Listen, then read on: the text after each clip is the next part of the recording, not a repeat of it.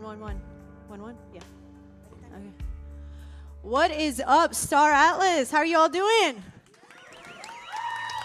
Wow, look at you guys. You guys are still here. You've made it. Who went to Token?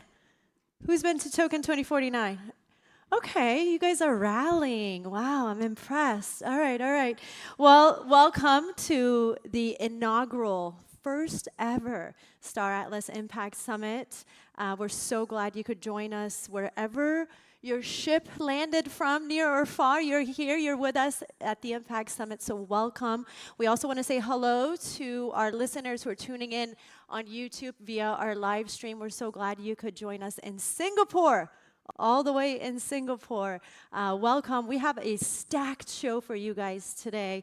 But I want to ask, first and foremost, how many people here are from the community, from the Star Atlas community?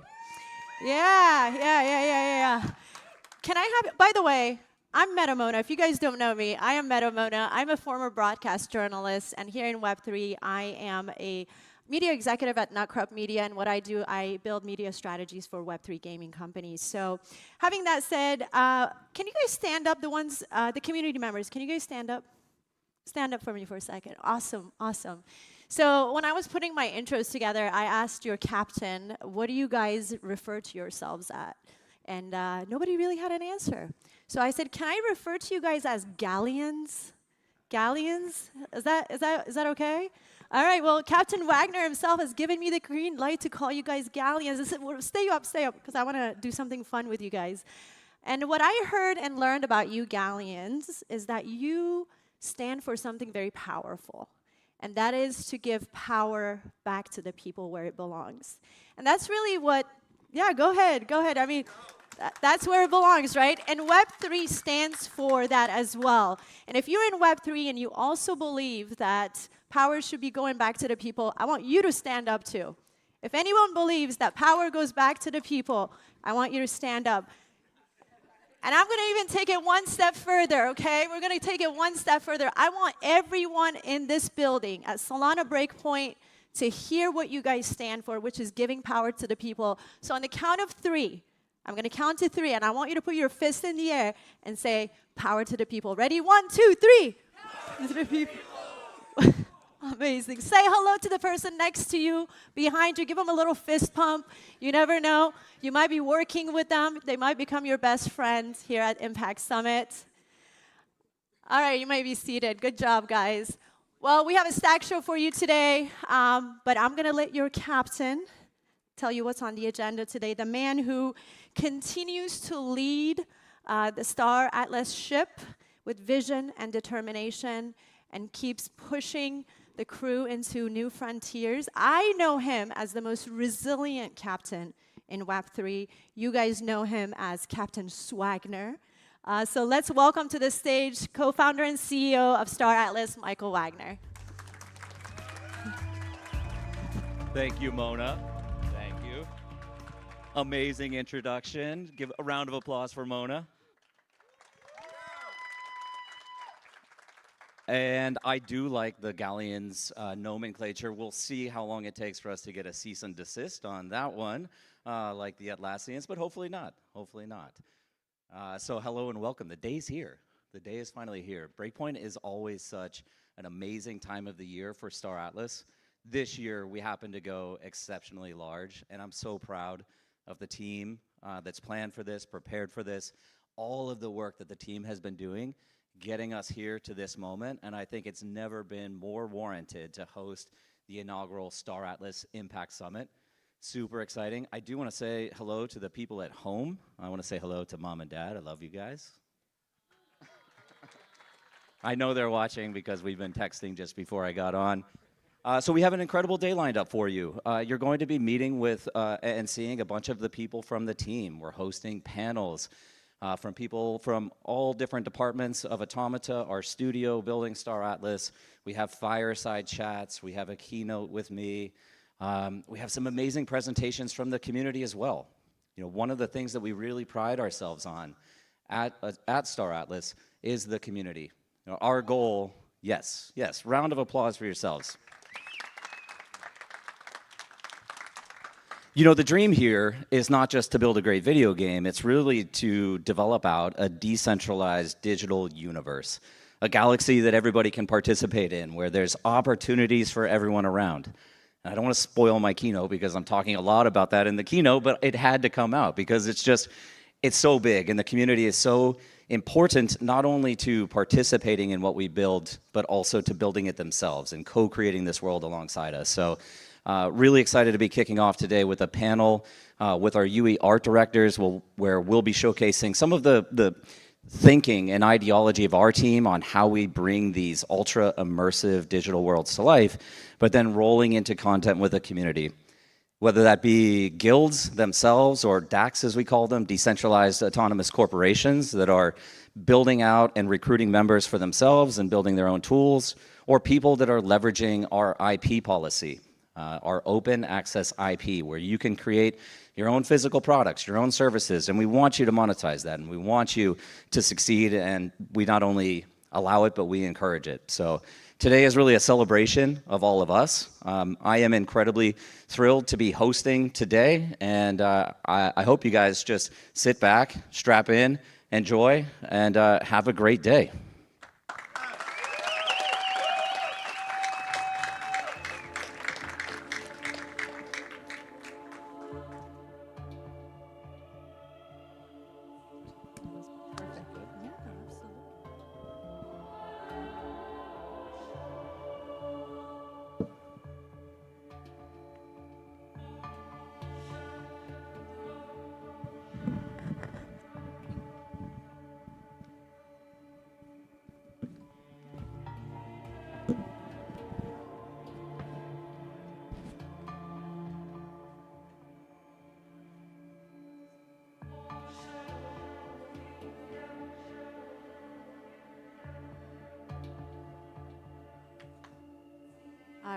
All right. Let's get this first panel started. Guys, we know building AAA games require, I think we all know the answer to this, right? Lots of time and talent. But what does really go into it? And what are builders focusing on? What are they thinking about when they're aiming for the highest quality? What does that actually mean? That is a giga question, right? That's a question we all want to answer to. And I believe that this next panel is well equipped to give us those answers. So it's moderated by Star Atlas Senior Community Manager Dominic Hagerty. Let's welcome to the stage Dom and the Automata team, Director. Yeah. Give it up for Dom. That's right. And let's also welcome the Automata team director, Chip Zorita, Martin Orlowski, Gary Sanchez, and co-founder and CPO, Danny Floyd.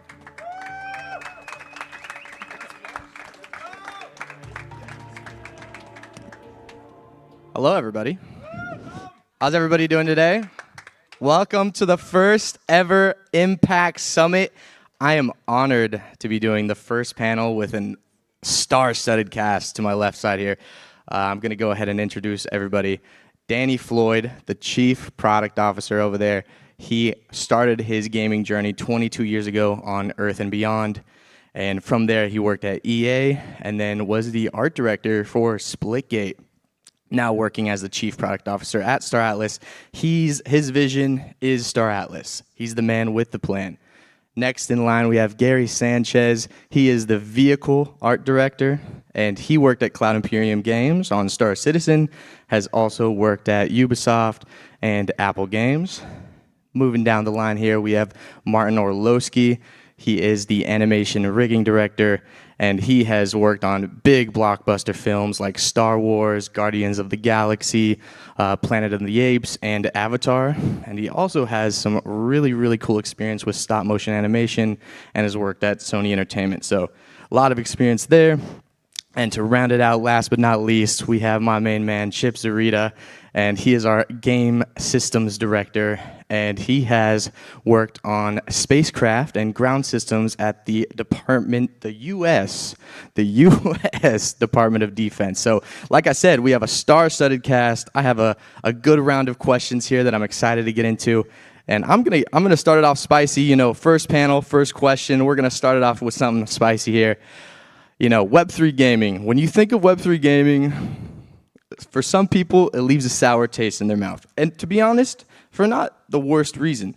And we're trying to be the complete opposite of that. We want to be a good actor in the space. So my first question for this panel is, what are we doing to bring legitimacy to Web3 gaming through Star Atlas? Chip, you want to start us off? Sure. We have a lot of different departments on the product side represented here.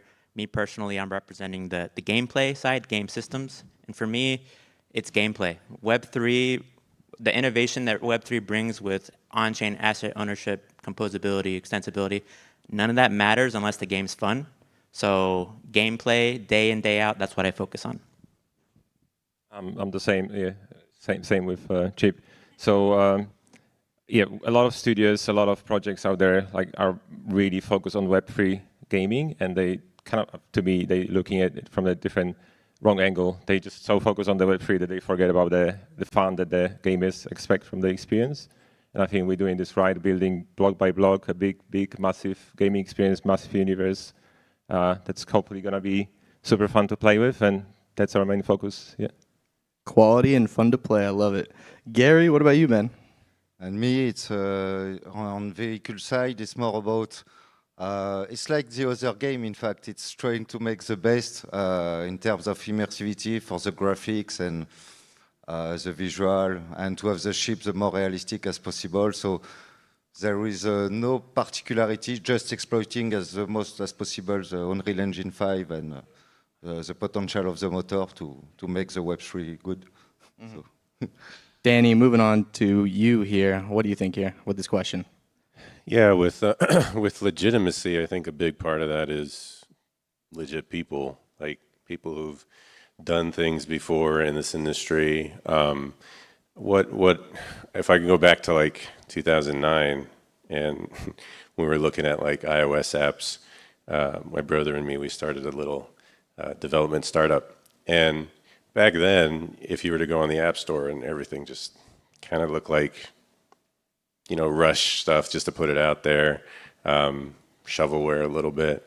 And and it's because it was like a new frontier, right? A lot of people were still like building console games or building PC games. And then all of a sudden we have this untapped, massive mobile platform that people haven't really migrated over to yet. And when we first looked into blockchain gaming, it was kind of a similar landscape. You could see kind of some shovelware, you know, some stuff that a lot of improvement, you know, had a room for a lot of improvement. And so what we did in both cases, actually, back then, we came out with apps that were just as high quality as we can. You know, you just come out, like you could put a drop shadow on an icon and blow up back then on an iPhone. But we didn't do that. We went full on. We went the best possible art you could do, great UI UX. We even went and like took our own photos, like on location stuff to make our first app really cool. And it blew up, you know, so we saw a similar thing with blockchain gaming where it's like still early. People weren't sure about this tech, but there's a massive untapped market of really interesting things you can do. And you look at mobile and like everything's on mobile now. Everything's done, you know, it's like your everything device. So with blockchain, it's kind of similar where a lot of things are converting over to this tech, but people don't really necessarily understand the full potential of it. So what we do is we come in and we legitimize the tech by showing like what I think is the perfect use case is Star Atlas. And we brought in the best people who have done this before, and we didn't just say, hey, let's make something and get it out and hope it succeeds. We went, nah, we're gonna go full out with every single aspect, every department, get the best people, the best heads of every department, and just really go take the tech to extreme, take the art to the extreme, take the gameplay to extreme and fun, and have a blast while we're doing it and show how it could be done. And so that I think is bringing a lot of legitimacy to the tech. It's not even necessarily putting the tech front and center. It's about hoisting it and giving it a platform for that tech to really, you know, shine. And There, that's my answer. I love that answer. I love that answer. The right people, the right vision, at the highest quality possible. I love that answer. Thank you, Danny. I think there's one more component, longevity of the project. Like we've been here doing this for so long. I think nothing confirms, legitimacy as like being in it for a long time. That's true too. I mean, we've been here since 2021, and then a lot of projects in crypto. Everybody makes a joke. You've been here for 3 years. You've been here for like a decade. So yeah, I completely agree. We've been here for a very, very long time, and we plan on being here for the foreseeable future, building this incredible vision that we all set out to do. So yeah, great answers, guys. I kind of want to move on to the next question, pretty related to what you were talking about, Danny, with quality and how important that is. You guys are quality. When we think about Star Atlas and your guys' respective fields in Star Atlas, you guys maintain quality and make sure that the quality is persistent throughout the game in your field. So I wanna kind of go into that and how do you guys measure quality? How does that work? Chip, I'd like to start with you. Sure. So from the gameplay perspective, the thing I look at, and an easy way to measure it is playtesting. So when I'm watching playtesters, high quality gameplay is when your playtesters enter that flow state. All of you know it. When you lose track of time, you're having so much fun. And the way you get into the flow state is when you have the right balance of challenge and reward. So we look for that to have high quality gameplay. We also look at responsive and intuitive controls. So if your playtester gets down, you shouldn't have to explain to them how to play your game. It should explain itself. That's really important. So again, the flow state, intuitive, responsive controls for quality gameplay. Love that. Martin, with animation, rigging, and all that kind of stuff, there's a lot of intricacies that go into that. Can you talk a little bit about that? So yeah, it kind of naturally flows from Chip's answer to the flow state. A big part of the flow state is also how connected you stay with your character, and that's no matter whether it's a game, whether it's a movie, you want to have this emotional connection to the character. You want to feel like you're the character you build, you crafted, or purchased, or acquired. And that's done a lot through animation as well. So the best quality bar, the best quality kind of approval is when you feel that you're the character that you're playing with, whether it's a character. And by the character, I don't mean just the species that we have, in the game. It's also vehicles. Like as soon as you hop on a vehicle, you're becoming either the vehicle or the character still that's riding the bike, and etc. So as long as you feel like you're in the game yourself, then we've done a good job here. Love that. Love that. He talked a little bit about vehicles, Gary. This is a perfect segue to you. Yes. Vehicles are a huge part of Star Atlas. That is, when you're playing Star Atlas, there's a very, very big likelihood you're going to be interacting with the vehicle. So can you talk a little bit about quality with vehicles and the spaceships? Yes, there is different aspect of it. So the aesthetics, for sure. When we created the brand and the different manufacturer, we try to make it as immersive as possible, like a real car design brand, but with spaceship. So we try to make something really qualitative in terms of art direction there, where each ship brand has its own identity and specificity. So it's through split line, materials, and many aspects of the weapon and etc. There is also the functionality, so it's integrating all the gameplay system done by ship also in our ship and make sure that it works well. So it's like all the specification for interior especially, which are big constraint, and also the landing gear, which is a part people don't see in vehicle, but it's quite tricky and big work behind. For sure, the animation of the ship to make looks alive, functional and working. And there is also the performance. I'm help on there with Sean Davis also for Unreal Engine 5 performance. So to make sure also that the quality is working also in the game with the best FPS extra. So yeah. I love that answer, Gary. Danny, moving on to you. You oversee the whole operation. So quality, I think you have a lot to say here. So I'm interested to get your thoughts. Yeah, there's definitely a lot to say. The first thing, obviously, is I lean on these guys to take care of their departments, to really push the quality. And the most important thing from my perspective is to give them as much time and resources as possible to really polish and build the tech that they need. And so a lot of the things behind the scenes, and me fighting to make sure that we extend the time so we can, see through the potential quality that we can reach. But overall, I come from a traditional art background too. I went to school as an art major in school. And I remember in my drawing class, my teacher, professor, artist, when he would review the drawings from the students, he would just go like it was just really fast, like, and he could, and when you're processing something that fast, it's because you've trained in it for so long that it starts to become like not just second nature, but then you train further and it becomes your nature. Now you're literally just emotionally reacting to things you see like immediately, which is faster than sitting there and analyzing things, because there's the 7 design principles, right? There's balance, there's proportion, repetition.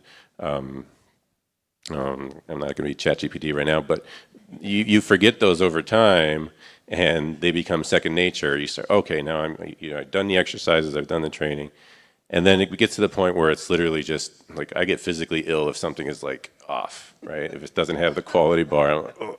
We had a play test several weeks ago, and Danny was like, I'm getting nauseous. And it was because the environment was in blockout phase. It wasn't polished yet, and Danny was like, yeah, it's really funny. My eyes are like scanning all this stuff that's unfinished, and it's like, okay, I made it through one match. I need to take a break. But we went and played it back when it was like really polished, and I was just loving it. Right, it was chill.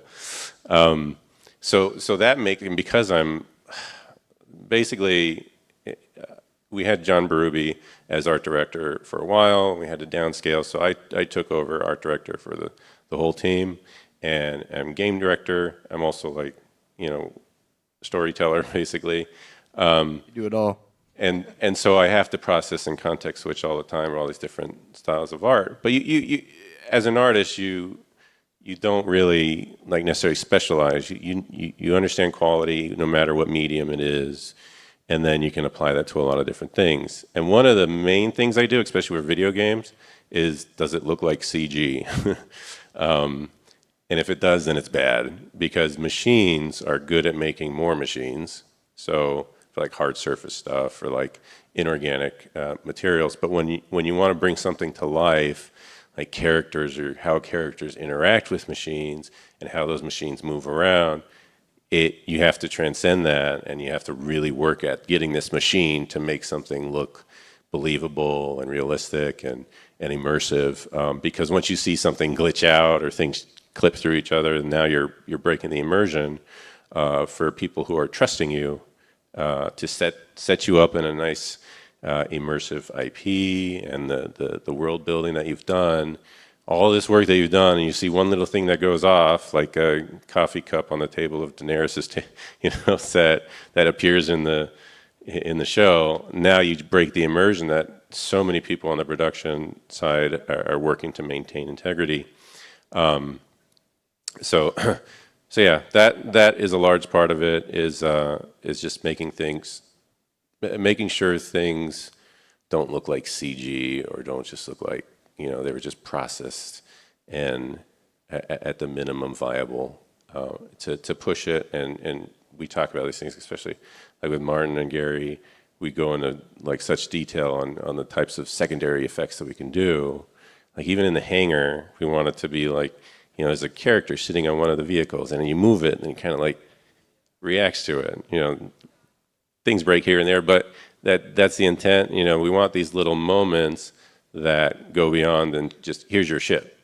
Just look at your ship. We want to. The point is to have. It's not so much that, okay, the ship is really cool because it does this. It's how we interact with a piece of machinery as a character that gives us the reward. And so it always comes back to that and understanding that human interaction. So I can keep rambling. Yeah, we have some other questions yeah, here, but I'm sure people love that answer, Danny. So, I mean, when people talk about Star Atlas, one of the first things they always bring up is the quality of Star Atlas, the graphics of Star Atlas, or how good it looks, you know, like things like that. So your guys' work directly contributes to that. So you can definitely tell that a lot of care goes into the things that you guys do, and it means a world of difference to everyone playing the game or looking at it or watching the trailers or whatever it is. So you guys are doing excellent there. Anyways, oh, sorry, Martin. Since like CG and things looking CG was mentioned, like that domain was kind of like there was used to be a domain for films where we would look at things like that cannot look like a CG character because it stands next to an actor, for example, it's a creature or a vehicle, and we live in exciting times, and we're building this game in exciting times where the technology enables us to basically do things that we used to be doing only for movies, but now we can do it in games, which is just exciting. Yeah. Very exciting. I want to get a little bit more personal here. What attracted you to Star Atlas? I want to start with you, Chip. And we have like 7 minutes left, so I want to go quickly here. We have 2 more personal questions, but yeah, what attracted you to Star Atlas? Yeah, this one's really easy for me because Star Atlas unironically combines the 3 things that I love growing up. So the first one's space. I mean, I built model rockets and actually some high-powered rockets in high school. I went on to undergrad. I studied astronautical engineering. Grad school, I did orbital dynamics and rocketry. I'm a space nerd. So I love space. I've been a lifelong gamer as well. I mean, I played old school RuneScape, and I still play RuneScape 3 to this day. I'm a RuneScape nerd, lifelong player here. So I love gaming. I mean, I've played games all my life. And then the last thing is crypto. I started in crypto back with the original Ethereum DAO. That's how I got into crypto. I mean, I moved on. I'm now a Solana maxi, but I've been in crypto for the longest time. So Star Atlas embodies those 3 things that I really enjoy: space, gaming, and crypto. Love that. Martin, what about you? I really remember like our call with Danny like 3 years ago when he introduced me to Star Atlas, and they didn't know what to expect because they didn't hear much about it. It was still early days, and then he basically expanded all his vision on the vision of the project, and I was sold like immediately over the call. I was working on big production actually at the time, and I decided, yeah, this is the moment where we switch to building immersive experiences that can be very close to match the film quality, and yeah, I was sold immediately. And yeah, and space has always been my thing as well. So, and yeah, building a character or that we let go of and enable other players to interact with it it's a new experience for a filmmaker, because usually you would work with a character or a creature and would just decide what it's doing and exactly to the point of frame by frame and then let everyone watch it. Versus now you kind of like release this thing and people can interact with it and have some fun and live their life on its own. Yeah, very exciting. If you're in this room, are you not a space nerd? I feel like everyone's a space nerd here. Gary, what about you? Yeah, I think I have a spaceship in my head since a child, so it was the opportunity, I think, to express all the creative things I was not able to express even in the heavy industry where I get the chance to work on, like automotive industry, which is cool too, but I think it was the perfect project to express all the things also in my head, I have in my head with this project, and also with Unreal Engine 5 quality. So and also because it was at the start of the project to try to make the foundation of all this spaceship brand, and also it was really like not the white card or the total white page, but it's I will say a big freedom and big possibility of creation, and also building a universe at the start. It's something awesome to me. And the title also, I need to say it's personal, but I think my parents offers me Star Atlas in 3D when I was younger, and so it speaks to me directly like this. And Danny, this is a particularly unique question because you weren't really attracted to Star Atlas. You created Star Atlas. So can you talk a little bit about that? Yeah, it's a different kind of experience or perspective because I guess I sometimes joke that Star Atlas wants to exist and we're just helping it kind of to exist. And so in a way, that's kind of like me being attracted to it. But I guess some background there is I had recently been playing another Star game that was like almost every day for like an hour, playing this other game that I was just kind of obsessive about. For some reason, I was just really obsessive about every single bit of content, every single ship, every single detail, every single location. I just like was looking at it and observing it like obsessively, and I had no idea why, but it was really cool, and I thought it was a very impressive thing. At the same time, Red Dead Redemption 2, you know, hitting that quality bar in a game that's like that, and that immersive world and the way you interact with it and the stories that can be told. And these things kind of coming together, all the tech at the time, like we had, probably get more into this on the founders discussion, but sort of the blockchain tech that we've been in for, at the time, seemed like a decade or close to a decade. And Unreal Engine 5 just got announced, you know, so it's like all these things that were coming together, and Solana on top of that. So everything just like made sense after doing all the research, and yeah, it just, one thing after another just kept flowing. It's like as we're developing the idea, it's like, that's perfect, that's perfect. What if we had this? That's perfect. You know, it just kept adding up and enriching the IP and the idea. And you know, Martin says that he was sold, and it you know, I could say the same pitch to somebody else, and they completely won't know what I'm talking about. But there are people who you give them the elevator pitch, like yourself, and everyone up here, and they just get it. You know, it's just like light goes off, and now you're infected with the Star Atlas bug, and we all want to see it be built, right? So. Exactly. Like once you hear about Star Atlas, if you do get it, it's like, I remember when I first found Star Atlas, because I started as a community member. I was obsessed, like 12 hours a day. I would watch all of Michael Wagner's interviews, and I would watch all the interviews that I could possibly watch, all the content. I'd be in Discord asking all sorts of questions. So yeah, there's definitely that obsessive bug that you get if you get it. So I definitely get that. Anyways, so we don't really have time for the last question, but I do want to say, if you were interested in a lot of what Danny was talking about, he has the founders panel later today that's going to be amazing. So definitely go check that out. Thank you guys so much for coming to the first panel. Thank you guys so much for coming to the Impact Summit. If you flew here, if you were just a little bit away, maybe like 10 minutes, whatever, doesn't matter. Appreciate you guys coming. But yeah, that's it for the first panel. Thanks again, everybody. And this has been the first one. See you, everybody. Thanks, everybody. Ciao. Thank you.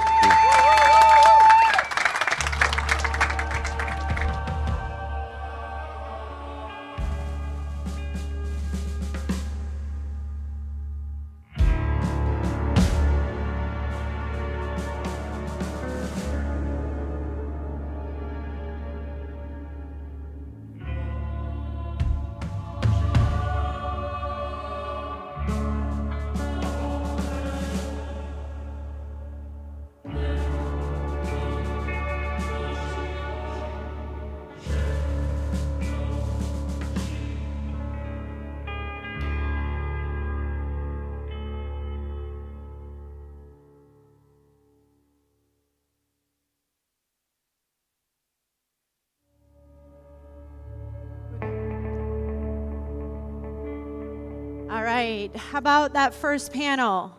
We're good? You guys are learning?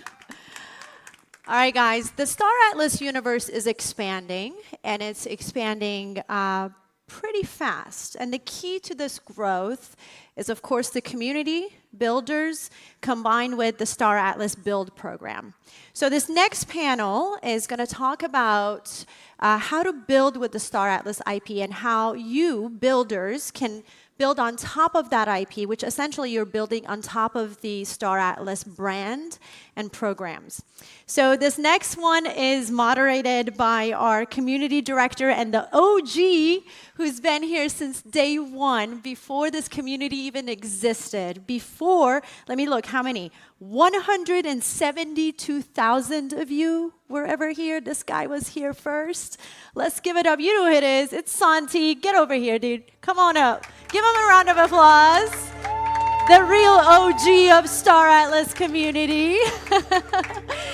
All right, all right. And we also have a few other legends that are joining him. Let's give it up to Funcracker. You guys know who he is. Give it up for Funcracker.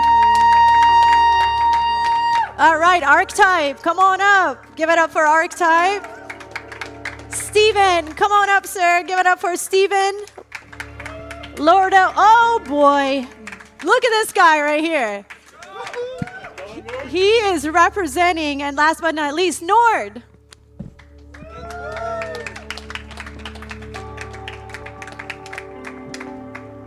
Good luck, guys. Awesome, awesome, awesome. Well, welcome to stage, guys. It's crazy to me. We have been talking with these guys for well over 3 years on Discord every day, and we have come this far to be here on stage just talking about Star Atlas and everything that we're building, right? So it's a pleasure for me to be able to moderate this panel with you guys. I'm super proud of it. So Happy to be here. wanted to start with the thanks first.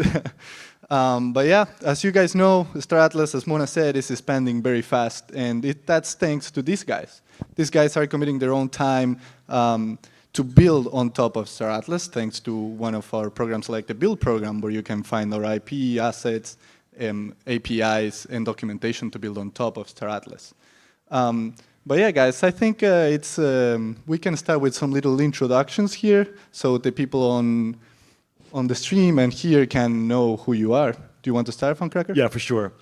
So my name is Funcracker, Ronald in real life. I'm the co-founder of one of the OG guilds, or DAOs, Aephia Industries. Thank you, thank you. Great to have some fans here in the front row.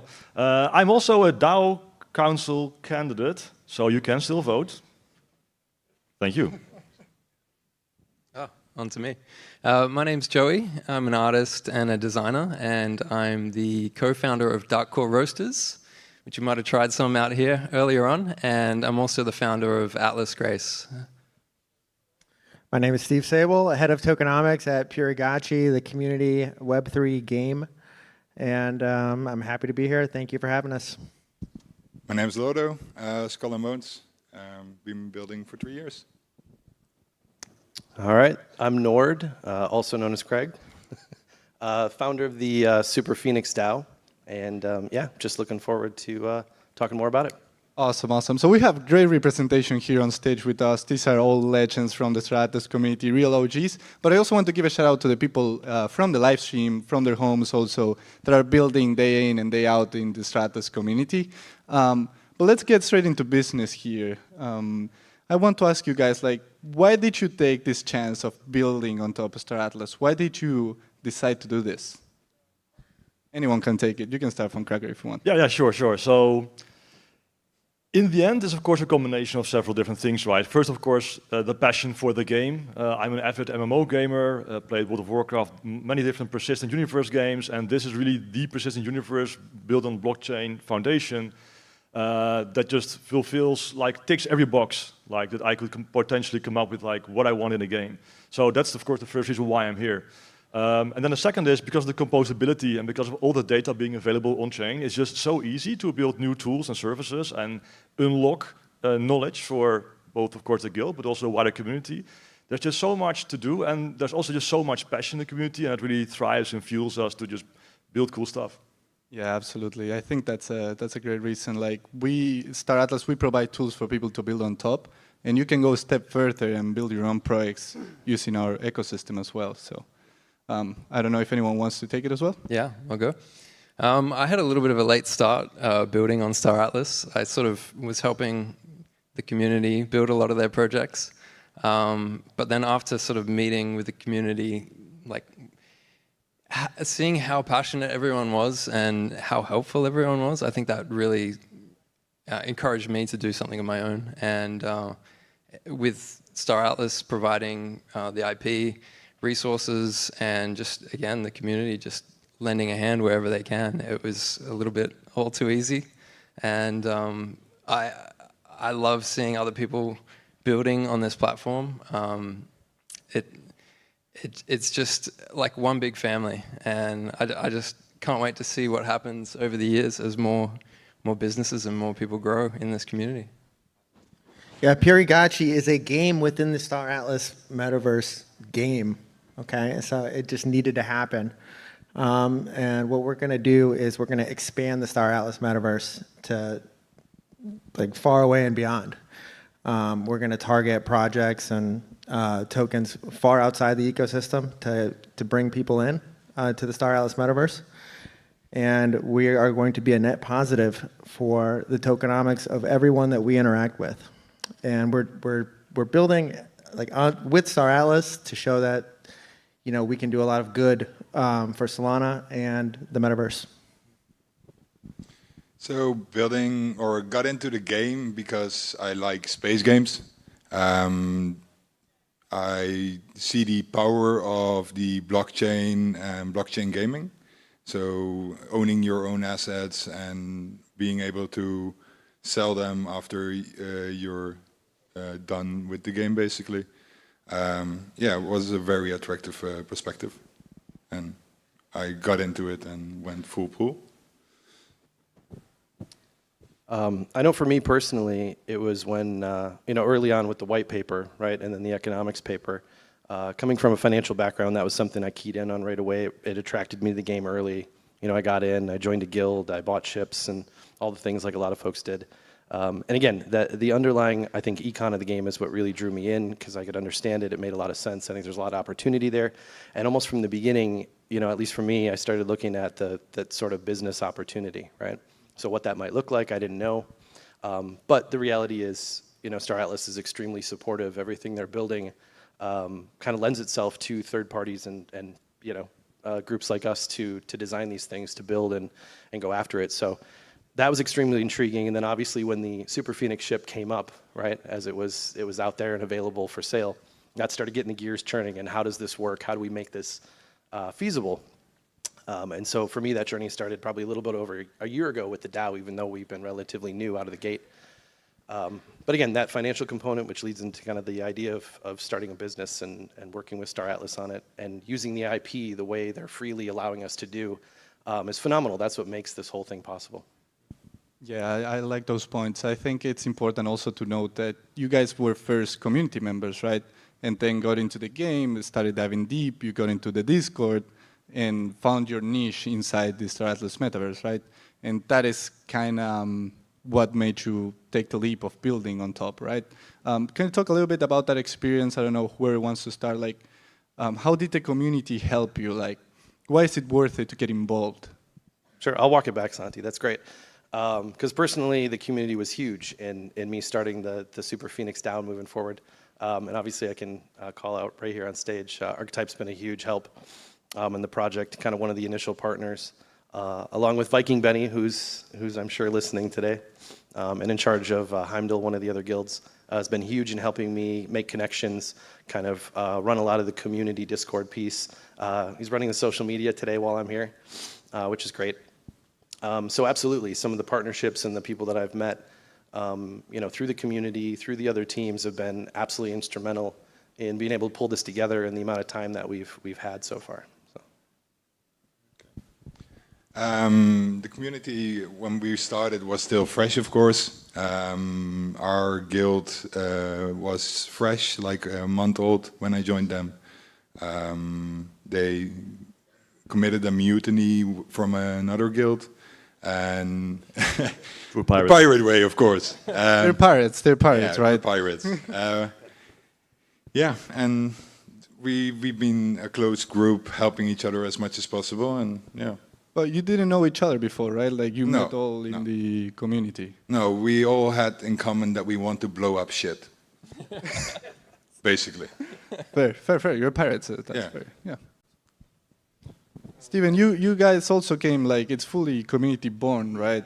Yeah, we started off as like Puri is a pet, Star Atlas pet. It generated incredible controversy, and it just instantly turned into a meme, which turned into a coin, which turned into the game. It is the financial evolution of what this metaverse can provide, and it was completely started by the community, and it's just one thing leads to another. It's like the snowball of one thing into another. Yeah, because I know that for Puri, it started as a meme, right? Because everybody loved and hated Puri, it was super divided, the opinions for our pet Puri. And the guys that are now running it are not the guys who started the coin itself, right? No. So it was a full also community transition to what it is now. Yeah, they started a treasury. We took that over. We started putting people on payrolls. We started developing the game. It went from just being a meme to being like a well-financed game with a really great strategy. Yeah, I think at first we were thinking, my co-founder, Atlas Theory, and I were thinking what's the minimum viable product that we could put out there to build, and we decided on coffee because we loved coffee. And then we realized other people love coffee and gaming as well, and we started to build our community. And without them, they're our audience. They're our taste testers. They're our people that test our game for us in our Discord. And it's like we meet with them every day on social media, and it feels like family. And then you come to an event like this, and you've spent 2 or 3 years just talking to strangers with monkey PFPs, and then you get to meet them in real life, and they're just as genuine and real as you can imagine. And that's the biggest thing I think for us is, we love building a coffee brand, but the best thing is building the community. Yeah, that's amazing. Just sharing the same vision and building towards the same goal connects you, and it goes a long way. And I'm happy that we're meeting all in real life, right? Was it the first time you met your co-founder, today? Yeah, yesterday I think it was. But it was like an old family friend. It was great. Yeah. Yeah, Ronald, I know you guys also started very early in the Stratos community, but I think we were chatting yesterday. I don't want to spoil you, but you didn't even know each other. You don't know his face of your co-founder, but I'll let you take it. Completely correct. No, when we set out to found Aephia, that was actually only because there was at that point in time just one other guild. We figured there should be no one guild having full control of the whole player base. But I actually just don't have the time to run a guild per se. I did in the past, but life goes on. Then I met a guy who thought exactly the same. We figured let's just share responsibilities and just go from there. But just to get back on the rest, so I'm primarily busy managing a guild. I'm trying to, of course, step in and help where I can, but the magic comes from the community, from our members. So because we're an OG guild, we are very fortunate to get a solid core of people who are super deep into crypto and speculation, investing, etc. And from that group, one of our IP projects, Elf, our NFT project, was born, and it was completely managed by them. And similarly, we had somebody in our guild who wanted to make a business around printing the 3D replicas from stateless ships. Galia Art Station. And it's a super funny story, actually. We had a person in our guild who I want to do something. So, okay, cool. What can you do? What are your skills? What do you want to do? And he said something, game developer. And okay, game developer, yeah. Okay, no use for that right away, but cool. And then later on, at some point, there was a brew, you may be aware, where people were going through, we have community-made games, we're doing cool stuff. And then this guy saw that as well, and he came back and, hey. I said, yeah, of course. We're going to do that. So one of the other IP projects that we're doing, Cataclysm, the game, which, by the way, there's an awesome board game replica at our booth. But it's all community. It's all community. It's all organic. It just all came together without anybody trying to do anything. Just people came to us and, hey, we want to do something cool. And they're doing that under the Aephia umbrella, which is awesome. And this leads me to another question. I know we didn't have this one prepared, guys, but I'm thinking about the people listening at home that are gamers and that are not in Web3, and they may be skeptical about getting involved because of that. What would you say to them? Should they get involved in the community? What are some good first steps for them, to demystify, let's say, the Web3 aspect and that bad taste that it has in gamers? What would you say to them? Try it out. No, I mean the first step, and this may be join the community. Just chat with us. We have a whole bunch of awesome people who are absolutely willing to explain you the ins and outs and whatever concern you may have. The Stratlas Discord is a great place. The Guild Discord or our Discord, some of the people over here. Everybody would love to just help. We're still early. If there's anything unclear, I mean, of course, I will go into it later. We have also other resources, guides, and other stuff. But yeah, no, I would start there. I would say it's more than just a game. If you're like not a gamer, there's a lot more for people than just games. Here, Archetype is starting a coffee brand. You know, we have card games. Even if you don't like card games, I guess you could do some other thing. But it's more than just a game. It's a community that's really like international, and it's a friendly community. Everyone's very open, very welcome. I came from outside the gaming universe. I came from outside crypto. I was just thrown into it, and now I'm a part of the community. And Star Atlas was my introduction to the metaverse. Star Atlas was my introduction to crypto. So, and if it can happen for me, I'd say it could happen for anybody. I'd say too, like we're all, well, most of us are like OG gamers. Like I grew up with an Atari and a Sega Master System. And, you know, when I heard about like Web3 gaming, I saw all the criticism, but I got in and I asked questions in the community. And that made me feel like a lot better because I would say like if somebody's out there thinking that, you know, Web3 gaming is, you know, full of scams and all that sort of negativity that comes with it, we want to hear it. Like us as a community, we want to hear like what problems are you facing like to get over that hurdle and just to get in and ask those questions, because if we can better prepare those answers for people and information and get them educated, then it's a wonderful world of ownership of your game assets. Yeah, I would recommend forget about the crypto aspect. Like, it's a game. And in the end, we hope that the experience is so seamless that you don't even notice that you're on blockchain. Like, you don't care what the current games are using in their backend. So why would you care what this game is using? Like, it's still an awesome game where you can just blow up ships and... Nord, do you want to add anything?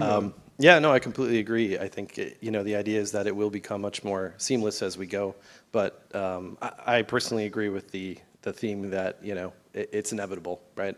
The ownership of Web3 assets in gaming, that's you know, doable with blockchain is just absolutely the way I see the industry going. You know, frankly, on-chain is the way a lot, I think, industries are going to go. I mean, I look at it again in more traditional finance, and even there's starts of it, you know, in that arena as well. So yeah, when it comes to the time and effort and energy that players put into games, and now being able to have that ownership and that record and that ability to move that forward and do whatever you want to do with it, I think, like I said, it truly is inevitable, in my opinion. I would like to add that the negatives are optional, right? We would not all be here today, like sitting on the stage. We would have this event if this was a scam or anything like that. If we thought there was something going wrong here, we would not be here. So it's a choice. And what Lordo said, like, forget that you're on blockchain, I get that. But I do want to emphasize there's a lot of positives that come, of course, with being on the blockchain. And we'll go into that, of course, later during various presentations as well. But I do want to stress that out, so yeah. Yeah, no, exactly. I think you touched on a very good one, because at Star Atlas, the vision for us is, at the end of the day, be at the DAO, and this may be a concept that people don't know, but it's a decentralized autonomous organization. Be our Polish token, we're going to decentralize the ownership of the game.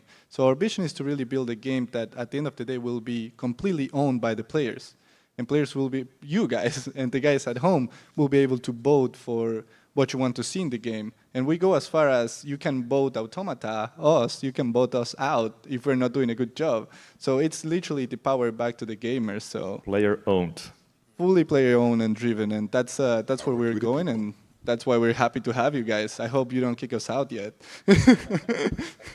You haven't finished the DAO yet, so... yeah, you need to finish my ship. I don't have that much polis to vote you out, so it doesn't matter. But yeah, guys, I think I wanted to ask a question about the future for you guys. Like, you're involved in the community, you're since the very early days. What does success look like to you? Like, how do you see your projects being in like a couple years from now? Well, success, of course, starts, I guess, with also with success of Star Atlas. So I hope everybody in like 10 years is jacked into the virtual metaverse reality and playing Star Atlas and living and breathing and working over there. But for us, I think it would be, so we are creating a community-made game. I can imagine that perhaps Cataclysm would end up as a mini game in Star Atlas at some point. That would be pretty cool.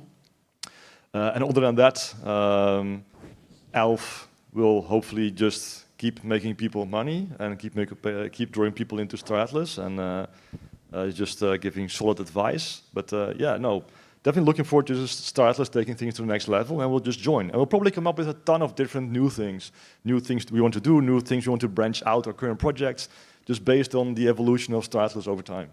So yeah. Yeah, and just for context for the people watching, if they don't know, you guys are all going to be presenting after. Yes. Yes. You guys are all going to be presenting after this one, so everyone will be able to understand like what these guys are working on.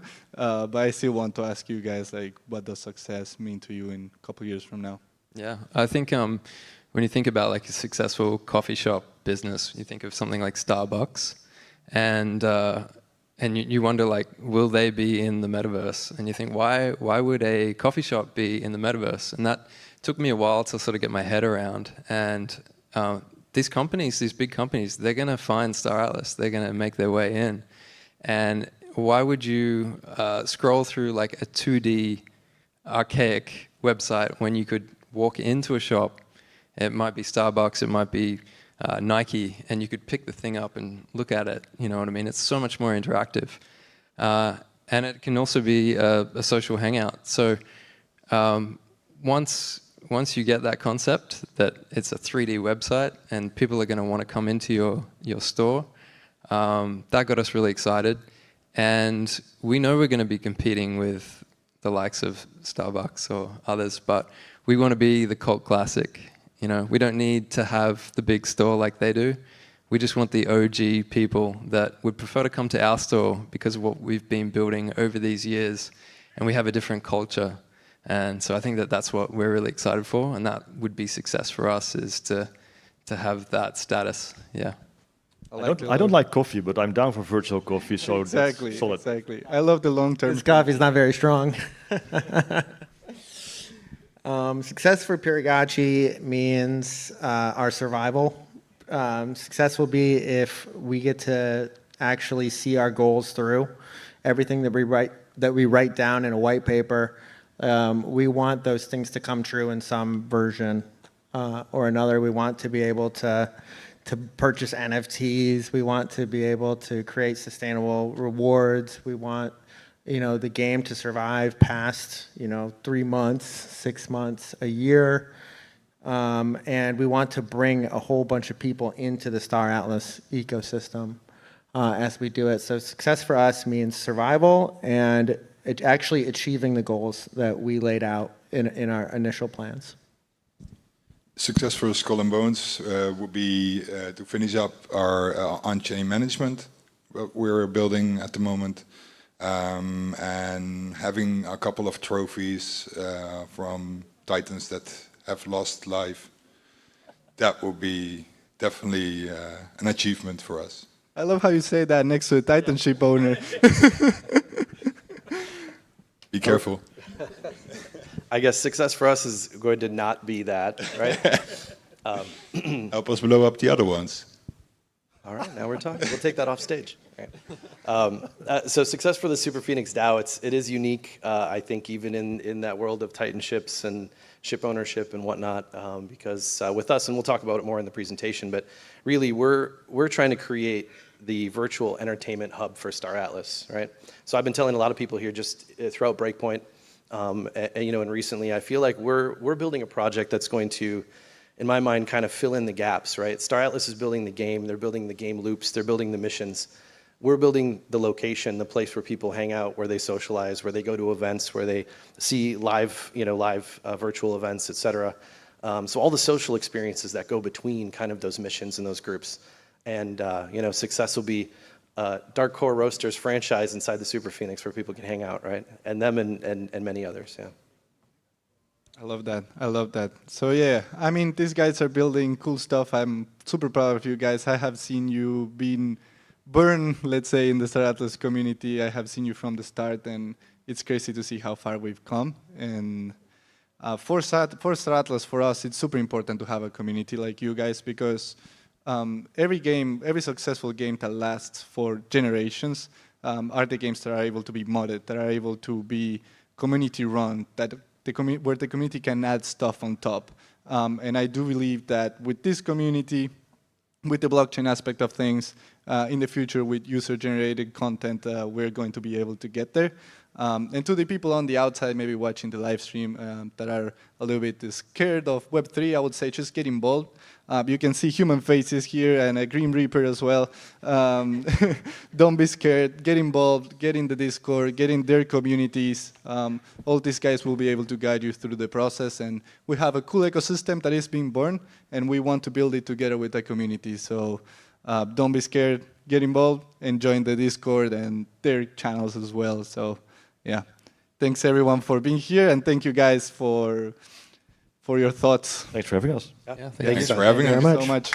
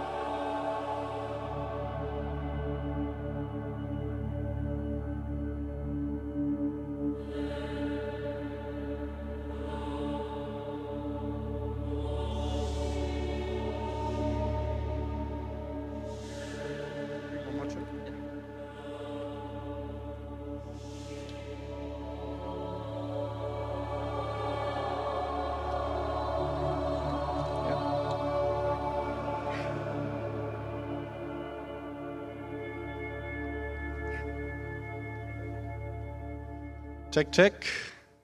Okay, guys, so as you know, and we chatted in the previous panel, we're going to have the guys presenting. So I'm proud to reintroduce to the stage Atlas Grace. They're building a charity and demonstrating that Star Atlas can have real impact in the world. And also Darkcore Roasters, a coffee brand based in the Star Atlas metaverse. So some applause for them.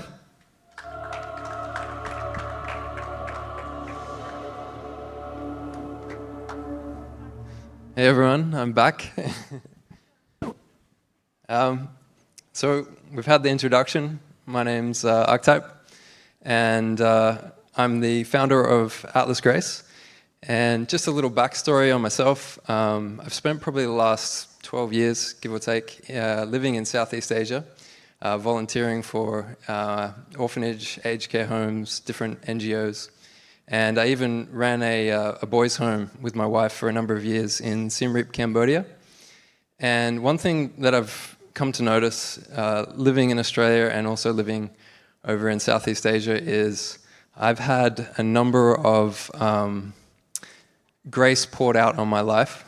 And I feel like it's my time to give back. And do we have the next slide? Oh yeah, here we go.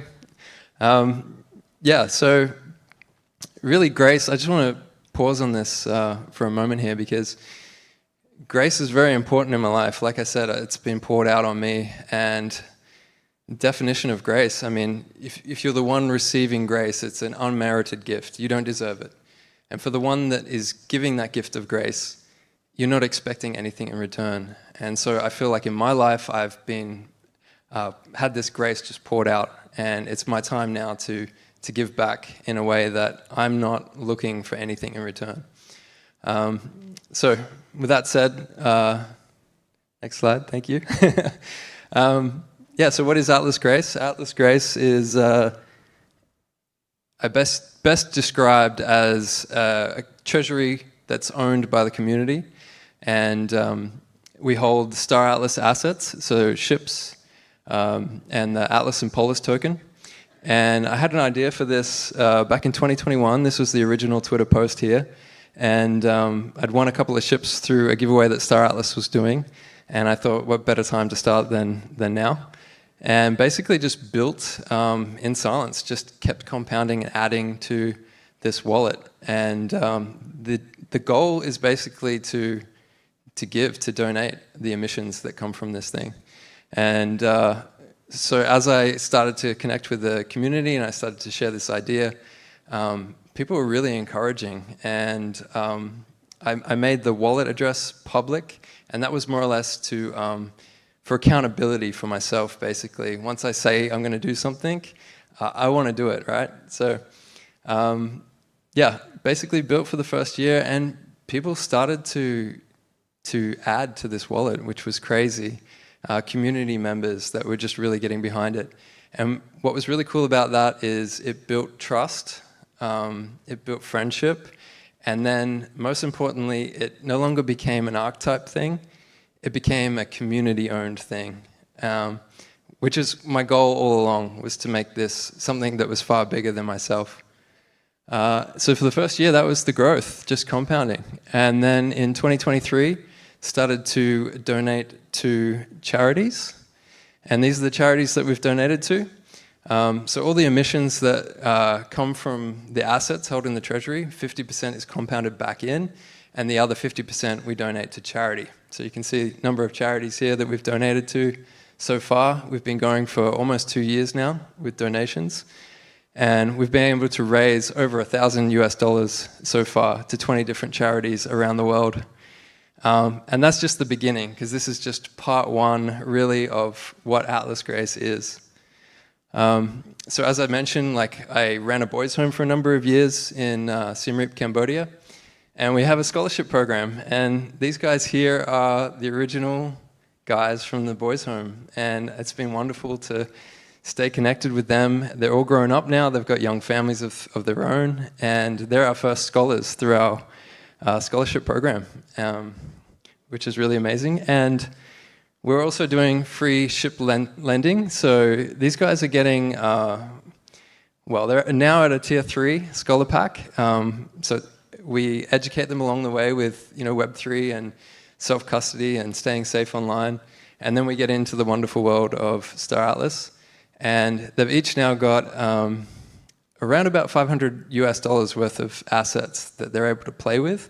And what's amazing about that is there's no upfront cost for them to start playing the game. They can just start earning, which is pretty amazing for their station and what they can earn per month. This is really can make a huge difference. As well as that, we also have a co-working space that the Treasury is able to provide for. And really, it's just a small, modest little office space in Siem Reap, Cambodia. And we meet once a week, roughly.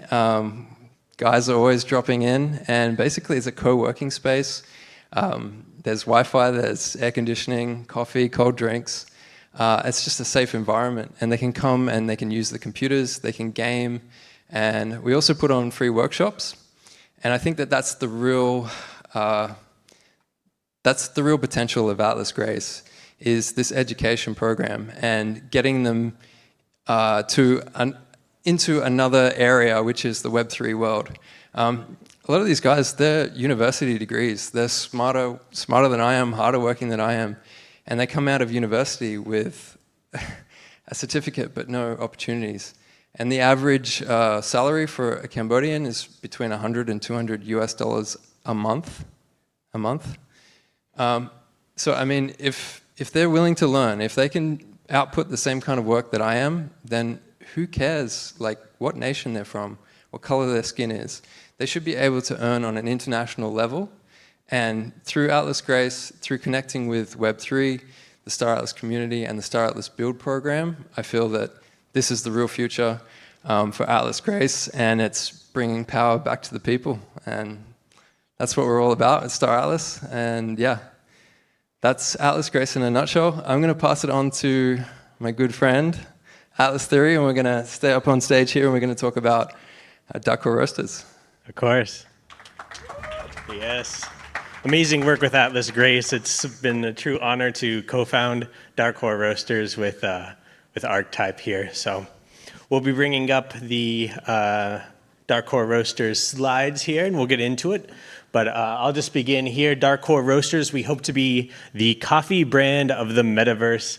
Archetype and I, from the very beginning, really believed in the vision of Star Atlas, and also this vision that it'll go beyond a game into a metaverse. And we wanted to secure our spot there, have some fun as well, build a community. So we wanted to do this in 3 ways to ensure longevity, but really go deep with the people who enjoy our product. So we are building a community 1 cup at a time. We match the Star Atlas releases. This is one of our ways to truly engage. We brew flavors that celebrate the in-game events. As you see here, this is our newest one with Surge. We also had one for Atlas Brew, which is the weekly community event. So really fun time releasing this stuff. We also have collaborations with Aephia that you'll hear speak a little more here. And we have expanded into story as well. We released on D-Reader our first little story that Archetype and I and our good friend Chowda as well built. Just really fun diving into this Star Atlas IP and what we can build in the universe of Galia. Yeah, so we get to make cool coffee. We get to make comics. But the thing that we really love to do, and I mentioned it before on the panel, was rituals that connect us, and that's just the daily connecting that we have with our community members. We have a Discord channel called Post Your Coffee, and this is quite fun because it's either going to be someone that's sitting in a nice coffee shop and they're showing off like some nice latte or cappuccino work from the barista, or it's going to be you know, a bit of a joke that the office only has cafeteria blend instant coffee, and so people are posting in there. We also have a game in our Discord called Death Shot, and that's been fun. You could think of it like a Russian roulette, where you can order a shot of coffee and you could earn points or you could lose them all. And there's a lot of like healthy banter and some fun sort of gaming in the community, which on a daily basis, that really helps us connect. And sharing our experiences. I mean, everyone seems to know Darkcore Roasters now, which is great. And even content creators like Beth and like Beyond the Horizon are doing fun videos and using our products and showing them off. And they're just, they're not paid, they're not sponsored. They just enjoy our product, and that's what we love to see. Yeah, it's been a really great time, really engaging with everyone. But we also had a third aspect, and this is building out our coffee experiences. As we mentioned, we want to build for the metaverse. So we're doing this in many ways. We are getting skins ready for future releases, such as racing or the Surge event that we talked about. And I'll get into who this is here in a moment. We are also focusing on our first in-game store, what that will look like, how we want to build it out, and also who will be running that store. So as we mentioned, we're building out characters and stories. So we actually opened a crew pack, Star Atlas's new release, and we searched for one that had the hospitality attribute. And we would like to introduce you to Hara here.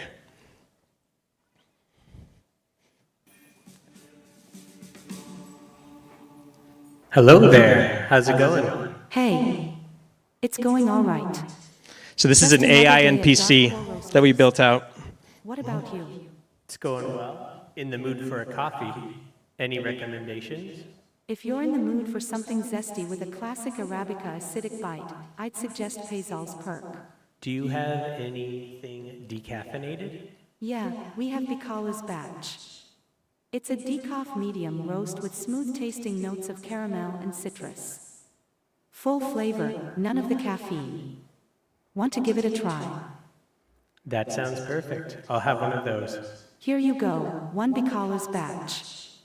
Enjoy. Have you heard any rumors lately? Yeah, there are a few floating around. Heard that Aephia has developed a new type of ship that's supposed to be the fastest in the galaxy. And Demanic Vane is still at large, but it sounds like the bounty hunters are closing in on him. Tell me a bit about yourself. Well, I'm Haradane Gertrudis. So yeah, just a little example of some of the things we're building here at Darkcore Roasters. As you can see, now we'd like to add the coffee shop, built out in 3D, work on our AI model a little bit as well. And yeah, do you love coffee? If you're here today, we have a booth out there serving Darkcore Roasters, and yeah.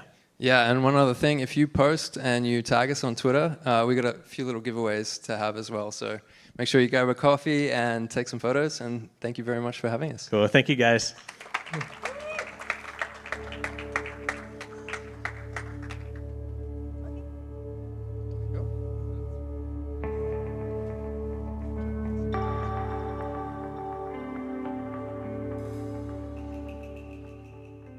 That was a great presentation from Darkcore Roasters and Atlas Grace, really having an impact in the Star Atlas ecosystem.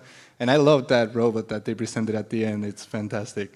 Now I want to reintroduce one of the OG guilds of Star Atlas, one of the guilds that were ever created in our ecosystem. I want to reintroduce Funcracker and Aephia to the stage. Thank you very much. Awesome. So happy to be here. Thank you. So who would have thought that 3 years into development of this game, we would already have our own conference? I mean, I'm just so humbled to see this happen, and so thankful to that you allowed me on stage here. So my name is Ronald, better known as Funcracker in the community. I am the co-founder of Aephia Industries. And over the last 3 years, while Automata has been building Star Atlas, we have been solidifying Aephia's vision for the future. We are one of the oldest and biggest guilds in Star Atlas, or DAC, Decentralized Autonomous Corporations, but we're really trying to push what a guild can be to its very limits. Our ambition is to become one of the first enterprises that operates exclusively in the metaverse, in a way that flips the script on how companies function and operate today. And the only reason why we can do this is because we are building on top of Star Atlas. What we're doing is only possible on Star Atlas. So let's explore that a bit more. The team's ambition for Star Atlas goes beyond just the game. They're striving to become a platform for social interactions, for community events, commerce, and real-world-like experiences. So in short, they have all the ingredients to become one of the major hubs in the future metaverse. But many other games are trying to do the same. So let's go briefly over why Star Atlas has the best cards. Unlike all those other games, Star Atlas has several Web2 MMOs and other games, all the gameplay rolled into one. So the game provides a ton of freedom while also sporting best-in-class 3D graphics. Like many other Web3 games, they offer true asset ownership. You own your characters, you own your ships, you own your inventory, your earnings in-game. It's all transparently registered on the Solana blockchain. But there are still perhaps a dozen or so, perhaps at most, games that are trying to accomplish this as well. But those games do not come with a persistent forever universe. The logic and state of Star Atlas is stored on-chain. And that means that there will always be a game to play with the assets that you own. It's not just persistent universe, it's forever here. Ownership and management of the entire ecosystem will transition to the players, to the DAO. So it's player-owned. And Metagravity tech will allow the game to use single shard, allowing tens of thousands, if not hundreds of thousands of people to gather in the same location, which is crucial for the metaverse. And because the game logic and state are stored on-chain, the community can not only modify the game's user interface, like with traditional games, They can create completely new user interfaces. They can create custom applications to interact with parts of the game. You can create your own completely overhauled interface. You can make like, interfaces for just small parts. You can go nuts. This is much, much bigger than modding. You can just create your own stuff. So, while we're talking about guilds, perhaps two concepts come to mind. The traditional guilds of the Web 2 world and the so-called Web 3 gaming guilds. But with Star Atlas expanding the horizon and innovating in this space, it opens up new opportunities for us to raise the bar as well. So instead of following in the footsteps of Web 3 gaming guilds, we actually just went back to the traditional guilds and from there created a path in a new direction, focusing on one game and making it all about our members again. What sets Aephia apart is our commitment to decentralized ownership. Players own and govern our entire enterprise. But a key difference with one of our big inspirations, Star Atlas, is that its ownership is not something you can buy, it has to be earned, ensuring that voting power flows to those who actually contribute. There's no way for people to acquire this on a DEX or any other way. Moreover, profits will flow to those who do the actual work, not to investors. We simply don't have any. In short, we aim to create a global, collaborative enterprise where every contributor has a real stake in the company's success. At this moment, while the team is developing the game, we are working hard to ensure our vision becomes reality. And we are focusing on two things in particular. The first is laying the foundation for all the software and the servers and the tools that will streamline our operations for when ship crafting arrives in game, being our vision for becoming the premier ship crafter. But we're also helping to onboard and retain new community members into Star Atlas. So let's dive a little bit deeper into these. We are first building a suite, as I said, of gamified tools and services on top of Star Atlas. Most are designed to enable us to scale our ship production seamlessly as soon as the full crafting loop in the game will come online. And these programs will form an additional layer of gameplay, a layer 2 or meta layer, if you will, that tightly wraps the core gameplay Star Atlas provides. The goal here is to provide a useful and fun experience for players that aids our operations. So since our inception, we've been focused on growing the Star Atlas ecosystem. After all, a rising tide lifts all ships. Most importantly, however, our own success is of course completely dependent on the success of Star Atlas. So throughout our lifetime, we've been trying to help by compiling and sharing our knowledge about Star Atlas with the masses. A few examples. To help you stay up to date with Star Atlas development and events, we publish a weekly newsletter that covers all of that. By spending a couple of minutes per week, you can just stay completely up to date on the latest and greatest of Star Atlas development. For those who wish to dive into the game, we also publish guides on actual gameplay and key concepts as they become relevant or available. This way we seek to lower the barrier to get in on the action. Additionally, for those who want to explore the economics a bit further, we offer a wide variety of dashboards that monitor all the Star Atlas on-chain assets, the DACs, the wallets, and even some of the strategies taking place. Lastly, if you're not a reading type, we have wonderful folks like Metaverse Explorer and Beth to update you through their videos on everything going on in Star Atlas. Then jumping into our IP projects. As I mentioned in the panel earlier, one of our members, Kenny, is offering detailed 3D replicas of Star Atlas ships under the Galia ArtStation brand. And they're currently offering the entire Rainbow line of ships, except for the Titan, and the Pierce X4. It's a fun memorabilia for the die-hard fans out there. If you want to know more, we have a booth. Come check with me later, and I have all the information. So going back to helping grow the Star Atlas community, we've also been spreading the word of Star Atlas through our own NFT project, dubbed AEP Lifeform, or simply ELF in short. ELF is the very first project we launched using the Star Atlas IP license. Beyond the fact that it's just simply cool to be able to use Star Atlas-derived designs in our art, it's also really a great way to expose new holders to Star Atlas. It's a great conversation opener.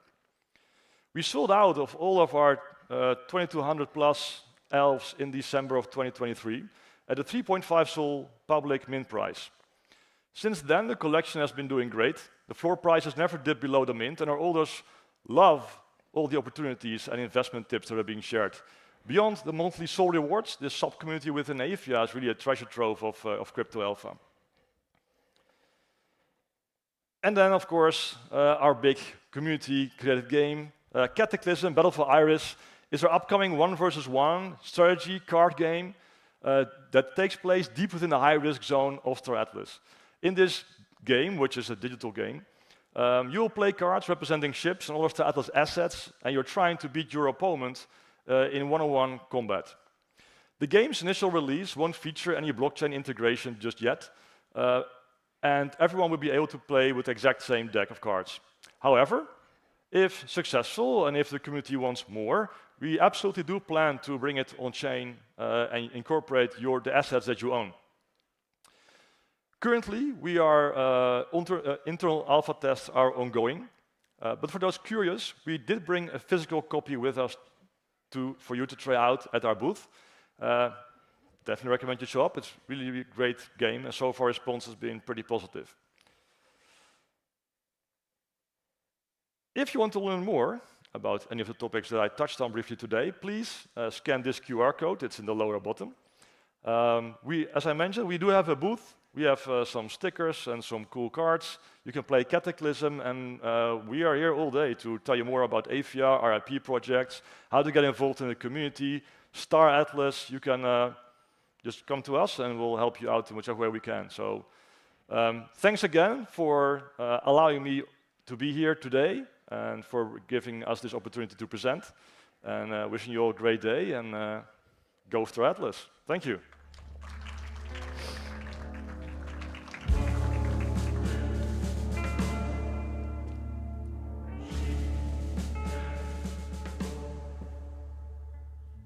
All right, great presentation from Funcracker and Aephia. Honestly, I can't wait to beat everyone in Project Cataclysm. But now we have to welcome back to stage Puri. Puri is a meme coin that was born and run from the Stratos community that is evolving into a game. So let's welcome Steven Sabol back on stage and Puri. Thank you. Thank you. Hands up, we'll take a flight.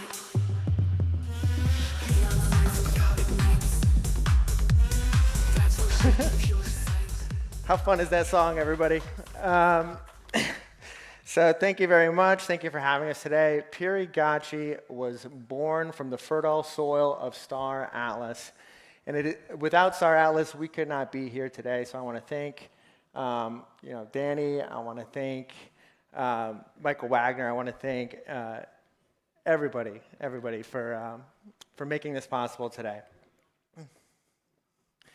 So this is a Puri. This is a Star Atlas pet that began its life with instant controversy. All Green Candle says, look like a deformed ass, except instead of a hole, it has a face. Okay, this was very damning. But this instant controversy created the initial spark that was needed to introduce the Puri on Solana meme coin. As you can see here, this prescient comment down here, this guy should be the meme coin of Atlas. And lo and behold, it became the meme coin of Atlas. So the meme coin turned into a game, okay? And by the end of November, Puris will be going on adventure. They will be consuming Star Atlas food along with the Puri on Solana token. And they will be consuming some other Solana-based ecosystem token to go on adventure. So we started basically from December to now in November. We have come full circle. We have a game, and that is, pretty amazing.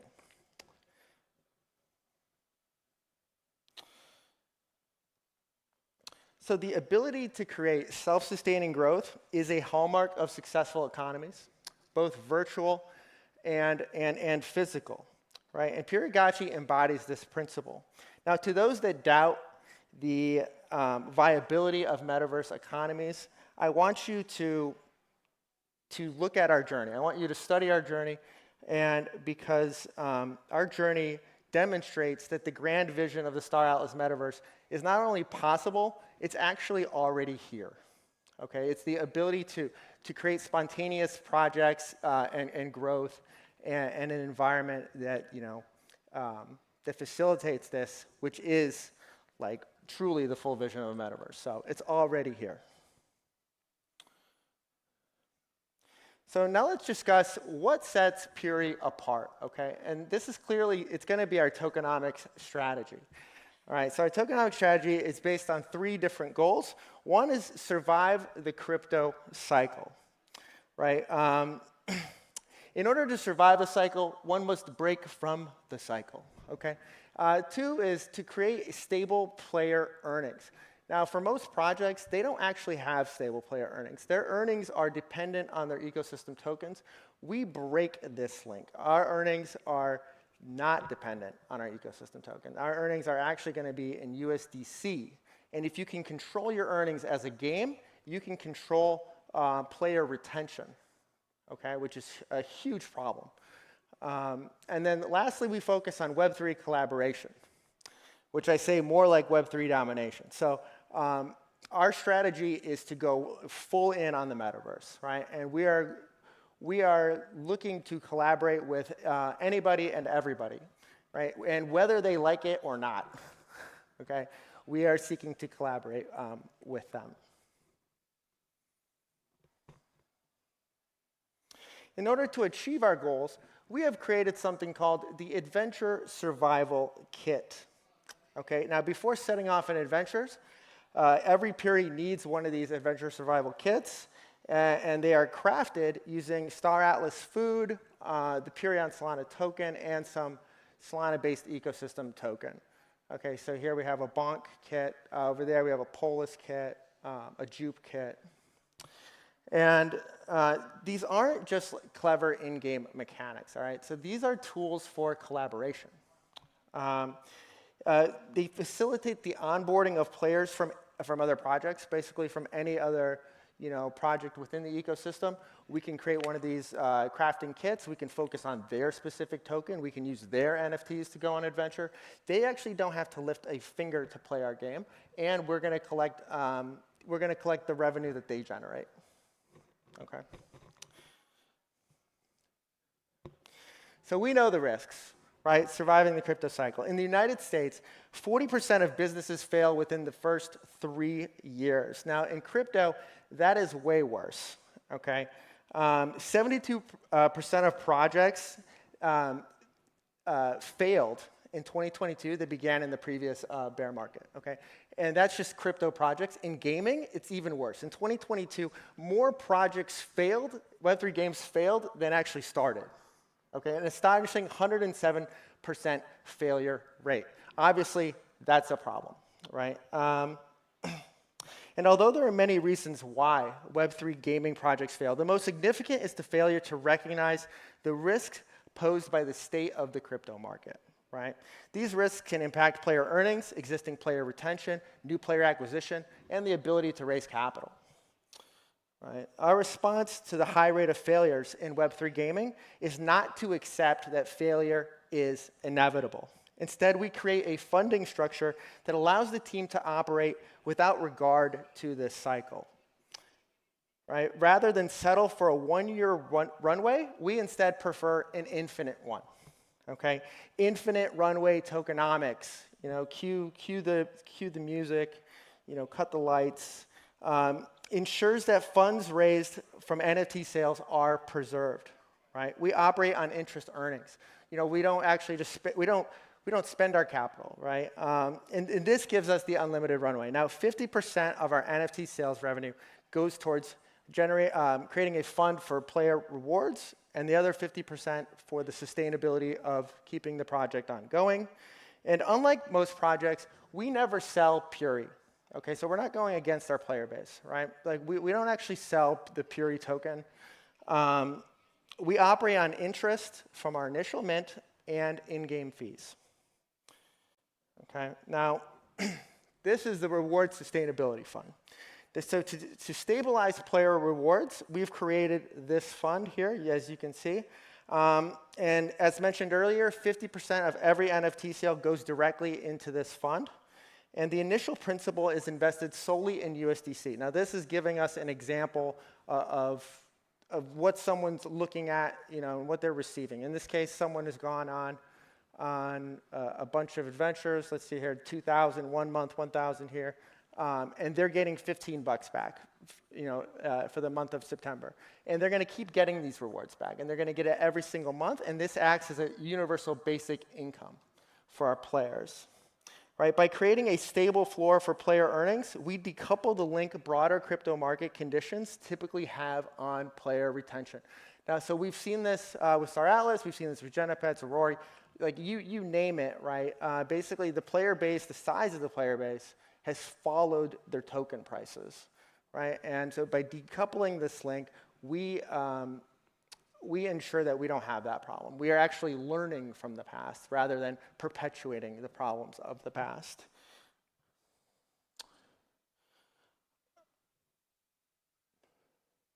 Okay, so next we're going to turn to our PuriGachi Collaboration Fund. Now, in the true spirit of the metaverse, a world without borders, PuriGachi takes collaboration to the next level. Okay, we integrate seamlessly inside of our project other projects on Solana. We integrate their NFTs, their tokens. We enhance their token utility. We redistribute their assets. We burn their tokens. Okay, we are a net positive to the ecosystem. Now, the PuriGachi Collaboration Fund acts as our venture capital arm. Okay, we invest in early stage mints, pre-sales, and whitelist spots. And this isn't just about investment. It's about forging strategic alliances that support innovation and create opportunities for PuriGachi to grow, right? And we've partnered with a prominent pre-mint marketing agency, giving PuriGachi access to these pre-sales, to these whitelists before anybody else has access to them, okay?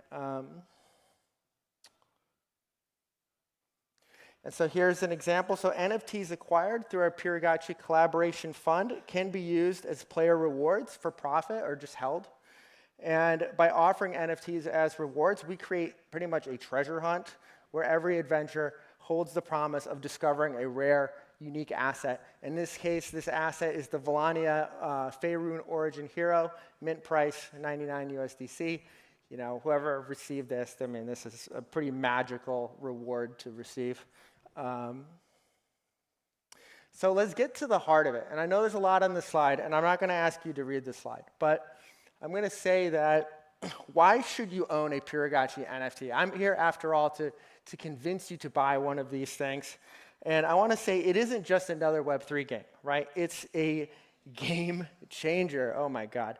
And as an NFT holder, you gain unique privileges, rewards, and real ownership. Now, there are 3 kinds of rewards, right? We already discussed there's rewards to gameplay. There's rewards from the Reward Stability Fund, which is the UBI. Now, the rewards from gameplay, that's more like a lottery. It's a gambling aspect. Then you have the UBI, Universal Basic Income. Then you also have the PuriGachi Collaboration Fund. You're getting these NFTs from other projects. PuriGachi offers the most thrilling, sustainable reward system in the Web3 space. And no one else is doing what we're doing. But wait, there's more. Owning a PuriGachi NFT means that you are an owner, okay? Every NFT represents a share in the Reward Stability Fund. And if the project decides to liquidate tomorrow, you're getting your money back, okay? So this is the only project out there that actually guarantees that you're going to get your money back. If the project decides to not go on tomorrow, you're going to get at least 50% of what you put in back. Okay, and no other project can offer you that. And at PuriGachi, it's about the community, right? So by owning a PuriGachi, you join a pioneering group in the metaverse, that's seen the failures of the past, and you're not willing to give into this. You're actually going to stand up and you're going to say, not this time.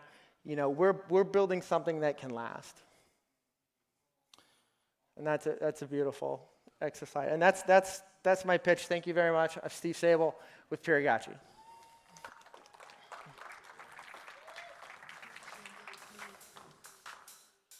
Exit. So let's go.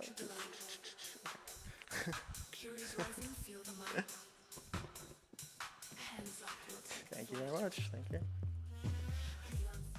All right, awesome presentation from the Puri team. I have to admit that myself, I still prefer Tigu a little bit more. I think Tigu is still cuter than Puri. I know it's controversial, but it's my opinion. But now I have the pleasure to reintroduce to stage one of our biggest ships that are in the Stratos metaverse. I'm going to reintroduce the Super Phoenix DAO, fully owned by the players, and the CEO, Nord. So welcome Nord to stage.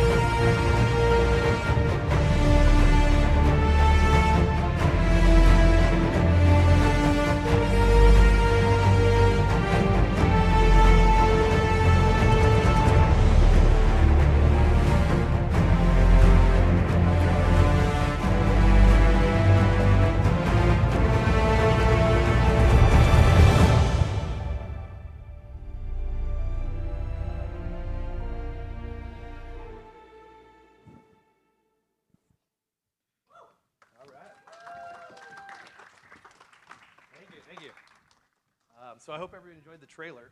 It gets to kind of show off some of the amazing concept art. Okay. So as Santi said, I'm Nord. I'm the founder of the Super Phoenix DAO, and I'm going to be kind of going over the who's, the what's, the whys, the hows of the Super Phoenix DAO. So let's take a look. So what is the Super Phoenix DAO? I've already gotten quite a few of those questions here in the last day or two. But basically, we're a decentralized community that's building around the largest game asset in pretty much all of Web3, being the Super Phoenix Titan ship. The goal with it is to create just the most amazing premier virtual entertainment destination within the Star Atlas universe. And as far as the key features go and some of the components, we'll kind of get into that with some of the other slides here. So first off, why should you or anyone else consider joining the Super Phoenix DAO? Basically, we got a few different reasons, right? There's ownership, there's access, investment, opportunity, community.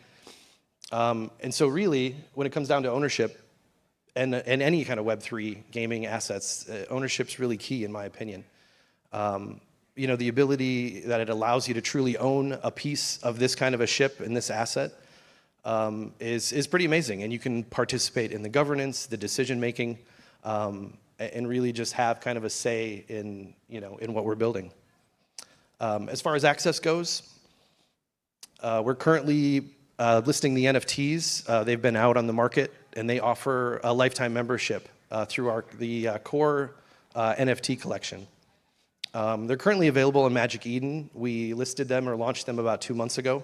It went reasonably well, but we've got kind of a special offering here just yesterday and today as part of Breakpoint. Anyone who's interested, we have pretty high-end kind of physical cards that represent our NFTs, which are in card packs. And then along with that, we have QR codes that you scan and you download the actual digital asset, which is kind of cool. And those are available actually to purchase upstairs at the merch stand for Solana. So the next part, when we talk about investment opportunities, that's one of the pieces that intrigued me the most about Star Atlas, the economics, and building on it. And so the ship became kind of a way to do that, right? A way to participate in that. And so investment in the DAO can really come in a couple different forms. Right now, it's in the form of our NFT membership that we mentioned. And that collection will eventually allow you to be able to stake it and earn some of the DAO tokens that are coming out here later this year. But really, those DAO tokens are kind of the next piece. So the Ember DAO token, we're planning to launch before the end of this year. And those DAO tokens will go through the public sale piece, and then we'll also have kind of a staking mechanism for that. But really, those DAO tokens then allow you, to stake, to have a governance say, to just be a part of the project overall. And then down the road, even the options for kind of revenue, sharing that the ship can generate, which is a lot of different optionality. And then finally, and probably most importantly, is community, right? We've already started building the community, which is amazing. You know, a lot of folks obviously are Star Atlas based and have kind of come over and found us, which has been phenomenal. But the community is just incredibly important. And the ability to just connect, collaborate, and just create, you know, a truly decentralized group together has just been an amazing experience. So the how, right? So how do we join Super Phoenix DAO? We kind of talked about a couple of the ways with the NFTs and the tokens.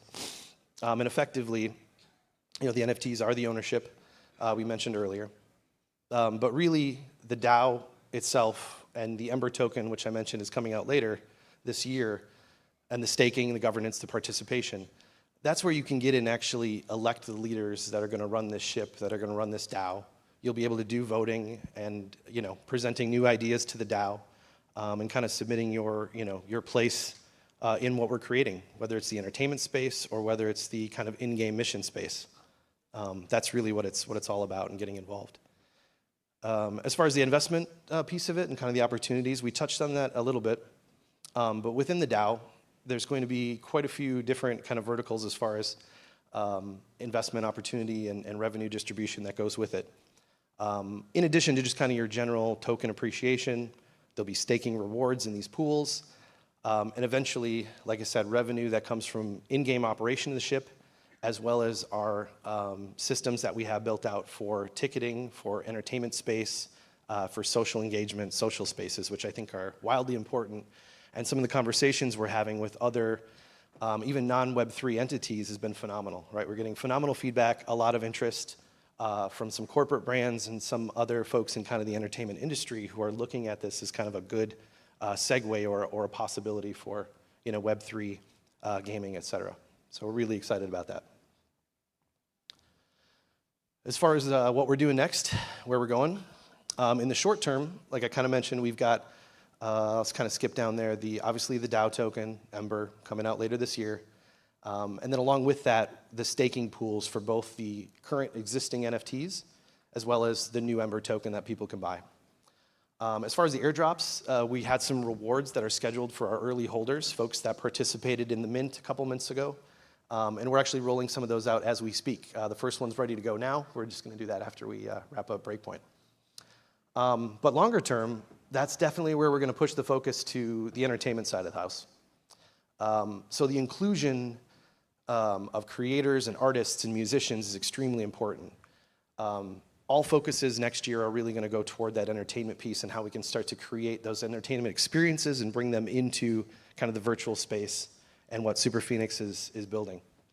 But even here, just in the last day or so with Breakpoint, it's been phenomenal to talk to other artists, other creators. Even the folks at Drip have been great. We've already done some collaborations there, which have gone great. And we're just looking forward to bringing more folks in. I've talked with a lot of mini-game devs and people who just have really great ideas of things that they would want to bring into the space or could participate with Super Phoenix on, or that we could help host or be a part of. So we're looking forward to a lot of that. One of the coolest things that I actually don't even have on here in the notes that's happened recently, which is kind of phenomenal, is we talk a lot about the IP and how Star Atlas has been phenomenal in sharing their IP and the ship and allowing us to kind of branch out and do what we're doing.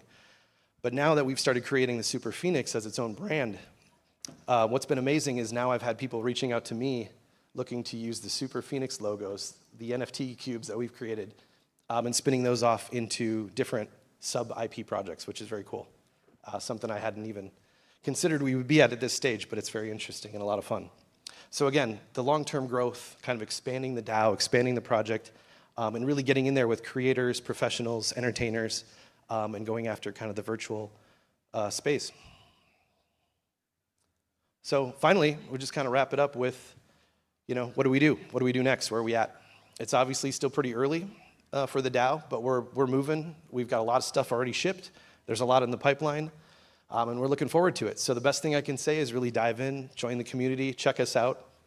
Pretty simple. The website's superphoenixdao.com. We're on Twitter at superphoenixdao, and Discord links are in both of those.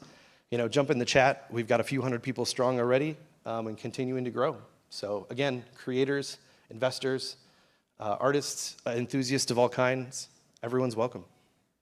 So with that, I'll wrap it up.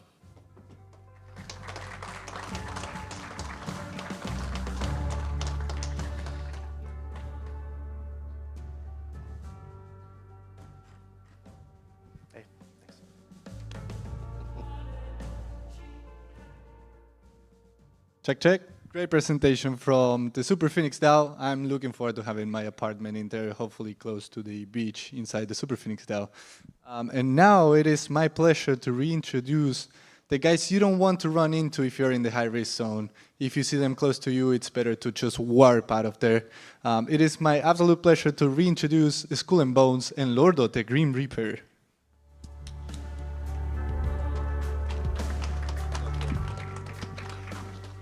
Hello. You all know what it means to see a Grim Reaper, right? It means death is coming for you. And that's why I'm here to talk about Skull and Bones, the pirate faction, or the pirate guild from the Mud faction. We are a group of gamers that are aiming for collaborating under the same flag of Skull and Bones.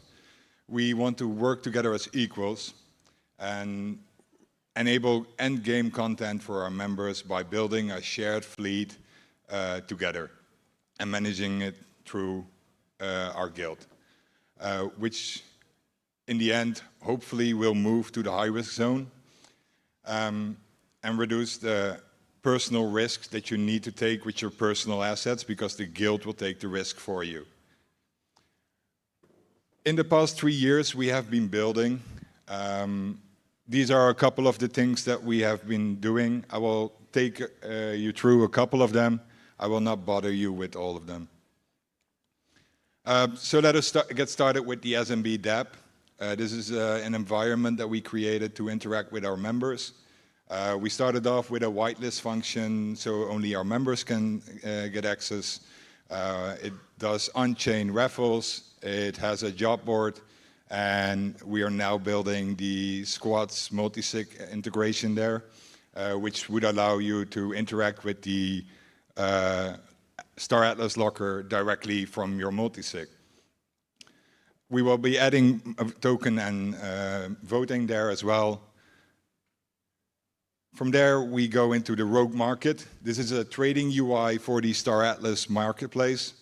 It gives you a better information about what the prices are doing at the moment and when it's a good moment to buy and sell. Then we have the escrow service. This is a smart contract which allows you to do peer-to-peer trading of any Solana token, basically, in any pair. So an OTC trade at a fixed price. You can do a public trade where anyone can take the offer. You can do a private trade where only one wallet can fill, or you can do a group of offering where you can basically set a special price for the entire group. The trades happen at a fixed cost of 0.001 Sol per trade, which comes down at the moment to 14 cents, no matter the size of the trade or the asset.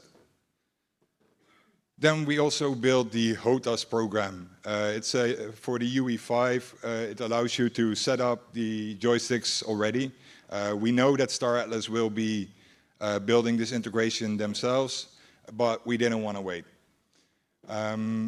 These are just a couple of examples that we want to give our members to be on top of the game and give them the edge while we're blowing up some shit in high-risk zone. All these things lead to guild booty. Our members pay a 3.5% contribution together with the staking rewards, bot service, escrow. All this becomes guild booty, and this booty gets shared, of course. 80% goes back into the guild, buying new assets, and 10% goes to the DAG balloon and the DAO balloon. What are these? These are our tokens. We have the DAG balloon, which we have a double tokenomic because we wanted to split the power from able to invest. Sorry. Let me start with the DAG balloon. This is a stable token packed to Atlas. So for every DAG balloon that we want to mint, we also lock up 100 Atlas in the multisig. And when people get these tokens as a reward on tasks that they're doing or assets they're using, they can vote with it, or when they're done, they can go to the multisig and claim their Atlas. This reward is always there. And then we have the DAO balloon, which is a liquid staking token for Polis. So all the Polis that gets locked into the DAO balloon goes into the 5-year locker from Star Atlas and starts earning rewards. 80% of the rewards go directly to the users or to the holders, and 20% goes into the guild and converted into more assets and things that we can use together. We are not willing to. Sorry. Okay, we will be waiting. No, we are not planning to release our tokens to the public. Those are only for our members. We don't want any outsiders trying to tell us what to do. We want to be able to fly into a high-risk zone, pick a target, and blow up their shit. That's it. See you out there.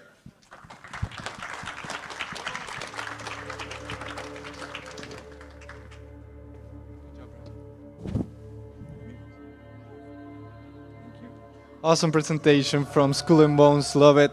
The pirates again, like you don't want to run into them in the high risk zone. It's going to be a mess if you run into them, and especially the Green Reaper, right? He's like 2 meters tall. I'm scared. But now we're going to take a little break, a 10 minutes coffee break, and we'll be right back. So stand by. Thank you.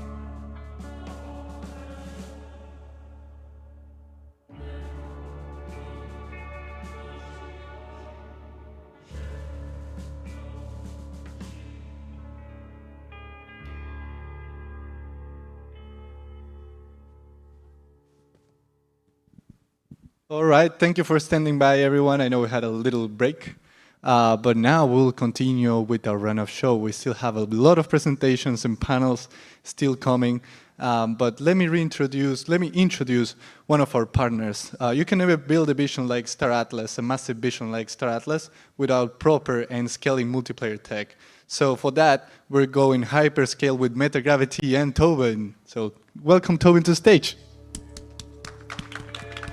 Cheers, thanks.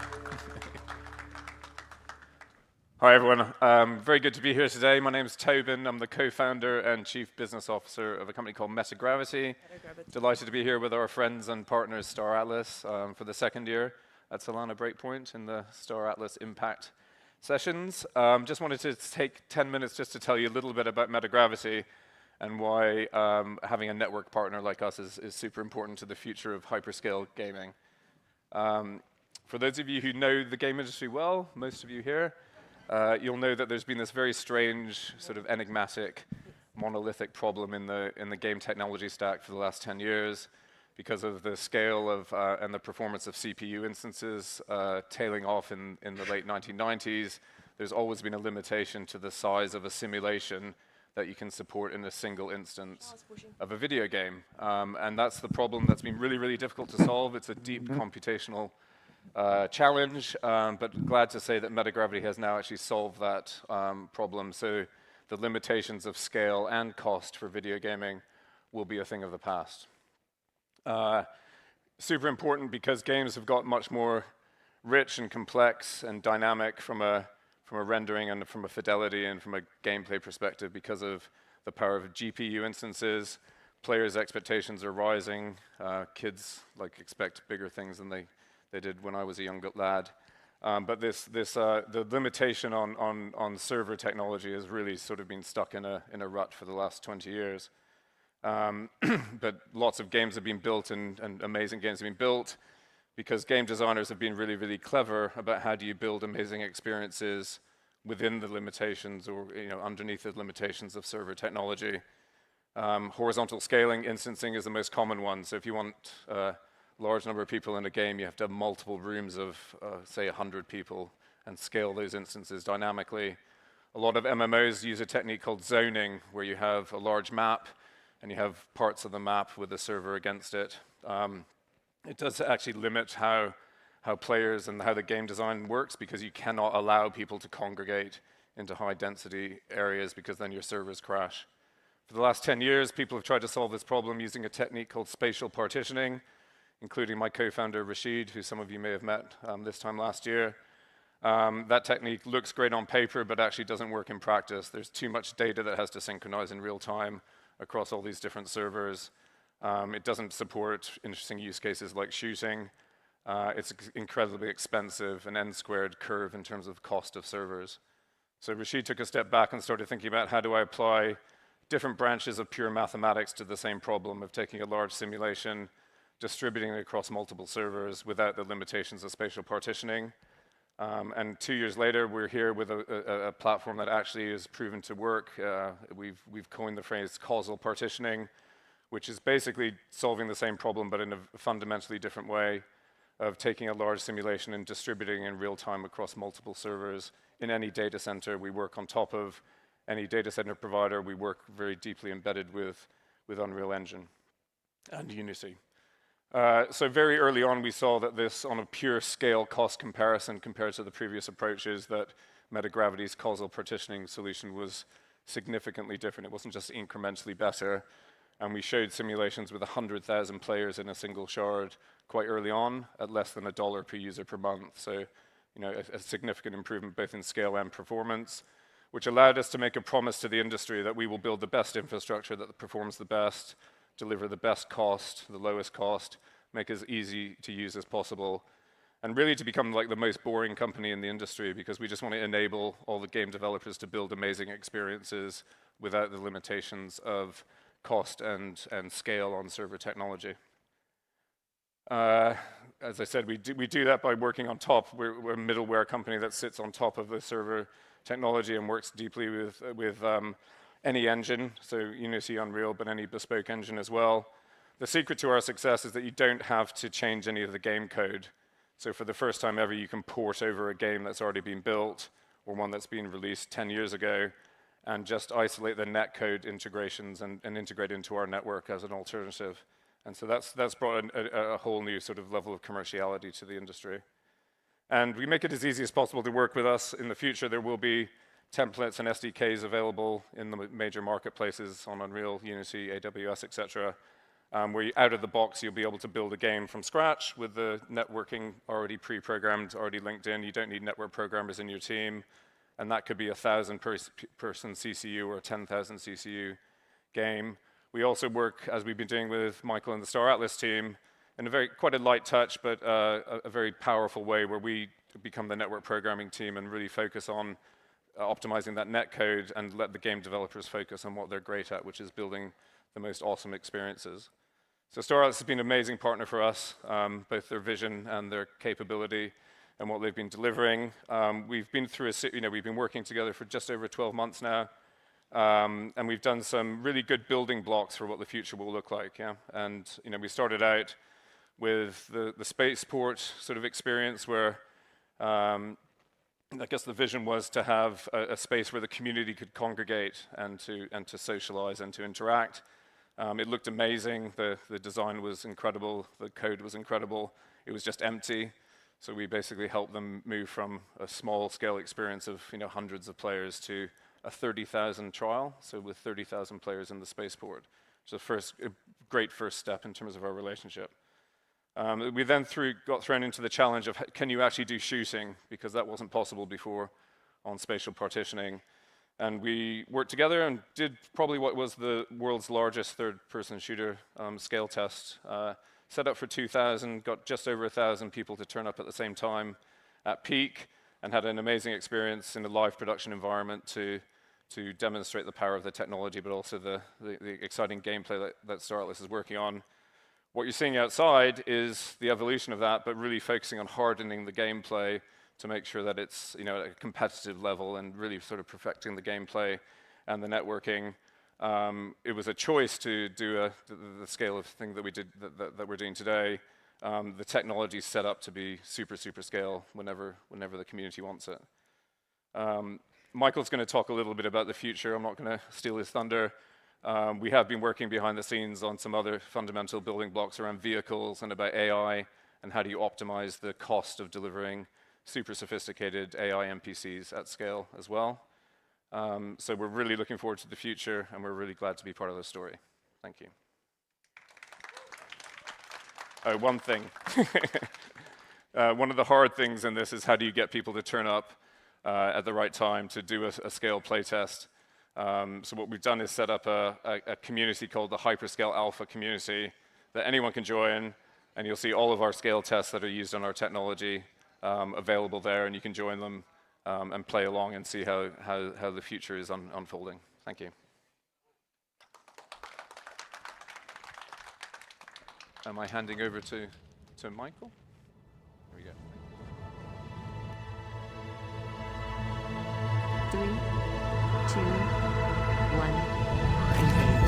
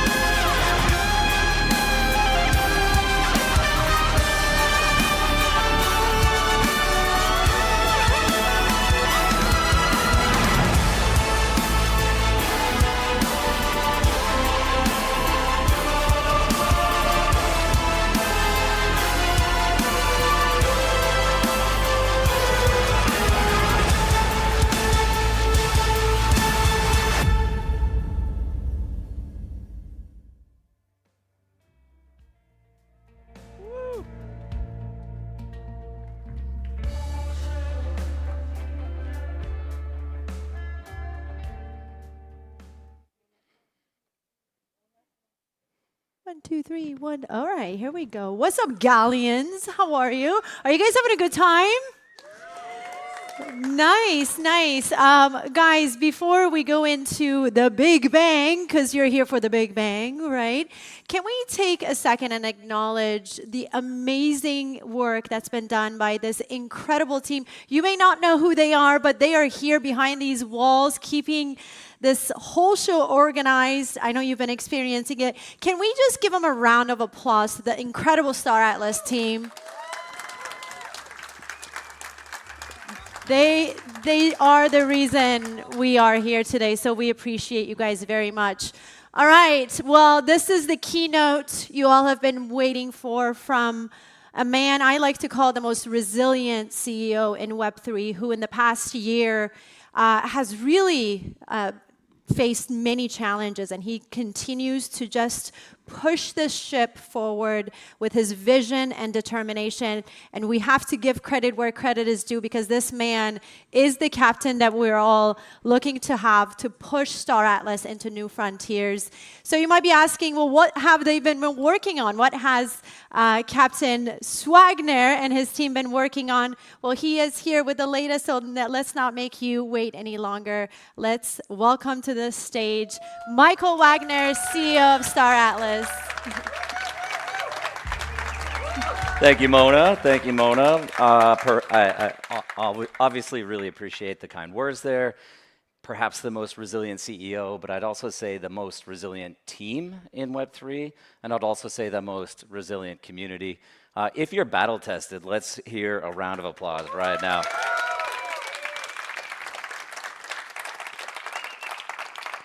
Nice. Well, welcome here to Game State 2024. This is the Big Bang keynote presentation. And there's going to be a bunch of new faces out here in the audience. We have a lot of people tuning in from the audience. So just for the uninitiated, Star Atlas is an ultra-high fidelity, grand strategy, space adventure, open world MMO. But we're coupling that with a real-world, global, borderless digital economy. So what we believe is that we can deliver both a best-in-class gaming experience, but we can also transform the paradigm of value capture for the players. Star Atlas is not just a game. It presents an opportunity for people all over the world to participate in the formation of a new cyber nation. The functioning economy is just as important as the game, but a great game is the stimulus for the migration to this new digital world. As you can tell, we'll also be passing out plenty of Kool-Aid over the course of the presentation today. So the format of the presentation is a little bit of a past, present, and future. We are going to be taking a look back over the last year, all of the things that we've accomplished. And I have to say, when we started putting this together, I was just absolutely blown away by how much we've done. Then we'll be moving into all of the latest in our Unreal Engine development and just taking a little bit of a look forward at some of the technology that we're using to simplify the onboarding process and make sure that this experience of Star Atlas is accessible to everyone around the world. And so, wait, do you guys hear that? Oh no, this sector's not safe, guys. We've got to get out of here.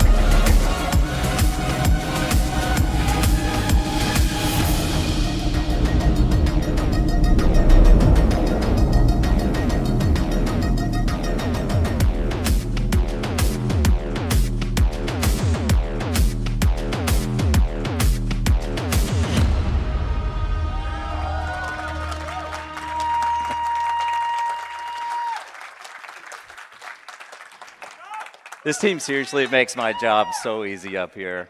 That's the Pierce X4 getting up to gold standard. You're going to see that in the game soon. But that's actually the level of fidelity that we have across all of the assets in Star Atlas. So, but as I said, we're starting with Rewind. We don't just talk about shipping things at Star Atlas. We actually ship product.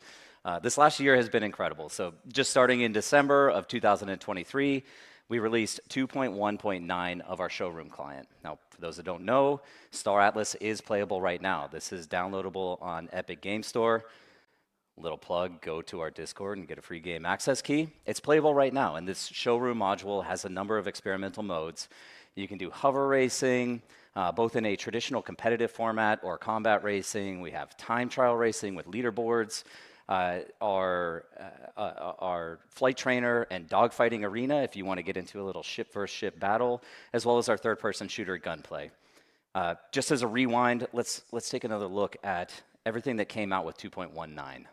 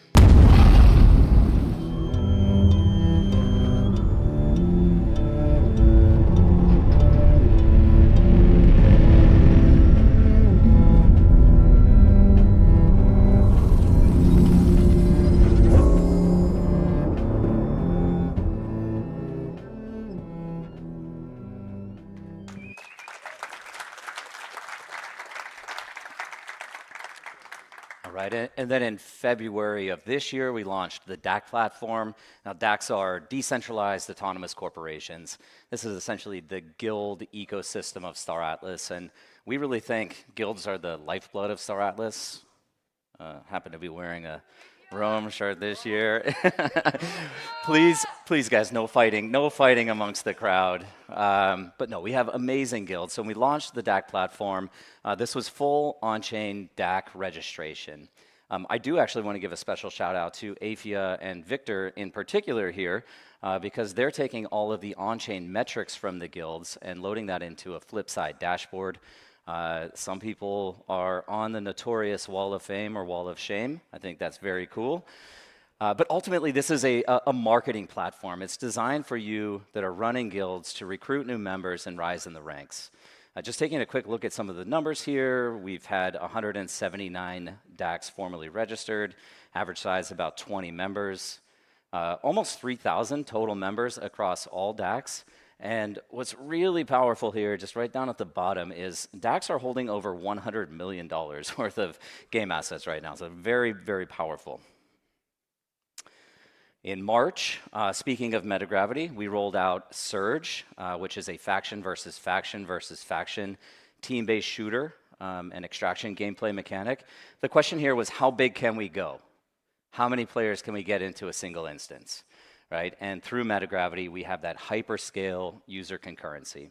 So the tests went over a couple of weeks. On the last day, we had 2,100 unique playtesters, and that final test had over 1,000 concurrent players in a single instance.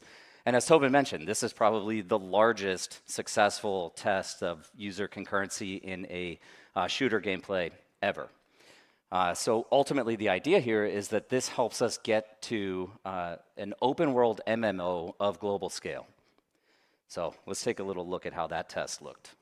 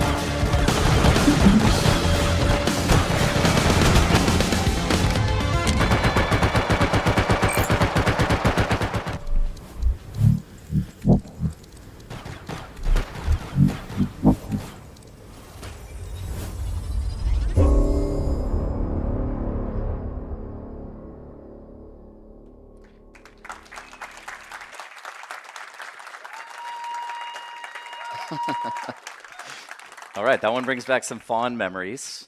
Okay, so we talked December, we talked February, we talked March. April, we rolled out a major update to Sage. Sage is Star Atlas Golden Era. That's our browser-based 2D RTS MMO gameplay. It's where our fully on-chain gaming logic lives. It's also where this vibrant, flourishing economy, which is a key pillar of Star Atlas, currently exists. And so that update was star-based.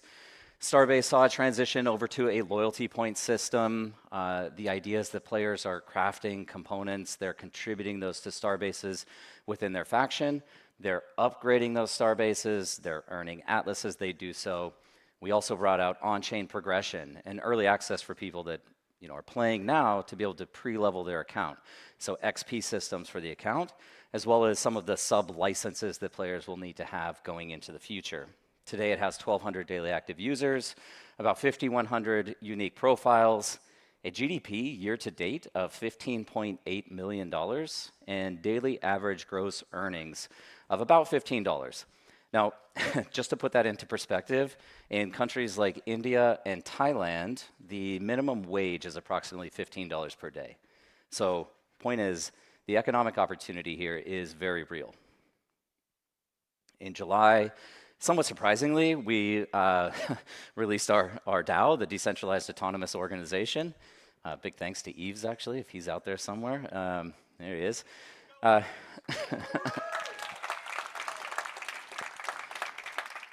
So we rolled out 4 initial PIPs. These PIPs are Polis improvement proposals, lay the foundation of decentralized digital government across Star Atlas. There was a subsequent PIP passed.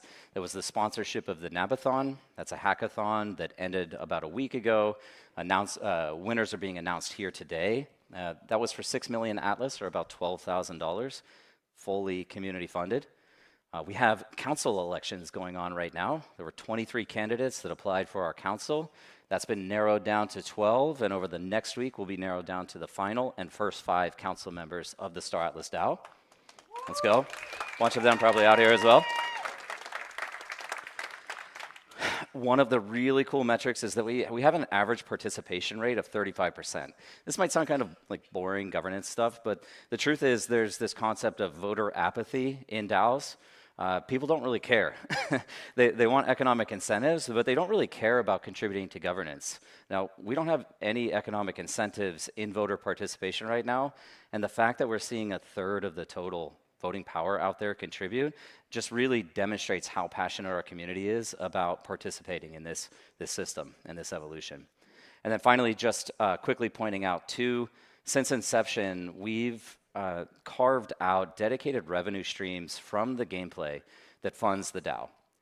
So this is effectively a collection of taxation off of the GDP. This is important because this allows the DAO to self-perpetuate. And our goal, our vision, is that Star Atlas can live not 5 years, 10 years, but potentially hundreds of years. Kind of a new America moment, just in a digital universe. Okay, and then in August, just last month, we launched what is probably the latest and most likely the last major asset class in Star Atlas, and that's crew packs. Now, crew serve a multitude of utility points. These are your in-game avatars. This is crafting crew in Sage, so the more crew members you have, the more you can produce, the higher your production output. Eventually, these are going to be a part of the mobile application, which is a move to progress fitness app. Naturally, they can serve as your PFP across the Star Atlas ecosystem. And really proud to announce that we just cleared $1.5 million in revenue from crew packs just over the last month, including the pre-sale. This is really important, just so you all know, we can continue producing revenue and building this game. But even cooler than that is we have a video here showcasing some of the people that opened these packs and just the excitement that they got from it.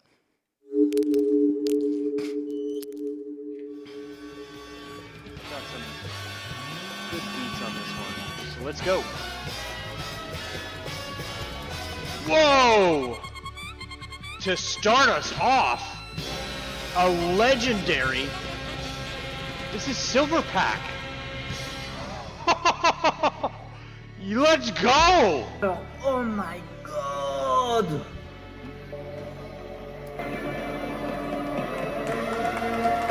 Holy shit! There we go. Yeah! Oh my god. He got it!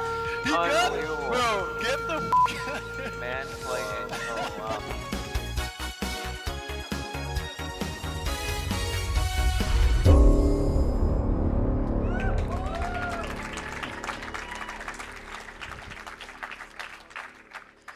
We didn't ask permission for any of those videos, so hopefully we don't have a takedown request there.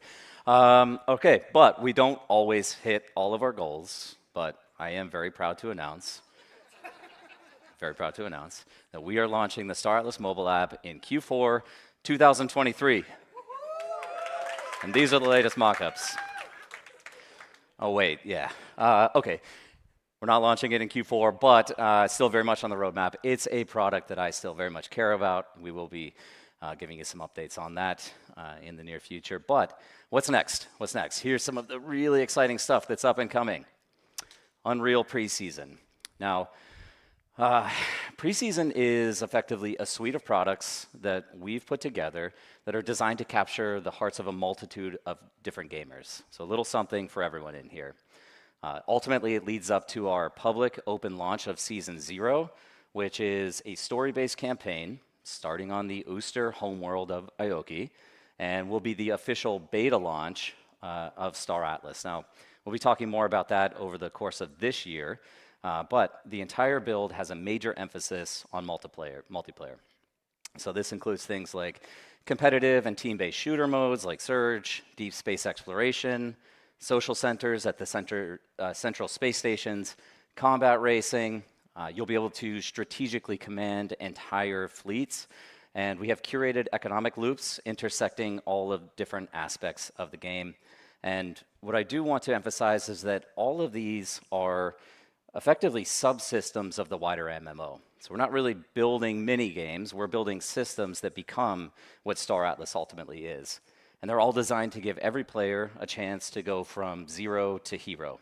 And so, speaking of, we've prepared a cinematic trilogy that follows some of our main heroes, Joni and Mendoza, as they're completing a mission to repair a racer and compete in a Volant Station race. It's going to showcase all of the mechanics that you all have access to as we get to preseason. And I am super, super proud to debut part 1 of that with you today.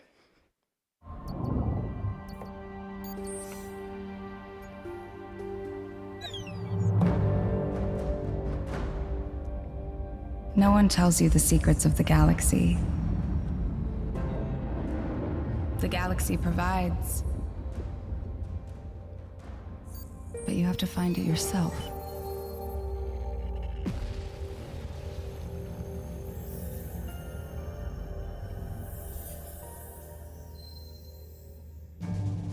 I had everything.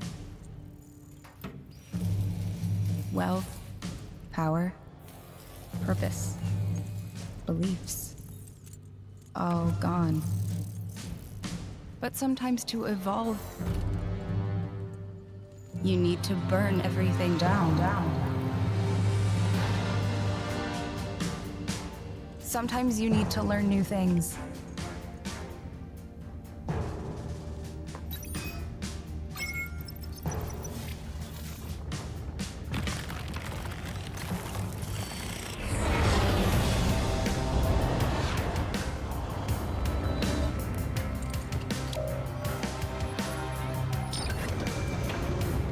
Hey guys, I got something. It is true, though, the galaxy has danger. That comes looking for you when you least expect it.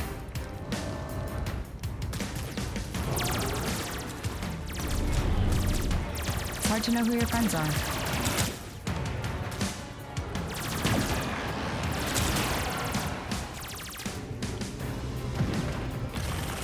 But my father always said, no danger, no deal.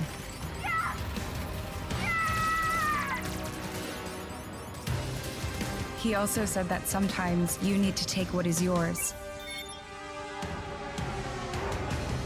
That that you need to make them see the real you. Let them know the truth.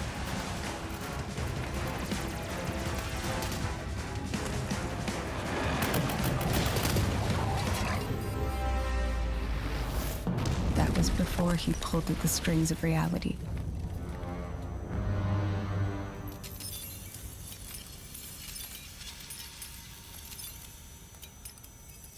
That was before he broke the Star Atlas.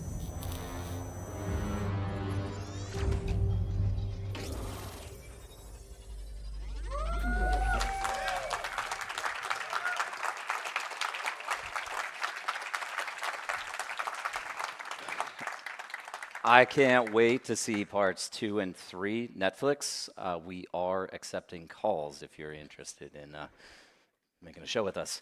Okay, so getting into the gunplay, why did we want to focus on this? Well, as we were out demoing the product, as we were out at events, we saw a major attraction from competitive gamers to get involved in our third-person shooter arenas. And so one of the major advancements that we have coming with that, along with the focus, is for the first time, we'll be introducing consistent multiplayer events at regular cadence. We're going to be adding a number of different game modes that include Surge, which we talked about, Team Deathmatch, Gun Game, amidst a variety of additional game modes. We're adding new maps like Gateway, which is the map being used for the tournament out on the floor today. New weapon types, and we're also introducing progression into this. So the ability to level up your character, earn new gear, and also participate in those earnings economic loops. Bringing back a focus on hover racing. This was a big part of our R2.2 plans. It all got rolled now into preseason. And again, this is the both traditional competitive time trial racing, as well as having those combat gameplay racing loops. The big exciting thing here is we want you to get prepared for ship configuration. So the ability to fully customize your vehicle and out-strategize your opponents. We're also going to be targeting skill-based betting mechanics added into this. So you're going to be able to compete and earn if you're able to win these races. And then Galia, this is super exciting. It's really your first opportunity for deep space exploration. It is the open world MMO of Star Atlas. I want to emphasize here that this is a completely seamless universe. So no loading screens, whether you're leaving a starbase or landing on a planet, going through atmosphere. This is really, really hard to do. There's multiple combat systems being added and mission boards. It incorporates our Oni Central Space Station. That's one of the 3 factions across Star Atlas, which is a megacity and social hub for social behavior as well as commercial activity. And the big release that's up and coming on this is adding land plot selection. So a bunch of you out there probably own land plots on the CSS. You want to be able to go in and pick your specific parcel of land, whether that's next to a beach somewhere or next to a bustling market center. We actually have a great presentation with Brad Warren on our team later today with a deep dive into Galia. And I have a video here to showcase all of the features that we have coming up.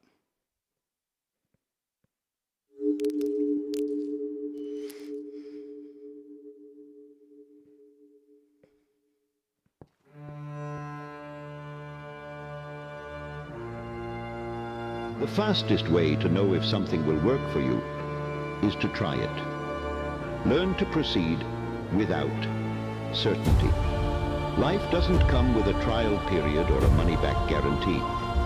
There's no GPS for your journey, no step-by-step guide to becoming who you're meant to be. Every day, you're writing a story without knowing the ending. You can spend years theorizing, planning, and preparing, but until you take that first step, it's all just speculation. As Søren Kierkegaard said, life can only be understood backwards, but it must be lived forwards.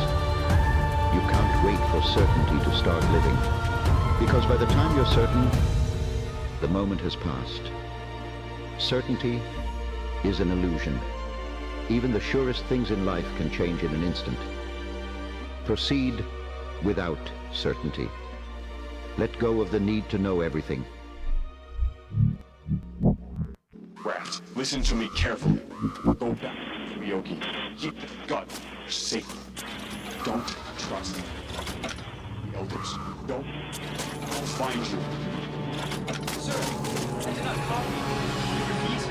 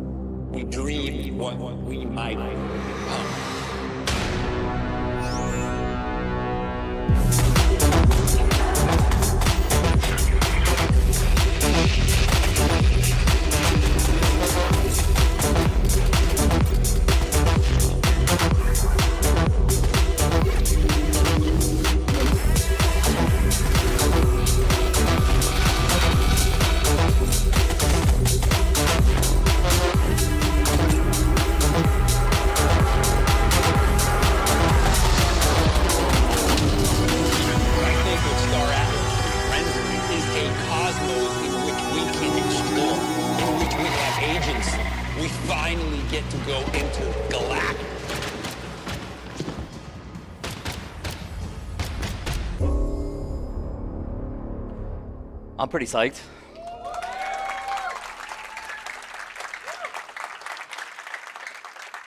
Also, remind me not to get on the other side of Dominic's sniper rifle, because that was savage. All right, and the final component of preseason is Fleet Command. Now, Fleet Command brings in our fully on-chain game logic and galactic economy from Sage, the 2D game, into Unreal Engine 5, and it ultimately becomes the foundation of open world mining, crafting, logistics, and freighting systems in the MMO. To me, one of the coolest components of Fleet Command is that it really showcases and demonstrates how Star Atlas has the ability to go from macro scale to micro scale. So you can choose to manage entire fleets, RTS style, or seamlessly enter the cockpit, explore the interior of your ship, and get into thrilling space battles in first-person shooter mode. We have a video for that as well.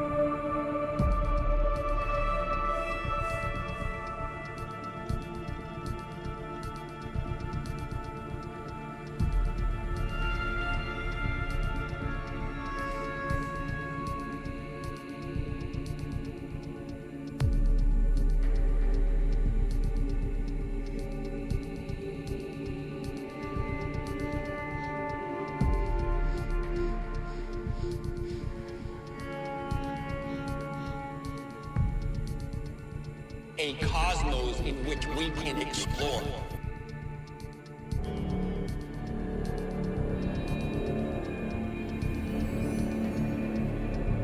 In which we have agency.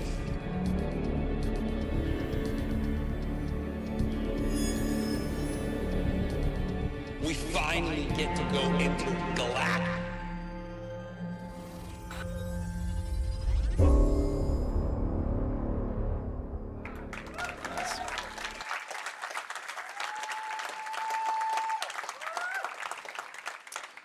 Preseason's going to be awesome. We're going to start taking, accepting signups to that soon. I want to talk a little bit here just about tech. Again, looking forward to the future. As I said, Star Atlas has the potential to have a global audience, 8 billion people around the world. There's many different motivations to get involved, which could include the potential to participate in new labor markets. It's really imperative that we simplify the onboarding experience and enable participation at every level across the game. And so this is going to consist of both technology solutions and financial inclusion. So on the technology side, we know not everyone has access to a high-end gaming PC, and we are moving a lot of our content into Unreal Engine 5. So how do we accomplish the goal of making sure it's accessible to everyone? Well, we've been doing a lot of work with various deep-in networks, pixel streaming and cloud gaming companies like Shaga, like Yom, like Aether, to ensure that Star Atlas is streamable to every device all over the world, whether that's mobile or a lower-end desktop PC.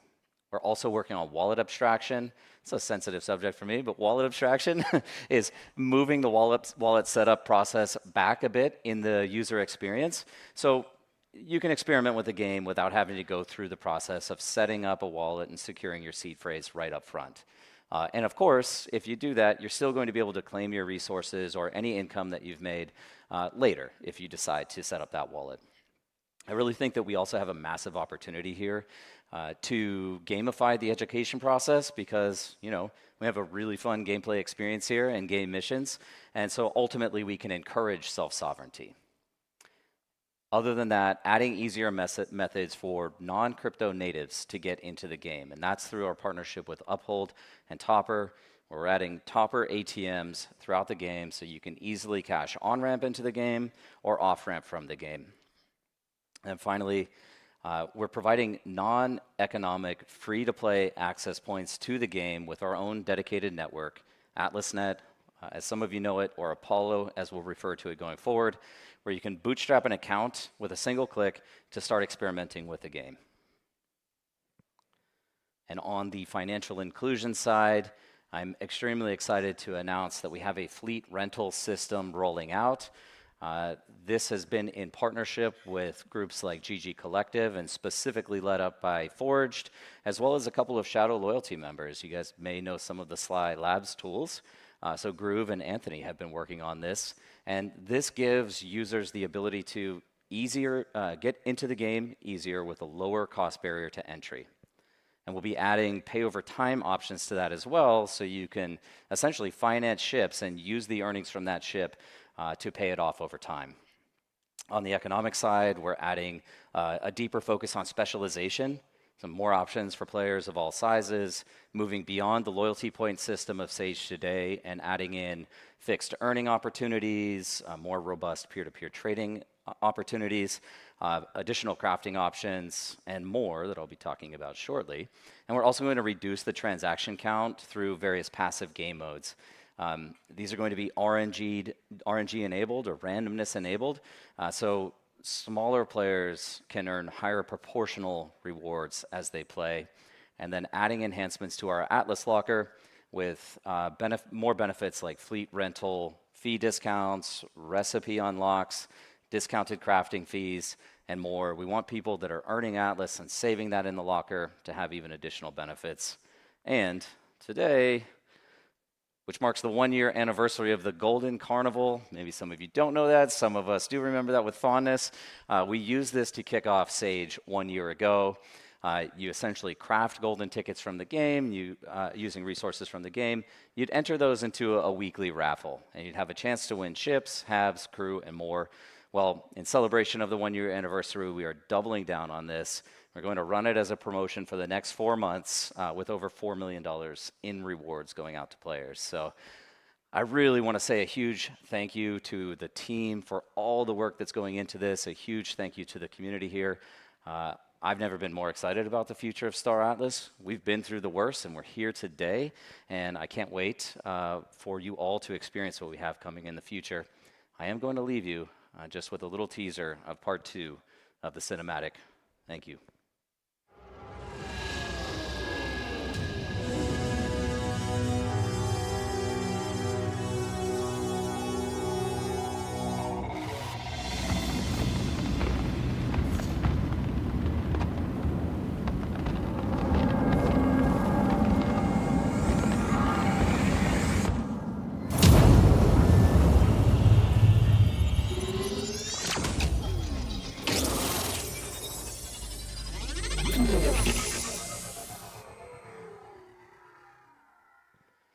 Get hyped, everyone. Thank you.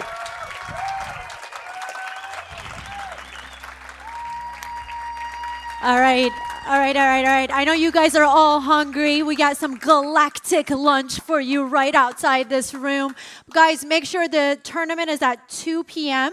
So while you're eating your galactic lunch, make sure you register because this is the last chance you have to register for the tournament. And we'll see you back at, I believe, 2 p.m. So enjoy.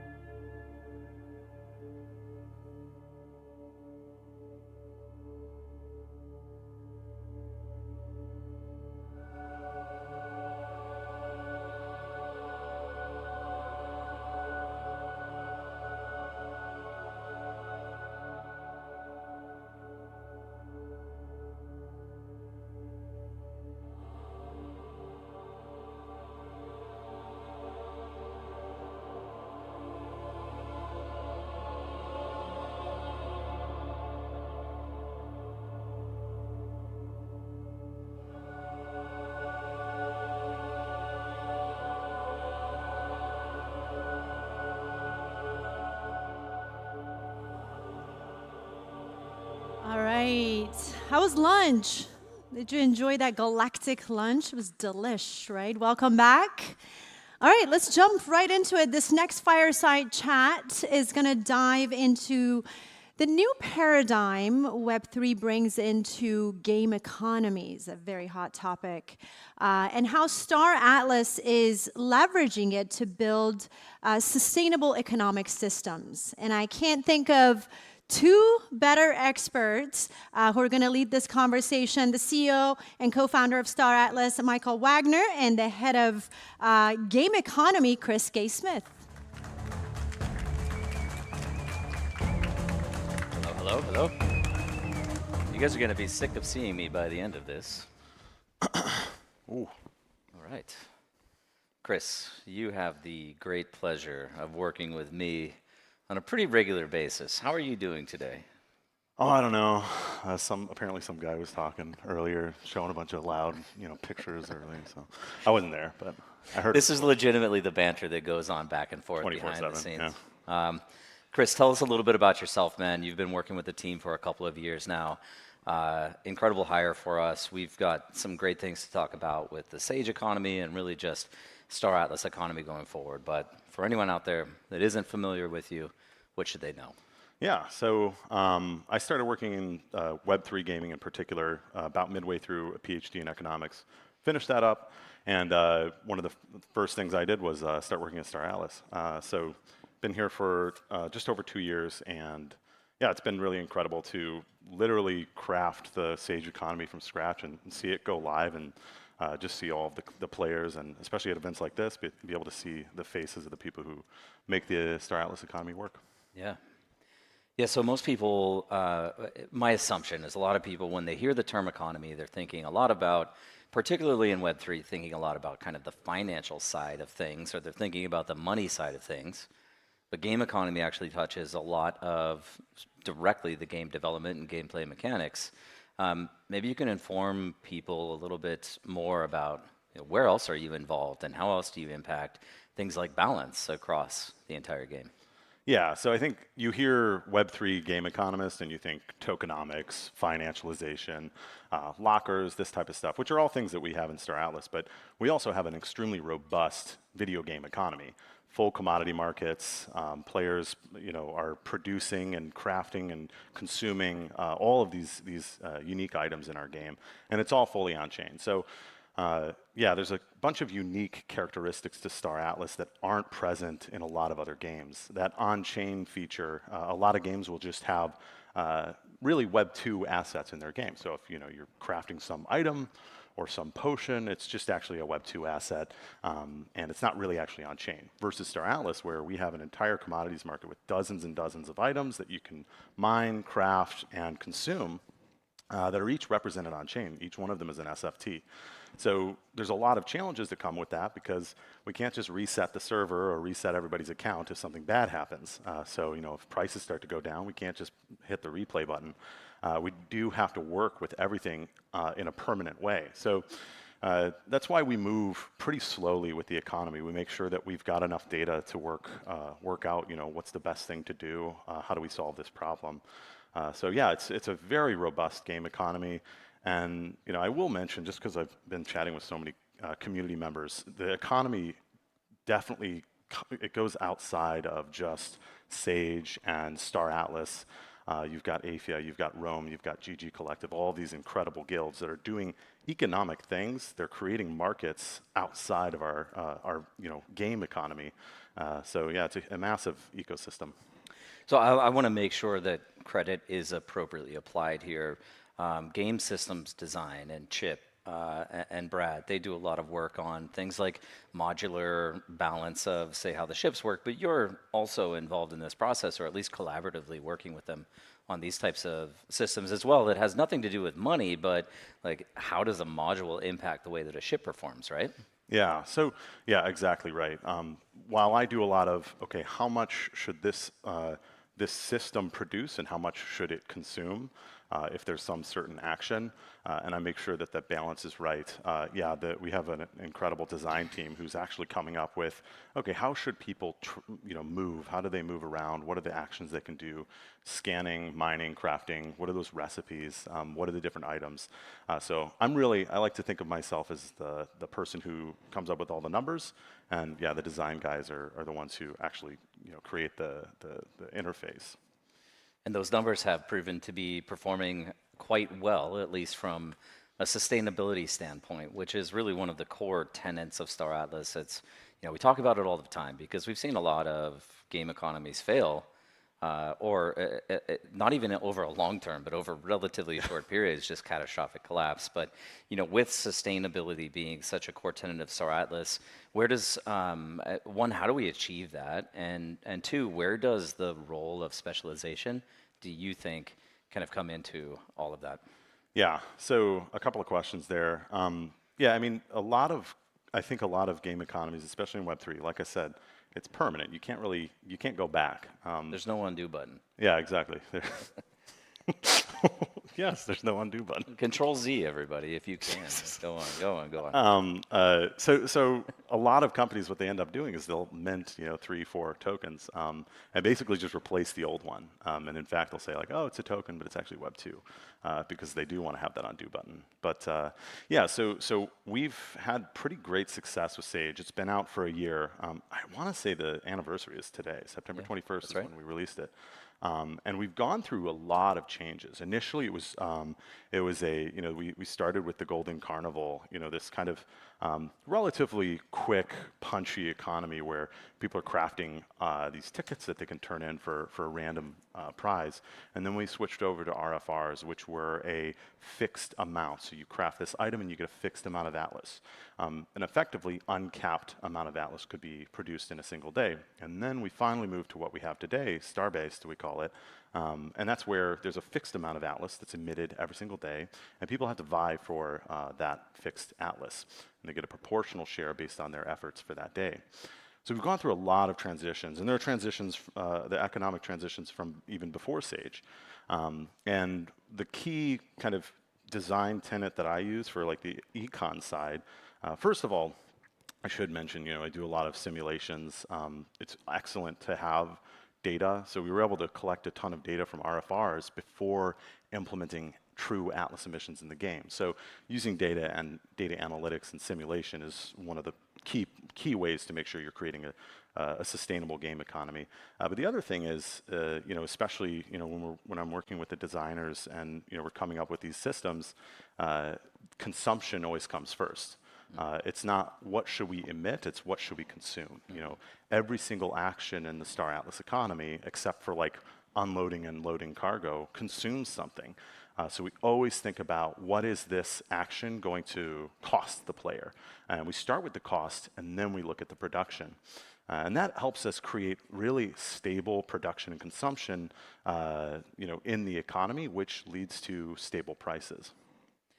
So this was not on the question set, but you just mentioned something, what does it cost the player? And it just made me think about, the DAO. And a lot of game economies, there is kind of this, in traditional game economies, there can be a hyperinflation of assets, and it doesn't really matter because there's no interaction or exchange between players. But I think what's really cool about Star Atlas is this capture of the transaction cost that's going to the DAO. And now I don't, there's a lot of different ways that we can do that, and I'm not so sure that there's a question here, but curious to get your thoughts on, it becomes a sink, but it also becomes a capture of value for this decentralized entity. Yeah, one of the most powerful mechanics that came from Sage, we didn't even I don't think I realized how big of a deal it was going to be, is crafting fees. So every single time you craft at a facility, you have to pay a fee in Atlas. There were a number of reasons why we implemented this, and one of them was give utility to the token.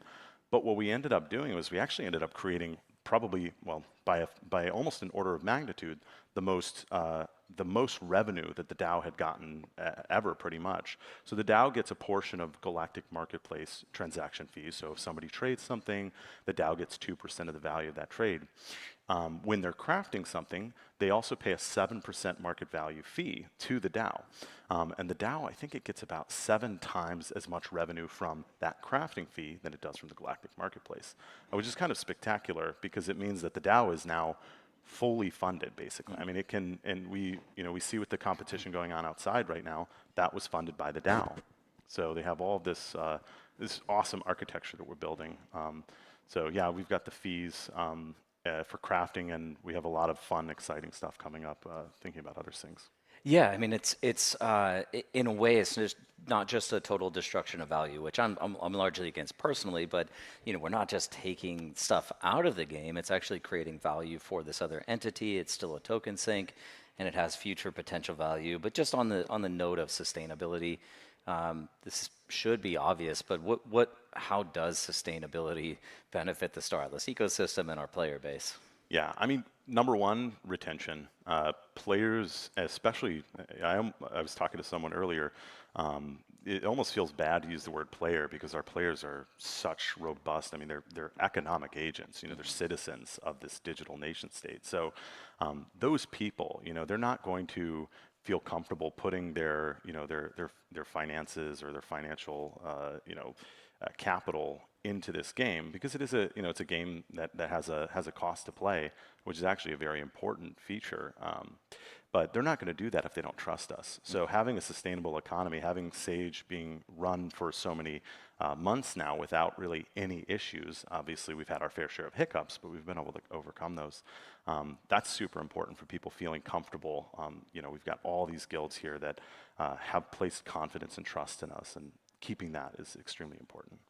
Yeah, I think if it was the real world, so volatility can be a great thing, and for people that are really more speculators in the crypto space, the volatility is good because you can kind of bet and gamble. But if your salary changed by 90% month to month, that becomes very difficult to budget and plan around. And so stability and sustainability creates a lot of certainty for our players. Yeah, exactly. And it's that certainty which is, these economic structures can be built from. Yeah. So outside of, well, actually, I won't say outside of the economy, how do you think Star Atlas is really different from other Web3 game, well, specifically economies, actually? Yeah, I mean, these types of questions, it's easy to accidentally throw shade. So I don't want to throw shade, but really they are one of the only Web3 games that specifically hired a professionally trained economist and a team of economists. Obviously, we're smaller now than we were 2 years ago, but we have a world-class, like really world-class, I'm not just saying that, team of data team, basically. Our data engineer, Daniel, and my analyst, Gareth, working with them is really like we have an incredible real-time data pipeline. We're seeing things as they happen, and we can react if necessary. And then obviously you kind of have me making sure that everything's healthy and being able to adjust. One of the realizations I've come to in the last year since we released Sage is that economy, especially digital economy, is not always straightforward. There's no magic formula. You can't just press a button and everything's going to work.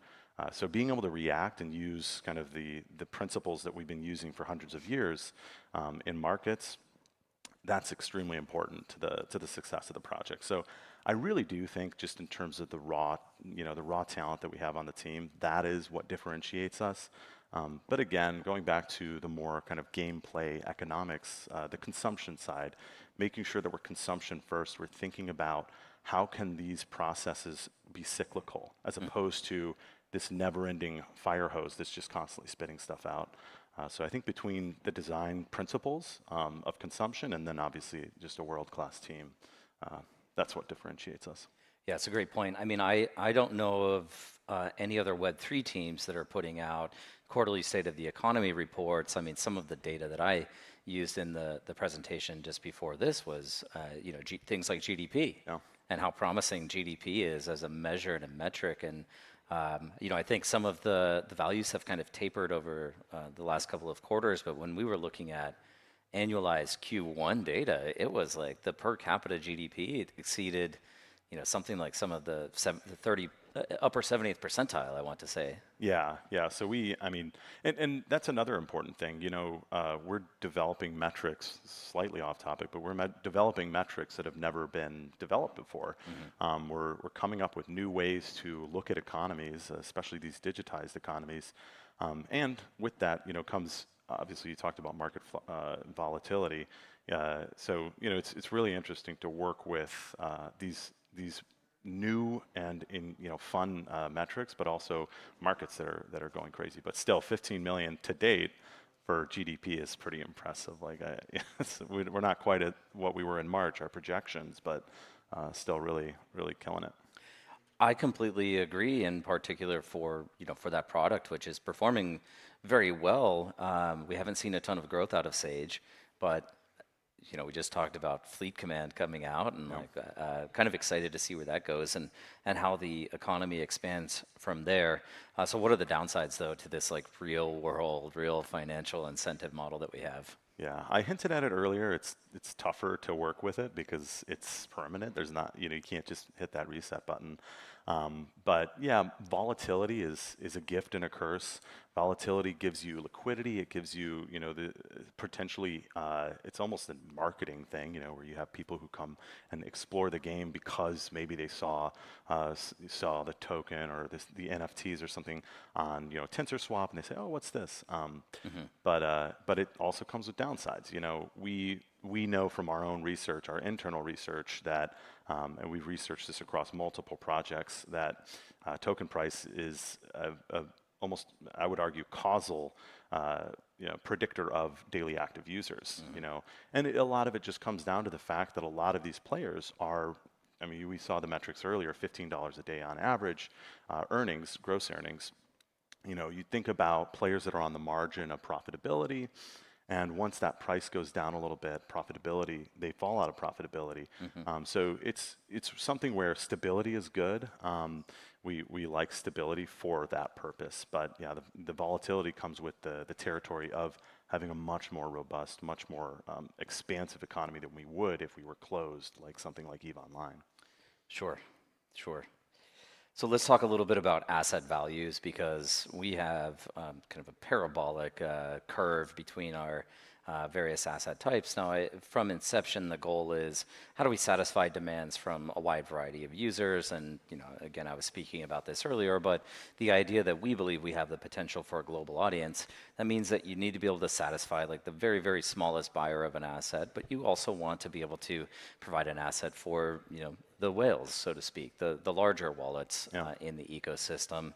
But even beyond that, our asset pricing is well beyond anything you would see in a traditional game. And let's put assets aside just for a moment, but you'd spend $50, $60, maybe $80 for a game. If you look at something like Star Citizen, you see spaceships that go up to $1,000. We have multi-million-dollar ships. So let's talk about how do we justify that? Why are people buying them? Because we sold these assets too. Yeah, I mean, the reality is our players aren't dumb. They're buying them for a reason. And the simple answer is, you spend $10,000 on a ship in Star Citizen, and you've spent $10,000. It's gone. Right. You're never going to get it back. And if your account somehow gets deleted or lost, or there's some sort of damage to the database, you've lost your ship too. In Star Atlas, that's not the case. We have a robust marketplace for every single ship, and players who buy ships can rest assured that they will always be able to sell that ship back into the marketplace. So it really creates an interesting ecosystem. It also allows players to buy a ship perhaps below that posted origination price, which is a really cool feature. So obviously the ability to sell it back is going to automatically raise the spending bar. The other thing is that these things are used in Sage, our economy game, and they produce a huge value to the players. You could have, let's say you bought a ship for $100 and it goes down to $70. We don't think about our NFTs like, our ships like, a Bored Ape Yacht Club or something like that. They're actually producing output for the players every single day. So you might see that go down in price, but you've actually made quite a bit of money on it because you were using it. I think of Star Atlas ships more like a Caterpillar tractor or something like that than I do, Mona Lisa. Completely agree, and I think it's you mentioned capital assets, right? These are capital assets. I mean, the people that are purchasing these ships are, in one way or another, they are an entrepreneur in our game. And that's not even to speak to kind of the outside innovators that are also building around our ecosystem, but they're utilitarian in nature, and they're really cash flowing assets.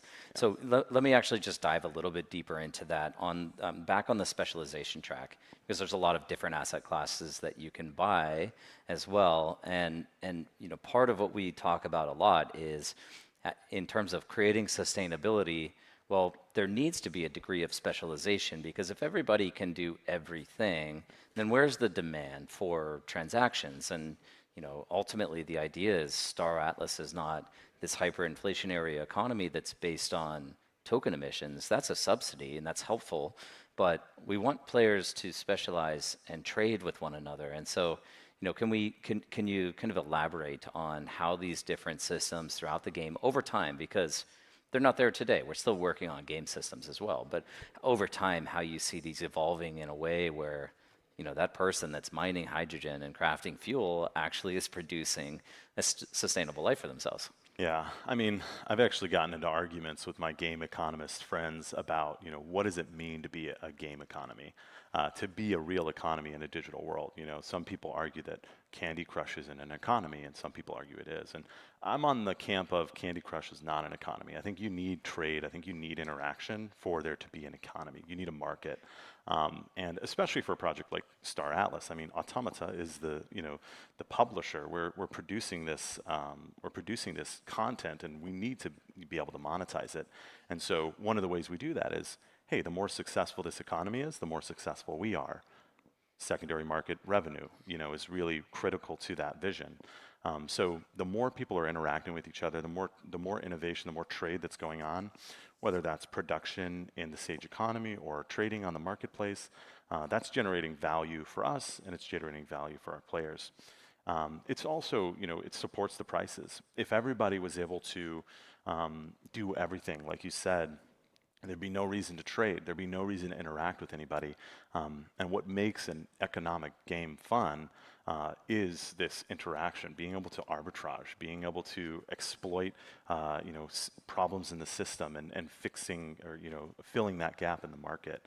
So yeah, I mean, specialization is one of the top priorities, and we're always thinking about different ways we can create different, you know, different careers. And you mentioned hydrogen. I mean, you could have effectively two different types of careers that both involve mining an asset from the environment. You know, it's a very different experience to go mine, you know, one of our more rare, like Arco or something like that, one of our more rare items versus hydrogen. Hydrogen happens to be at the CSS, the central location, so you don't have to really travel. So there's less of a freighting, you know, gameplay there. So that even that subtle difference creates two completely different careers, effectively. So the more of that there is, the more robust and yeah, solid the economy will be. And career is such a great term there too, because you know, we are thinking ahead about. Obviously, we do a lot of work, and you specifically do a lot of work on the Sage economy right now, but thinking forward about, you know, what about the people that are playing Surge, or the people that are getting into combat racing or hover racing? There's consumption of resources in those game modes as well, and there's going to be emissions of some sort, but that could be a career. You could, you know, effectively be a militant of some sort in Surge, if you want to consider yourself that. You know, but you're still a part of that society, this cyber nation that's being formed, and you're still participating in the economy or purchasing from people who are focused on logistics systems, crafting, mining, etc. Any other exciting careers that you think are going to emerge from all of this? Yeah, I mean, I'm super excited to start designing out the economics of UE5, you know, all the entire suite of UE5 products. Obviously, we'll have Sage in UE5 in Fleet Command, but also, you know, Surge, like you talked about, racing. There's a lot of exciting stuff there we can do. Obviously, R4 economy comes to mind, putting even more consumption of R4 and thus even more incentive to produce it, perhaps in Sage. So we could have sinks and faucets in these other UE5 products. It's like, is it over?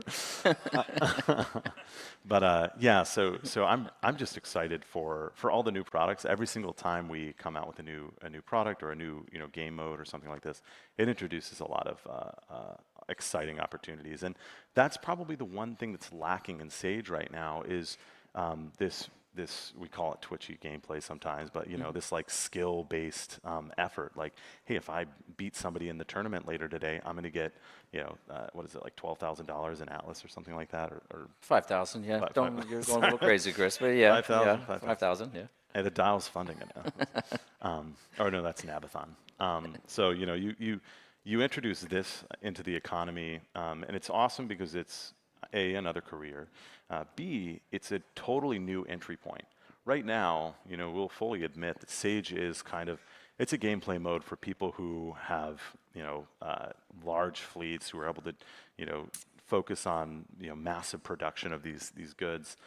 So this is an opportunity to introduce somebody to the game, and maybe they buy, a $2.50 crew member, a $5 ship off the secondary, and there you go. For $7.50, you can start competing in these races. So. Yeah, it's really exciting, and we innovate so fast, or we produce so fast at this company that who knows what we're going to be saying next year. We have 15 seconds, and I want to ask one more question. I didn't even know that was there. Any prediction for where the GDP of Star Atlas can go over the next 5 years or 10 years? Big number. I mean, think about it this way. So we have 1,200 daily active users right now. We had 12,000 daily active users. That 15, let's call it 20,000 GDP per year. That becomes 150,000 GDP per year. And per user. 150,000. 150 million GDP per year. And I mean, that's going to start to get up there in terms of national, actual nations on Earth. So we'll see what happens. I expect great things. I expect great things out of you, Chris. Thank you for joining me. It's been great having you here. Thank you, everyone.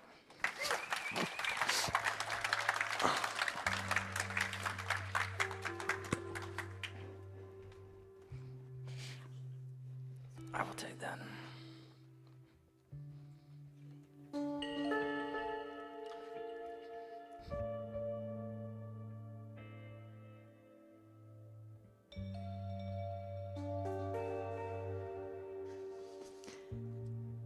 All right. Well, this one is a special one, I have to tell you. Once upon a time, are you guys ready for a story? Once upon a time, 3 visionaries came together and they formed a brotherhood. And they wanted to bring the Star Atlas vision into reality. But what is Star Atlas? And how is it going to impact our world? And more importantly, how are these 3 visionaries going to make that happen? Guys, for the very first time ever, the 3 co-founders of Star Atlas are going to be joining us right here on this stage, sharing their vision of Star Atlas with you guys. This panel is going to be moderated by our OG, come on out, Santi, the director of our community. Give him a round of applause for Santi. Then we have CEO Michael Wagner, CPO Danny Floyd, and CTO Jacob Floyd. Welcome, guys. Welcome, welcome. It has been a minute since. It has been a minute, right? Yeah. How do you feel, Michael? Ooh, what a great day. Thank you guys for coming out. A round of applause for yourselves. All the way to Singapore? Yes. That's amazing. We had 3 community meetups already with all the people that came here. It has been amazing. It has been a blast. So thank you for coming, guys, all that you're here. And thanks also to the live stream watchers as well. Thanks for all the support. But yeah, I mean, we have the founders panel. First time ever we have the 3 founders on stage together. It's amazing, and it's wild that it didn't happen before. How are you guys feeling about Impact Summit and being here, all the 3 of you together? I'm surprised that this is the first time we've all been on stage together, to be honest with you. I mean, that's kind of wild, almost 4 years in, but I think the event itself has been quite a success. It's super exciting to have the community out here with us, new people as well. I see some old faces, metaphorically, I guess, or not, Not old faces, but some old friends. Let's put it that Mature way. faces. But yeah, what a Yeah, I mean, it's not. I was talking with Funcracker. I'm like, it's not really surreal seeing the community here with us, because we love building in it so much that I can understand why other people love building in it. So it's like, it's kind of a shared kind of understanding about it, and it just feels good. That's all I can say. Yeah. On stage with these guys is pretty big. I mean, we've been meeting 2 to 3 times a week. Yeah. Like for the last almost a decade now. And so, yeah, I mean, we've definitely gotten familiar with each other, but it's kind of wild that Star Atlas is 4 years old, 3 years old, and how much has happened to develop to kind of get to this point. So it feels good. It's just an evolution step. Yeah, and I don't want to take your thunder because I think we'll talk about it. But I mean, yeah, outside of the almost 4 years now at Star Atlas, we've been building together since early 2017, right? So coming up on 8 years here together. What I want to know is, can I formally be recognized as one of the Floyd brothers? And of course, yeah. I got to do a blood test, I think. Well, I don't think that's going to go well, but. I think we can get into that right now. Like, what's your story, guys? Like, how did you come together to build Star Atlas? Were you working together before? You said 2017? Yeah, I mean, so I can start with kind of my side of the story. I think a lot of you know I started a company in 2016 called Tokes, or Multi-Chain Ventures, and this was a crypto and cannabis company. And the idea was that there's this kind of disparate access to financial services for the legal cannabis industry in the United States, because they're legal at the state level, illegal at the federal level. So entities like banks and credit card companies, electronic payment processors, they would not work with cannabis businesses. And so we said, hey, we have this self-sovereign method of storing assets, and we can build out some solutions that allows that industry to get access to a new form of financial services. And it was really the launch of that in late 2016, and then coming across Eugene Lopin actually was I think he reached out to me, and he had a company that was called the Cannabis Hemp Exchange, and you guys happen to be co-founders of Checks. And I'm pretty sure we facilitated the first ever historical token merger of all time. And what we did was we took the Checks tokens and we burned those. We distributed out the Tokes token to those users, and we became one. And it was at that moment that Jacob and Danny and Tokes and myself, we all came together. And we had spent years building multi-chain ventures and payment processing. Tons of products. Yeah. Must have been like a few dozen that we built over those those few years. Yeah. I mean, it was. I have some fond memories of that time, and things were actually looking as promising as they had ever been in 2020. We had gone through this extensive work of getting legislation passed in the state of Nevada that would, in direct cooperation with the Nevada State Treasurer's Office, that would open a tokenized closed-loop financial ecosystem for the cannabis industry, where not only were payments enabled, but taxes could be paid. And I know we're here about gaming, and I'm trying to see how the audience is looking there. But we had this huge opportunity in front of us, and the pandemic hit. And it was like, and government shut down. And right as we were about to deploy our solutions and kind of grow that business, that opportunity evaporated on us. We ended up shrinking Multi-Chain Ventures down to only the 3 of us remaining. And I had been dabbling in DeFi on the side, and we saw crypto gaming emerging. And where I will turn it over to you all is, I remember coming to you guys and saying, effectively, we should build a game and we should integrate these things. And Danny, what I remember more than anything, man, was, and I'm probably shortening the timeline, but what I remember is you coming back within like a week with a 30-page game design document, and you were like, this is what we do. That was before ChatGPT too. Yeah. Yeah, that's right. Yeah, man, you said it all. It's what I remember from Checks is when Eugene came to me and said like, hey, we're talking to this guy at Torque's platform, and we're talking about, you know, the acquisition or merger, whatever it was, and he's like, here's the offer, and I look at the offer and I'm like, Eugene's like, we got to negotiate. I'm like, what is there to negotiate? What was interesting to me was Mike. I didn't know him at the time, but it was just, you could see in the numbers and the way he's thinking about things. It was such a fair deal. It was a very conscientious deal. I'm like, dude, this guy is actually making a really great offer. Like, I don't know what you want to go back with. This is great. And to me, that told me, even without meeting him, that this is someone I could work with. You know, someone who will be easy to work with. Come to find out recently that we all had, like, I don't know if you guys are familiar with the Myers-Briggs score, but we all had the exact same INTJ Myers-Briggs score, which is like rare on its own. And we find this out like years after working with each other, and we're like, oh, okay, well, that makes sense. That's like similar personality traits, right? Yes. Yeah, synergy, yeah. Exactly, and so, yeah, and then when Mike had that moment where he says, hey, we're all gamers, let's make games. Why are we, you know, making this fintech stuff? And it's, you know, we're doing a great job with it, but we all really want to make games.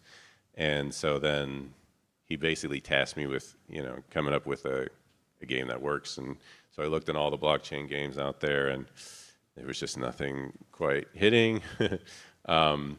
And, you know, I would talk with Jacob about throw ideas in like Discord and stuff. Like, hey, what do you think about like this territory conquest space game? And that was basically it. Do you still have those texts? Yeah, I do. I've actually screenshotted them and saved them. And then next I have a call with Mike, and we were still on like Slack. So like, I have a call with Mike, and it was that's all I had to say. Territory conquest, space game, and he's like totally pumped. That's it, you know. And then even after the call, he's like messaging me like, dude, I can't stop thinking about it. It was instant, right? Yeah. Was it you, Danny, who came up with the name Star Atlas? Like, how did that well, happen? Mike came up with the name Atlas. We were going back and forth. I, as a good CPO should, did my research, right? Market fit research. Like, we got to start with Star. You know, Star Trek, Star Wars, Star Citizen, Star Field, you know. So we're just like, star this, star that. You know, if we're going to make a serious IP that's going to like spread into all sorts of multimedia, we want to have that star, top of the shelf look, right? And then Mike came back with Atlas. Like, everyone just named the game Atlas. And I was like, Star Atlas. And we all just kind of had that like twinkle moment where like, it was sticky. Yeah. Yeah, it stuck. And yeah, for many reasons, I can get why it works, but yeah, that's basically how it came down. That's a great story. I love it. I love it. And Danny, you have been in gaming before, right? You have like 20 years of experience in gaming, like mostly, of course, Web 2 games. You used to work at Splitgate, if I am correct, right? Yeah, Splitgate's my most recent one. It's a shooter. It's a mix of portals and it's shooting with portals. And then I got my start at Westwood Studios. The first game, it was actually the first space MMORPG was Earth and Beyond, first released one. It's funny because we were in the running with EVE Online at the time, and we're like comparing like who's going to be first to market, and we were first to market, but they actually survived because, you know, they weren't being published by EA. It's a whole other story. But yeah, zinger in there, huh? Well, I'm just, if anyone knows the whole, you know, mafia of EA, like acquiring small studios and absorbing them when they don't hit like major goals, really hard to hit goals. And that's how I met a lot of people I worked with at EA. But yeah, it was like Space MMO, it's actually 22 years ago now, and then a few other MMOs, Sims Online, Warhammer, Ultima Online series.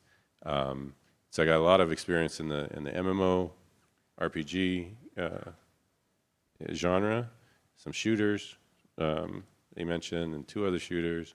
Yeah, it's been a long time, but there was a middle period where Jacob and I went off and started building apps. Had like 30 different iPhone and Android apps and games. Did some enterprise stuff.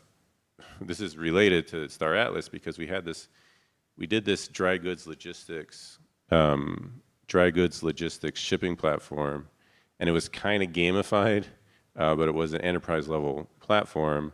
And so that had all the supply chain stuff, similar that we're doing in Star Atlas. So we're bringing all these games together, kind of. So we have that, galactic supply chain style game, economic game, mixed with the other, MMO and the shooters, the racing, all that. So it kind of is like inevitable. And then with all the tech coming in at the same time, with Unreal 5 and the Solana, it just kind of felt the perfect time to go all in on a game like Star Atlas. It's like all the tech's here, it's available. It's even getting easier and easier for smaller teams to produce like really high quality stuff. So yeah, that's where Star Atlas was born, and we're just kind of going all in. That's how we do it. Yeah, there's a couple of things I want to touch on there. We talk about serendipity quite a bit, but let's first go back to Westwood. Coincidentally and ironically, so I grew up in Las Vegas. You guys originally lived in Hawaii, but ultimately moved to Vegas. You were working at Westwood at the time. I had a bunch of friends and lanarchists that worked as game testers at Westwood. We never met each other then, but we were, we probably crossed paths a dozen times. Who knows, right? We're all about the same age, so I assume it was like all in that same era, which I just think is, really fascinating to look back at. But the INTJ. So the INTJ is the architect. That's how it's described, and it's somebody who's able to kind of compile and see the big picture of complex systems. And I think in so many ways we're all focused on our own category of the company itself and able to drive the architecture of that specific aspect of game development. Danny, obviously, on the game side. Jacob, one of the most incredible engineers and developers I've ever seen, working across the full stack and plus pioneering, blockchain development. But, just going back to serendipity, that this is a story I've shared before, but Star Atlas, you guys, do you remember the moment? I think we were on a call. I checked staratlas.com and it was available, and it was a Star Seeker app. And it had just expired, like 30 days before we got it, and 15K for the domain. 15K, yeah, and so with multi-chain or tokes kind of winding down, part of the reason why we were thinking about what was next was because the company was running out of money, and it was like, oh man, this opportunity that we had is gone now because of the pandemic. What's next for us? None of us wanted to go our own separate ways. And so seeing a domain at 15 grand, it was like, okay, well, how are we going to come up with the money for this? But we did it, immediately secured that. And what incredible IP that we have at our disposal now. Yeah, it's kind of an easy decision to make once all the pieces are there. That's the thing. It's like all the pieces came together, and then we look at it, and we had other projects going on at the time. We were spending almost no airtime on them. And then, it was like a very easy decision to start to just put all our energy into it. Yeah, even the domain was there waiting for you guys, so. It was, it was. And the timing of 2021, everything just kind of seemed to be perfect. And certainly we haven't gone without our own challenges. Everybody in this room knows what we've all gone through. But, just it feels like it's meant to be. I don't know how else to put it, but so many things have gone well. And the fact that we're here today and we've been able to power through it and kind of overcome some major obstacles, to me, makes us feel inevitable, as Sam Stefanino would say. Yes. Yeah, no, absolutely. Danny, you had something to add? Well, I was just saying, I remember early on, and you talk about serendipitous, and everything just kept going right? It's like we're aligned with this artist, that artist, this builder, everything just kept going right at the right time. We had the right talent joining. They got it too.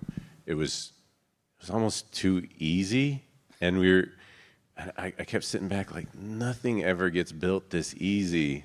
Like, there's no way, like, nothing went wrong. And then, of course, you know. It didn't seem like it was going wrong when you were having those original meetings with nothing other than Sam Bankman-Fried. Well, yeah. And then we had our...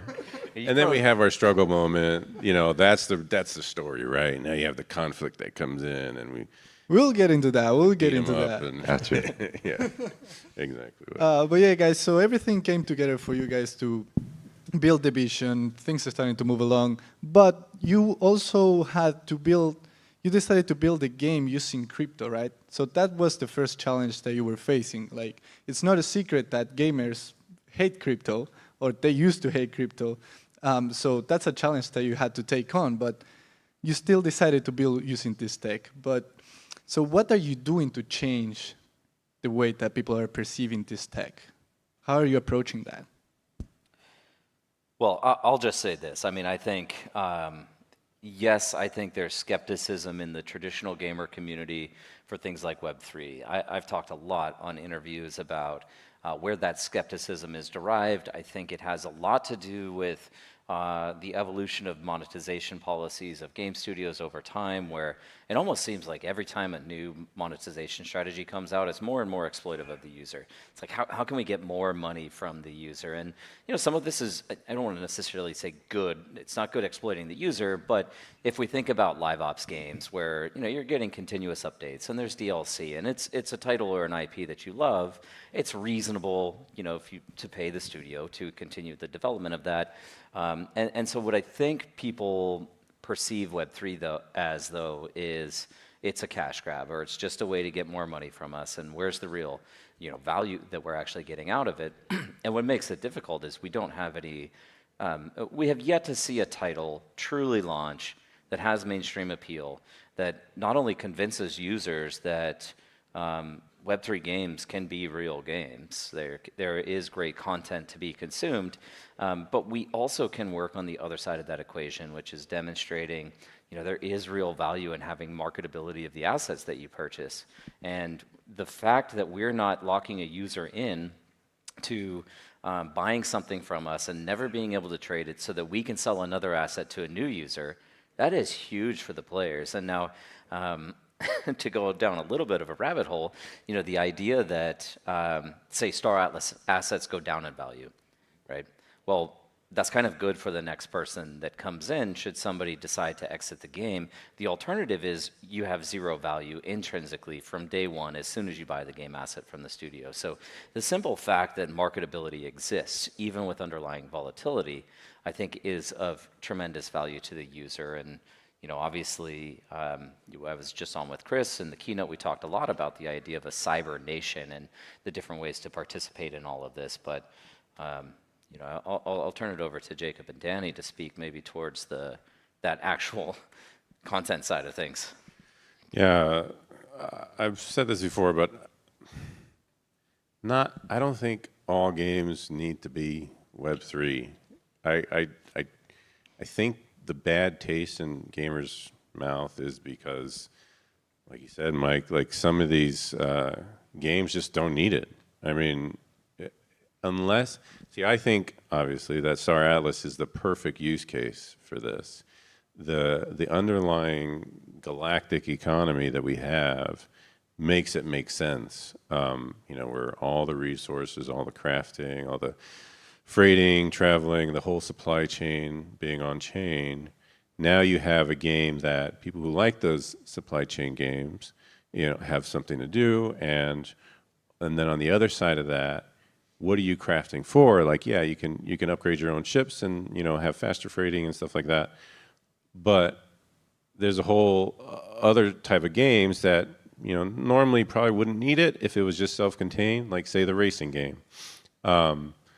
You need to go upgrade your hovercraft, and you need a new warp drive, new thrusters.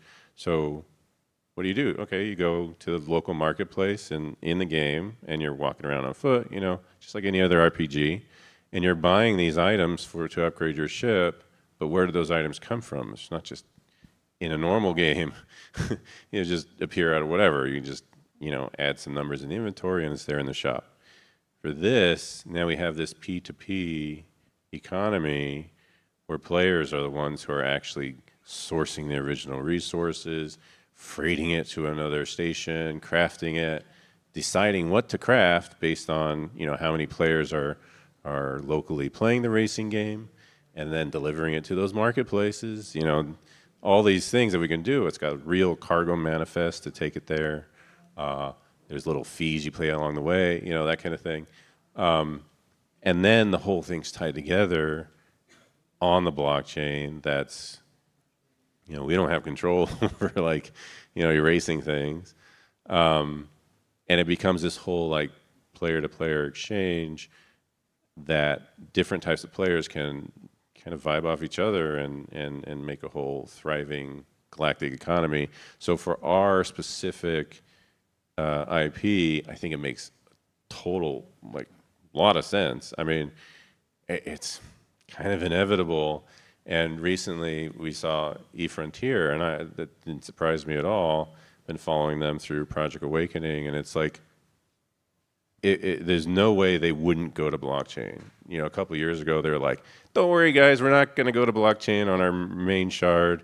I'm like, yeah, sure. They worded it just right to leave it open because it's inevitable. Anyone who knows the tech, and these guys are really smart. I mean, you listen to Hilmar talk, and I'm like, they're definitely going to come to the same conclusions, and they did, because honestly, it's the perfect use case for it. Yep. I think it's a bell curve thing, Santi. Us, our community, we're kind of the proof that gamers love these types of games using Web3 tech. And yeah, we made some, pretty crazy commitments to pioneer it, to figure it out, and kind of do a lot of research. And yeah, some of the things we discovered, I think a lot of other game developers are going to discover as well. What it kind of enables for MMO architecture is wild. Our core economic engine, when we built Sage, I mean, we built the whole thing from beginning to end in a year and a half. If we were to do the same thing to take an MMO all the way to production, not touching the blockchain at all, it would have been a lot of time and effort, probably 3 times as much. And I regularly mention this, but challenging people to do everything that's happening in Star Atlas, the whole platform, rebuild it without touching the blockchain at all, and you're going to end up with 100 times more lines of code, right? So it's sort of the paradigm shift in terms of architecting these things out. The scalability, I don't even think we've reached the limits of what we can do. When our game servers like Starcom, the instability there, it goes down and the game is still running, is because it's not hosted by us. It's the core economic engine, the source of truth, the full authority is this on-chain game system. And it means a lot, not to get too far into the technical details. What connects everything, right, as well. It's what connects all the products together. The blockchain as kind of the backbone of it as well. And it kind of fundamentally enables the path to decentralization. We can flip a switch, have these authorities, the game systems, the game items, all owned by this sort of decentralized organization, and it's just impossible without embracing the tech. And so there's a lot of possibilities that come with it that ultimately empower gamers. And so there's kind of this, the inevitability talk is just of course, at some point, these players are going to want to feel that empowerment. They're not going to want to just sit there playing the hollow games where it's they're constantly hitting microtransactions and it's just all straight into the developer's pocket. They get a ton of entertainment. I don't want to talk bad about them because there's a ton of good games out there, but well, that's where we're gamers ourselves, so we understand that there's this sanctity to games where it feels so pure. We're just having fun. All I want to do is have fun. And so any sort of, like you're saying with the microtransactions, the live games, live service games, it feels almost like an attack on that purity. And that's why, you know, recently single-player games have just been blown up huge. And so I definitely take that into account when designing this stuff out, because I want to keep that pure. I don't know if anyone remembers, I mean, I was told this by one of my art teachers back in the day, but it used to be that musicians would never, it was like considered a sellout if you were to license your music for commercials or something. It's like, that's what jingles are. You go, if you're going to sell your, you know, you make jingles. You don't make music. Music's just to be appreciated, and, you know, you dance to it, and that's it. But now, I mean, look at the state of the music industry, and licensing is like in everything. I mean, even movies, like imagine a movie without music in it, unless you're Eastwood or something. But the same kind of discussion is happening about games. It's like, I don't want to think about a monetary aspect at all. I just want to play the game. I just want to have fun. So it's kind of a similar process, but two aspects is, one, there are gamers who love that idea, who love the idea of thinking about the monetary aspect, optimizing. You know, our brains work that way, and we want to tinker while we play. It feels rewarding to do that. And then, two, I'm taking that trust, very important, that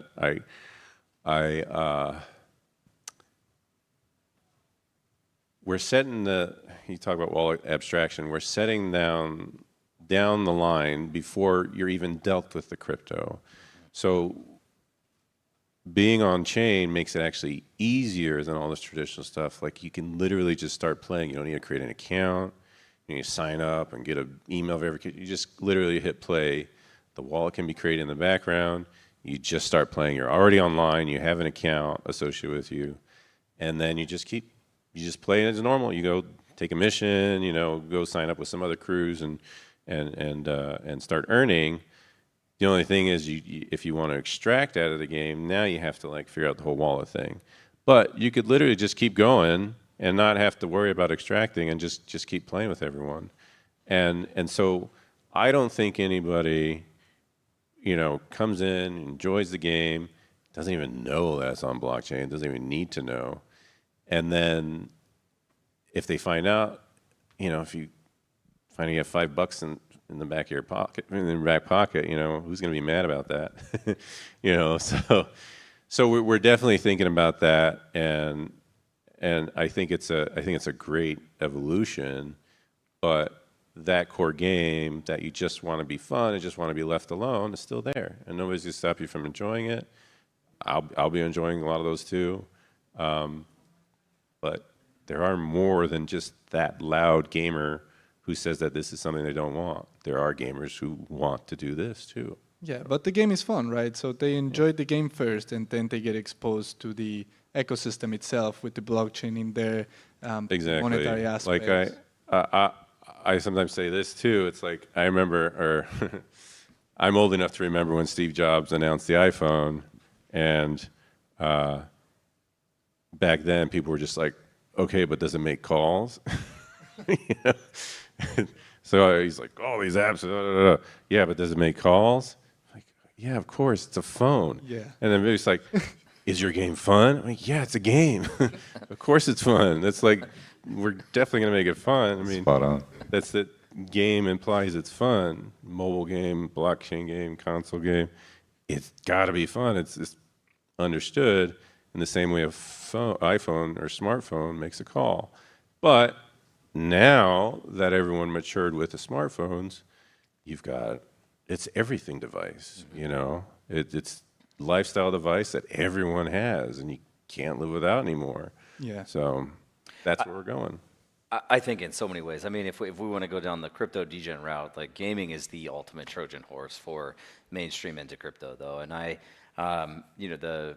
it's not like we don't ever disagree. We work through everything. We talk about differences of opinion. And, one of the things I've talked about a lot is that I'm very passionate about the idea of educating the users of our product on the benefits of self-sovereignty, of how to access these crypto markets. And it's not just about, the gaming side of this. It's like once we can expose them to the broader ecosystem, there are all these benefits and advantages and just benefits that they can derive for themselves. So I personally think we're doing them a disservice if we completely eliminate that. And there is a lot of talk in the Web3 gaming space about complete abstraction or obfuscation. Now, where I think we will all compromise is, I'm more than happy to say, it doesn't have to be the first thing you do. Why are we going to put that blocker in front of them and that, kind of that fear of this is what you have to do and this is how difficult it can be and, oh, you can lose all your money. It doesn't need to be the first thing they see. We have a massive, massive opportunity here to turn a fun experience into an educational experience. We were just chatting, was it 2 days ago, I think, where we were talking about like the initial mission where you can go to 4 or 5 different destinations. And, theoretically, you could be unlocking your seed phrase as you do that. And the seed phrase could be randomly generated by, shooting open an asteroid or mining an asteroid. Like, there's a lot of ways we can make that fun and still inform the user to, go ahead and make sure this is completely secure and safe. It doesn't have to be the first thing, but it is something that I think we should be doing because part of this idea of censorship-resistant systems and decentralization, which Jacob's probably the biggest proponent for decentralization of anyone I've ever talked to. It's all the time. He's like, if we're like, hey, should we do this system off-chain? He's like, no. It's got to be on-chain. Power to the people.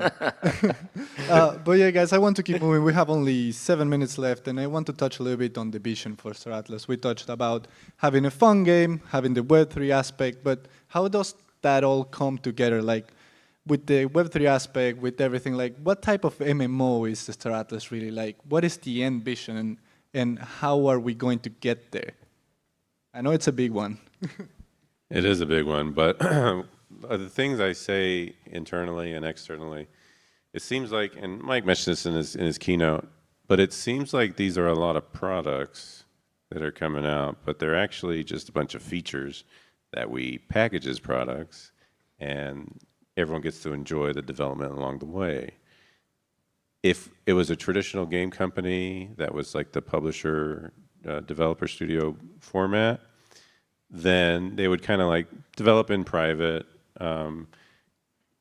different teams do different features like auction house or character movement, mounts or whatever. And these are all different features. What we are doing is we're taking those features, taking those teams, and we build them as a product and we release it. And you kind of have to do that when you're crowdfunded. If anyone has followed like Kickstarter or Star Citizen, they do it the same way. Star Citizen is probably the most successful crowdfunded game.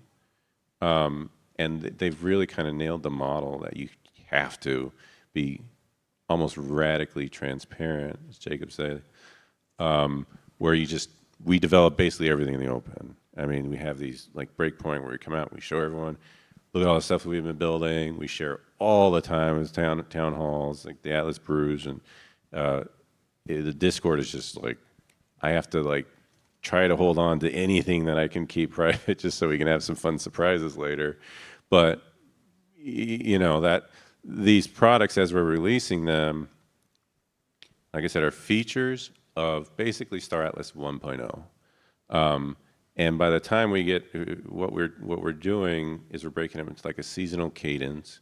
So right now we're very focused on preseason, which if you guys got the keynote, it's got like the shooter aspect is like the primary thing for preseason, with some other experiences in racing and the open world, in experimental mode and the fleet command. But think about it just as a feature. Fleet command is their mini-map, and you got your shooter aspect. It's just guns. It's a game with guns. So you're gonna make a whole game around guns just to make sure the guns feel good. and then your mounts, your ships, a whole game around that just to make sure that feels good. And then we go to season 0 where we really lean into the racing, and then we have up to 8 seasons that cover all the different careers, and we hyper focus on every one of those careers and add it to the game. Once we reach season 8, we actually are at Star Atlas version 1.0, and the whole time it's development on chain and in clients like Unreal, mobile, and that's kind of the overall vision, that how we get to version 1.0. And I can go into more detail with all those different seasons and stuff. But yeah, I mean, it's a lot of work, but the way I really want it to go is, say season 0 comes out, it should be a complete game. Like Fortnite, for example, every time they come out with a season or chapter, there's like new things that are added, new content, new features, totally new mechanics that could come out. But nobody says, oh, Fortnite's not done. I mean, Fortnite's done. They're just adding more and more. So what I want season 0 to be is like someone comes, never heard of Star Atlas, downloads the game, starts a new character, plays through all the loops and all the content that we have available, never even know that it's not a finished full vision. And then every season after that, we just keep adding more content as if it were something like Fortnite, where, it already feels like a complete game. Somebody can come in and play it from start to end and feel very satisfied, but then it just keeps growing on itself. So that's basically kind of it. If you wanted to take maybe some games that might feel familiar, Star Citizen is one that obviously has a lot of comparisons, but what I played Star Citizen obsessively for a while, and I mentioned that earlier, but it's also like got a pretty steep, not learning curve, it's just a time commitment, learn commitment just to get into it and understand what's there. What I want to do is make a game that has that sort of level of depth, but more accessible and more, it's kind of snappier, I call it the time to engagement, the TTE. So if you're playing with somebody who's like halfway across the galaxy, we got to have that time to engagement be really low, because you spend the first 45 minutes to an hour just getting to the same planet to start doing a mission. So finding ways of making that time to engagement really quick, in the same way kind of like Grand Theft Auto is, it's got all these, so many different types of vehicles and ways of interacting with them, but super accessible, right? You just run up, jump in, now you're playing this car, now you're flying this plane, now you're falling a parachute. All these things I want to make that are really cool about this galaxy-wide open space MMO, and just make it super accessible, like GTA in space, right? So I can keep going, and we're running out of time, but well, I just want to say, as complex as Star Citizen is, it's still easier to master than Sage. That was a joke. Well, yeah, guys, we were worried that 40 minutes was going to be a lot, but it wasn't enough. I want to get one last question to you guys, more on a personal level. What does Star Atlas, the vision, mean to you? What does it mean to you personally, to each one of you? You want to start us off, Jake? It's 30 seconds means a lot, Santi. I think we can go a bit over. We can go a bit over. Yeah, we'll go a little over. I mean, for me, it really represents opportunity. It's not necessarily from a business perspective that we think about what we're building at Star Atlas, because ultimately the idea is this IP transfers into a decentralized organization anyway. I've never been more passionate about building something and the potential to create something, but I also just think when has there ever been a product or concept introduced to the world that can potentially impact everybody and also be of interest to everybody? And I think we have this really great opportunity through gaming to seed the initial digital society and civilization that we described, but quite literally, you can be an entrepreneur, you can be an innovator, you can be a developer, you can run a business on a central space station. You could build using our IP, selling shirts or 3D printed models of our ships or jewelry, or you can create a media company around Star Atlas and your own video content. I mean, it's like anything that you can imagine that you would want to do in the real world, you can do through Star Atlas as well. And you can become a part of something that is already like a cult. We use that word. I knew it was going to come out at some point, but it's like, it's just wild. It's just wild. And we have so many people that are just passionate about the idea. And quite literally, it can impact people from everywhere to participate in these new opportunities. So that in a single word is what it means to me. Yeah, a single word. I think we can go just a couple minutes over. I want to hear this answer from you, Danny, as well, and Jacob. What does it mean to you personally, Star Atlas? Yeah, this is, for me, it's kind of I would say the culmination of life's work. I mentioned some of the things I worked on in the past, and if you look at how Star Atlas is set up, there's remnants of all of that experience all coming together. What makes Star Atlas? So it's an obsession. I probably more than anyone else in the team deals with the most individuals across different disciplines, where I'm going in and figuring out what they're doing, and aligning it to be this broad, consistent vision. And it's just, you have to be obsessed because the amount of context switching is insane. And I know these guys do that too, but from the product side, it's you have to deal with the art as well as the programming and all the intricacies on both departments. And honestly, Mike mentioned that INTJ is architect. It perfectly fits how my brain works, and I love it, and I'm obsessed with it, and I love seeing all the different problems that everyone's going through and trying to work through and coordinate all the different teams and make sure they're working together nicely. And there's all sorts of psychological components there. We have a remote company, which is a very interesting challenge as well.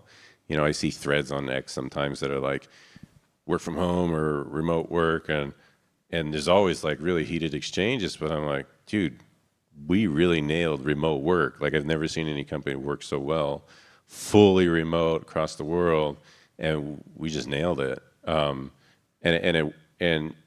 these kinds of challenges I find extremely interesting, and not only in the fictional side of it, but in the real world. And then on top of it, it's this whole fictional alternate universe. And thinking about how literally every single thing works in this fictional universe, that takes place on a real economy that works with real world economic forces. It's insane. I sound like a crazy person, and when when I talk about it with such intensity to people, they go, "Oh, okay." Now it makes sense when you unload everything. Like why I'm like constantly like brooding on any topic that has to do with Star Atlas. And yeah, after all these years, it's still just like a fire that hasn't gone down. And it's just really great building forward. Really powerful. I like that. Danny, genius is indistinguishable from insanity, so we don't know which side you're on yet, but some slight distinguishable characteristics, I think. But no, it really is. This is turning into a very interesting story. This is probably, and I say this as unbiasedly as possible, the most interesting game in the industry right now, what it's turning into be. And it's not like the tech, it's sort of catapulting us to that level.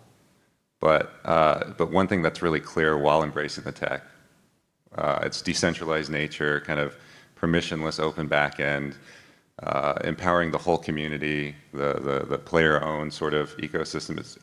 It sort of creates an environment where the value ultimately isn't in the tech. The tech, because it's open, can be replicated by anyone. Someone can go in there, kind of look very clearly how we're doing everything, sort of just spin up a copy of how all our backend works, right?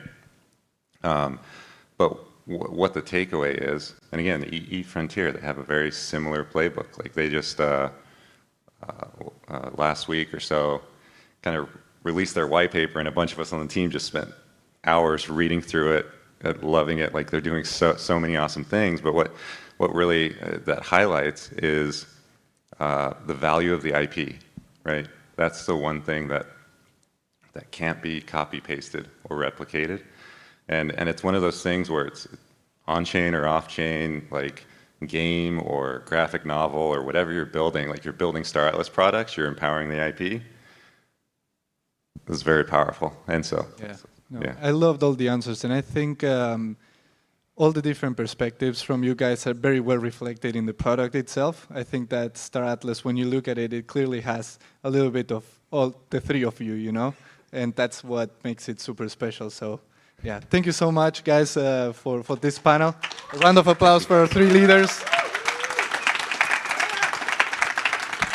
Sorry for running a little bit over, but we didn't want to stop this conversation. And yeah, thank you guys. Thank you so much. And it's an honor for me to be able to. We made it through 2 questions, so that was a win. Yeah.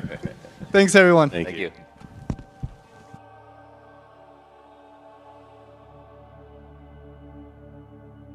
Nice job. Nice job.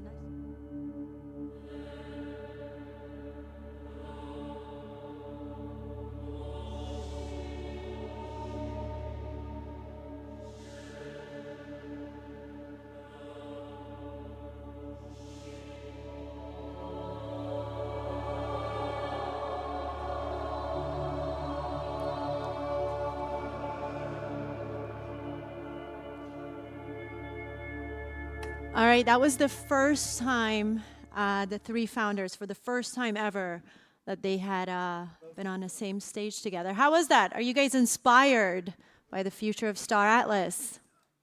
Yeah? Nice, awesome. I love to hear that. Let's talk space exploration, because we know at the heart of every space exploration, or I should say, at the heart of every space game is space exploration, but creating that immersive and seamless space exploration simulator is not easy at all, right? And Star Atlas is mitigating this challenge with Project Galia. It's a very exciting project. We have a really cool demo for you guys. Our gameplay engineer, Brad Warren, is going to show you how Project Galia is making intergalactic travels. Can you imagine that? Intergalactic travels. Seamless and accessible. So let's welcome Brad on stage.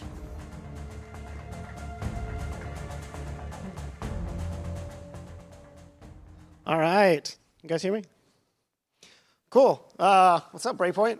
My name is Brad Warren. I'm a gameplay engineer, and I've been asked to go through what we've been doing with Galia. So when we say Galia, it is both the name of our universe, but when we talk about it as a game mode, it is the big open world, MMO, full-size planets, and everything inside of Unreal Engine. So going to be moving pretty fast today. We got a lot to go over. First thing, we have a big old chunky 12-minute vertical slice gameplay video that we're pretty excited to show you. And then we're going to break down kind of all the tech and gameplay that went into building it. So we're going to talk about nested level streaming, directional gravity, so we don't fall off the planets, subwarp travel, getting around planet to planet in our ships. We're going to talk about our efforts with ship AI via reinforced learning, machine learning, our new mission dialogue system, and finally my favorite planet tech. So we'll jump into this video. Couple caveats real quick. So this was created kind of as an R&D exercise to kind of flesh out these systems that we've been building. We wanted to do something cool with it. So it's not intended to be ever played by players. However, all the characters, the story, all the dialogue was written by our lore keeper, Jose. So it is all canon, and the story is lore, and it leads right up to Season 0. Or the environments were all created like by myself. I am not an environment artist. I'm just a gameplay guy. So it is not indicative of final quality or anything like that. And with that, let's roll it.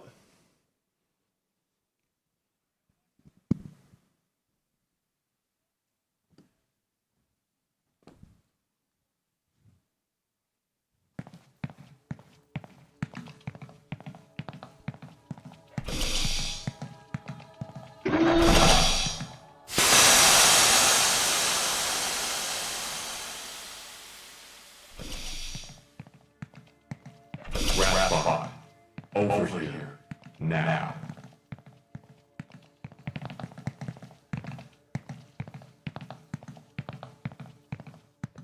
Do you know why I called you here, Cadet? You've been a disgrace to the Council ranks. We have standards, and you're not meeting them. I'm sorry. I mean, Captain. I'll do better. Words are cheap, Raft. I need to see action. What we are doing here keeps Aoki safe, and Aoki is the heart of the Ooster. If we fail here, our entire civilization is in danger. You know how important the belt is for us, Raftbot. If you don't start pulling your own weight, I'll send your core straight back to your mother. What kind of intel did I miss? Anything major? We received an unknown signal on the northern quadrant of the system and sent a patrol to scout. Once they got there, they found the carcass of a packlight and a calico scud hidden among the asteroid field. It was probably a Jorvik attack, but we are investigating what is going on. I'm giving you a chance to make up for your failures, Raft.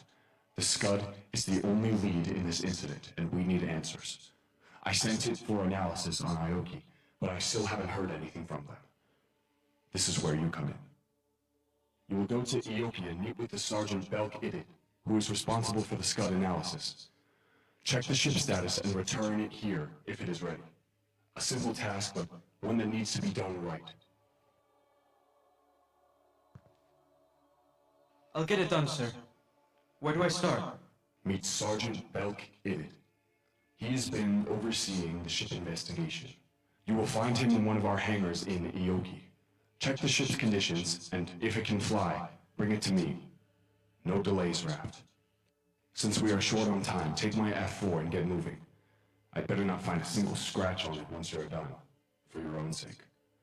We'll stay in touch during the mission. Keep the comms open.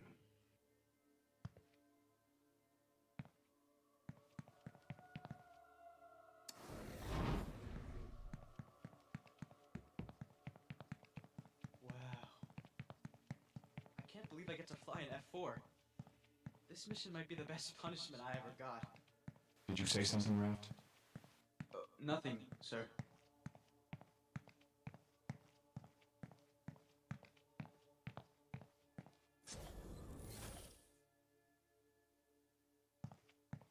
This should be the cargo area. My calculations indicate that it can hold around 16.135 Galaxy storage units. It's above average for a fighter class. Nice.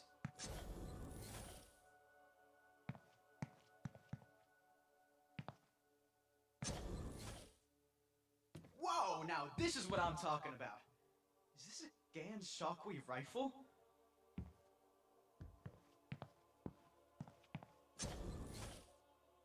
Look at these cells. The Muds must have thought, why not add a tiny dungeon to our ship? And here it is. Honestly, this is genius. This hologram is sick. I can't believe they use this for navigation. Humans really know how to make things feel epic.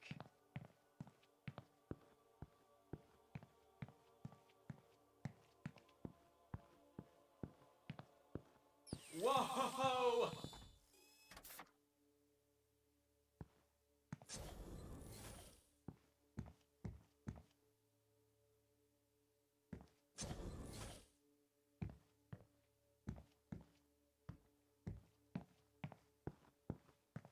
Raft, you on your way?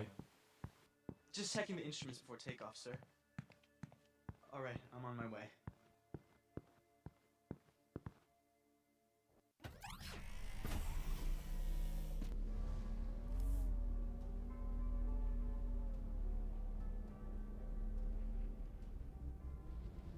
3, 2, 1, engage. Testing, testing. Captain Gagley, can you hear me? Loud and clear, soldier. I know this is kind of cliche, but this view never ceases to amaze me. I can see the drifting sands of Uvana Salar and the southern sea shimmering. It brings back memories of when Mother brought us here for vacations. Laura and I would spend the whole day running through those dunes and doing a whole lot of nothing. Nothing ever happened. Pretty much like the patrols. Sorry, sir. That was out of line. Raft, you're lucky. You know that? You should be thankful to live in an age where your missions involve patrolling, not dropping into hellholes like I did during the Convergence War. We couldn't afford to slide back then. Honestly, I would have rather lived back then. I joined the council to protect our people and make a name for myself, like you did, sir. But all I ever get to do is train or retrieve ships from maintenance. I was like you when I joined the Army, Raft, seeking the same glory you seek now. Until my first mission, when alien worms devoured half of my battalion on an elder-forsaken planet. I'm sure they would rather be alive patrolling the Vesuvius belt. I'm sorry, sir. Look, you've got potential, son. But potential means nothing if you don't put in the work. Get your act together. If you want to face the darkness of Galia, you need to be ready. And this is the way to prepare yourself. I'll do better. You have my word. Glad to hear it. All right, enough chatter. After you have met with Bell, contact me to report. I'll give you more instructions then. Got it, sir.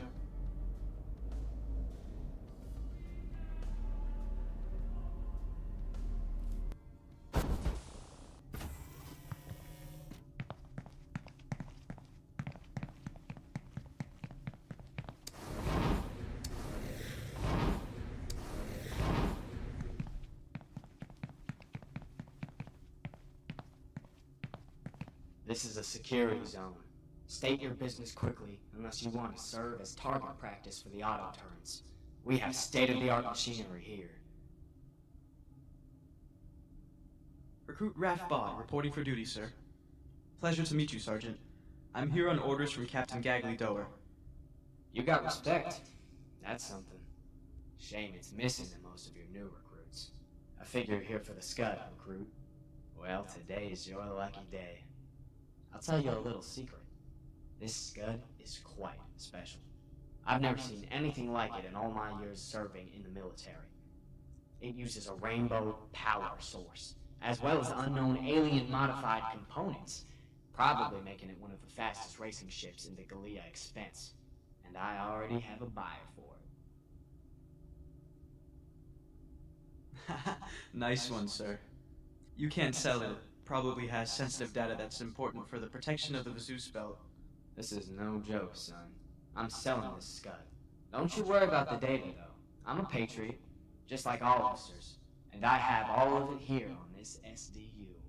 Curiously, it is encrypted to only be accessible by high-ranking council officers. Gaggle might be able to open it, so get this data to him and tell him I'll send the Scud later. I'm already preparing a common Scud for bureaucracy's sake. This way, everyone wins, including you. I have a fat bag of Atlas with your name on it. How does 1 year of a captain's salary sound? Sergeant Belk, you are under arrest for violating the Council of Peace Penal Code by attempting to bribe a council officer and theft of council assets. Ah, just my luck. I got the dumb, righteous recruit. Now of all times. Well, I hate to do this, but we'll be sure to make it quick, kiddo. May your next reincarnation put some good sense into your head. Get 'em, boys!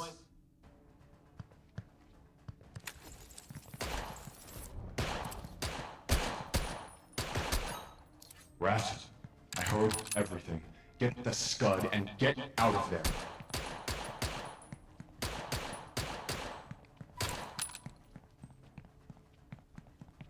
Make sure to escape using hover. If you take to the air right there, those turrets will tear you apart.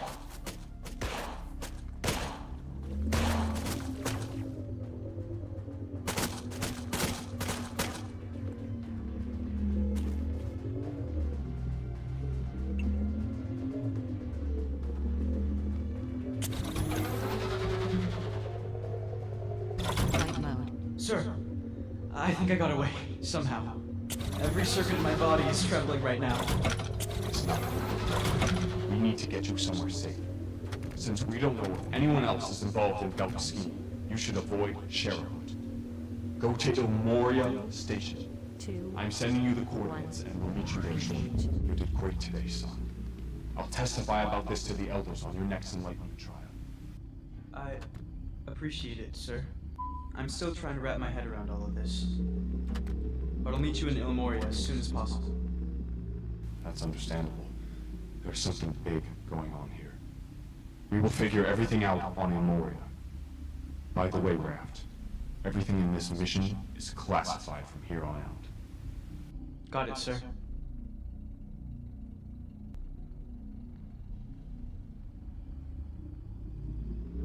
Flight mode. Sir, I see Ilmoria Station. Any specific dock I should aim for? Yes, go for Dock 5.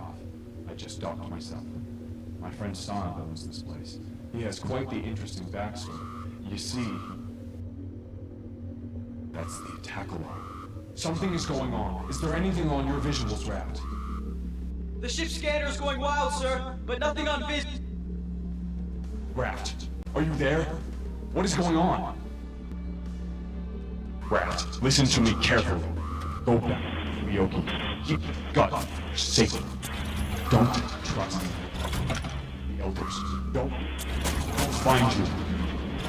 Sir, I did not copy. Can you repeat?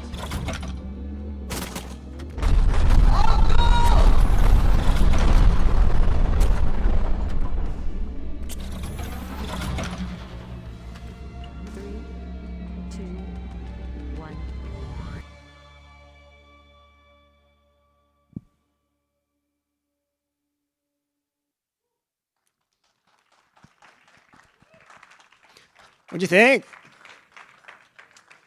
All right. Cool. So let's talk about how we achieved that. So first thing I want to talk about is nested level streaming. So in a game engine, anything that's in the world has to be stored in memory. And there's a limit to that, obviously. So you can't have everything in memory all the time. And when you're talking about a world as big as ours with, multiple planets, we need a way to handle, what's loaded at a time. And so we use nested level streaming. So these levels are less nested inside of each other. So inside of a system, there'll be a planet. And inside of a planet container, it can be a moon. Inside of the moon container, it can be a base, etc.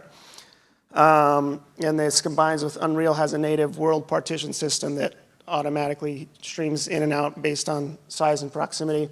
So you can see 4 cubes. This is only one system. These 4 cubes are the spawn volumes for 4 different planets.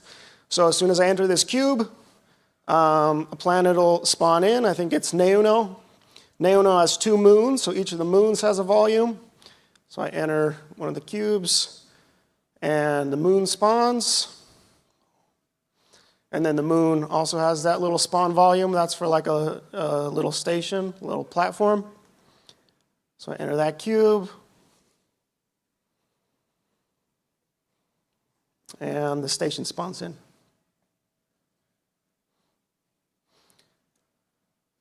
There it is. And then everything works in reverse. Obviously, as I back out, station unloads, moon unloads, planet unloads. All right, directional gravity. Obviously, we don't want to be falling off the planet. So in all game engines, it assumes that up is up and down is down, which works at 99% of the time, but doesn't work for us. So we needed a custom solution. So we have a system of gravity volumes that when you enter it, it talks to the character movement component and the ship movement component. It tells them which way is up. So in the case of a planet, as you move around the planet every frame, it updates to tell you to update that gravity vector. So this is a test level we built to show off our gravity volumes. So these moving platforms have gravity volumes. So as soon as I enter it, my up is now, this platform's up, and I stick to it as it moves around. And then as soon as I get off it, I leave its volume and I'm back to like the world gravity. This shows, you could imagine using this for like racing if we want to like ride on walls or do loop-de-loops and kind of stuff like that. And then we have our classic Mario Galaxy style planetary gravity.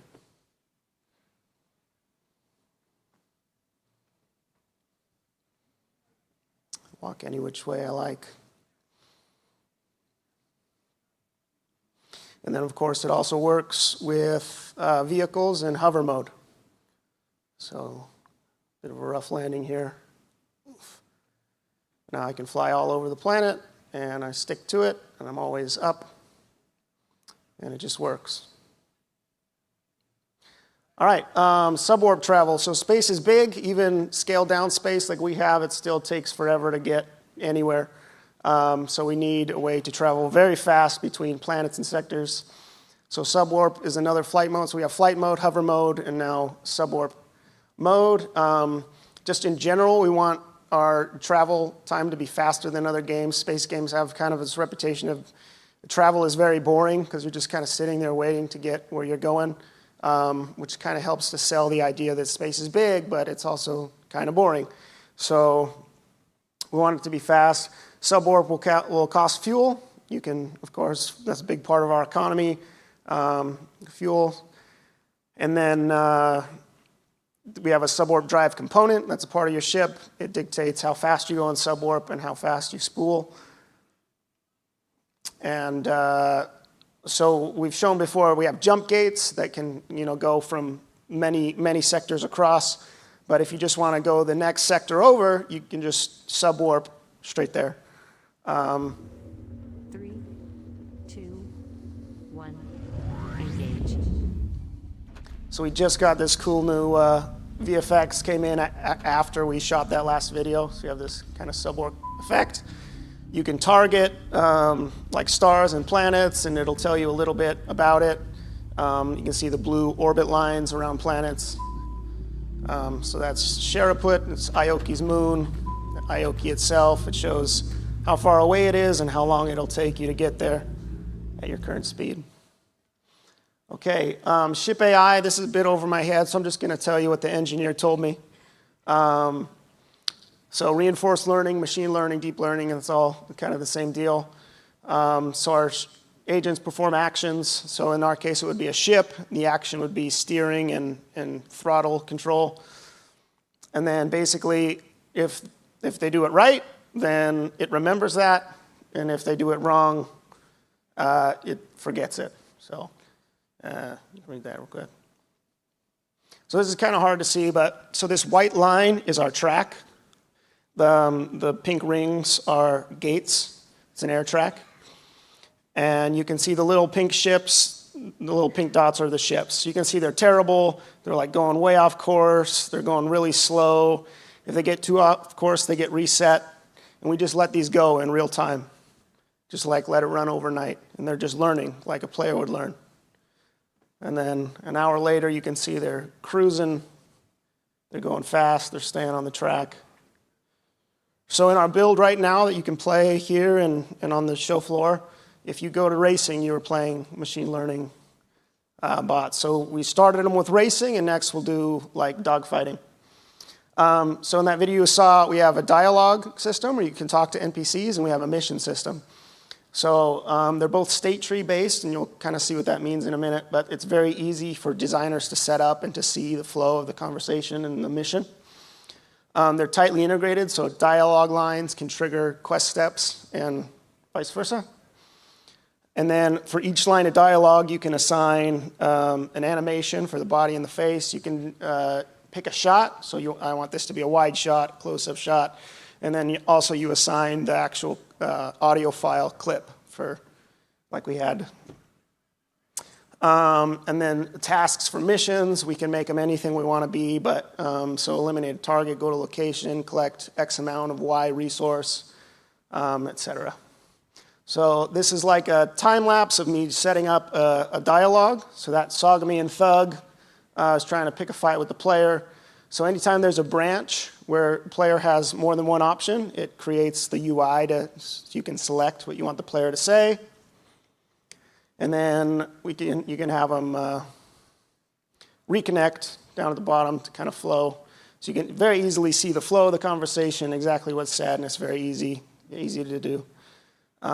Same thing with the missions. So the blue squares are tasks that the player has to do. So this one's a go-to, so I have to meet up with the informant. And then I've got a branch here. I can either hack the terminal or I can eliminate the assassin. It's up to me. And then either one will complete the task and get the reward. So again, very easy to set up, very easy for designers to play with. And now, last but not least, my favorite, planet generation.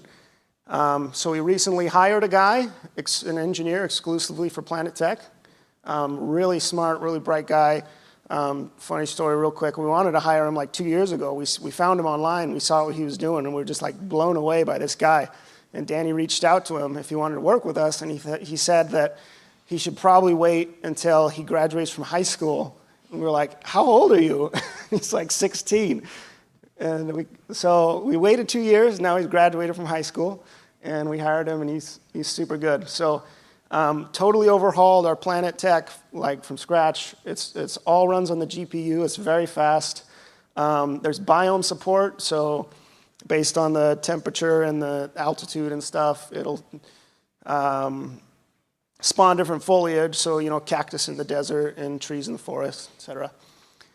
There's planetary clouds. There's basic ocean support. We want to work on that a little more. And terrain modification for level artists. So they want to flatten out an area to build a base or whatever, they can do that. So I'm going to end real quick with this sizzle reel of, this is like a test planet that we just set up to test out all the new tech. So enjoy.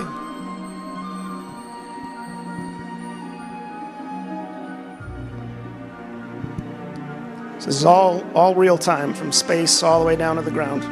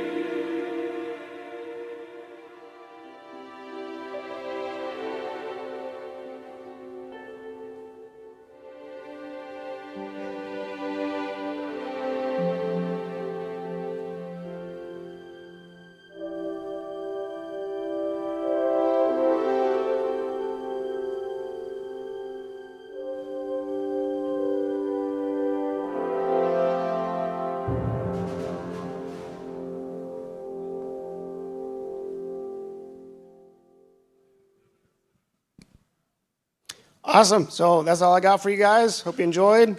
Thanks for coming.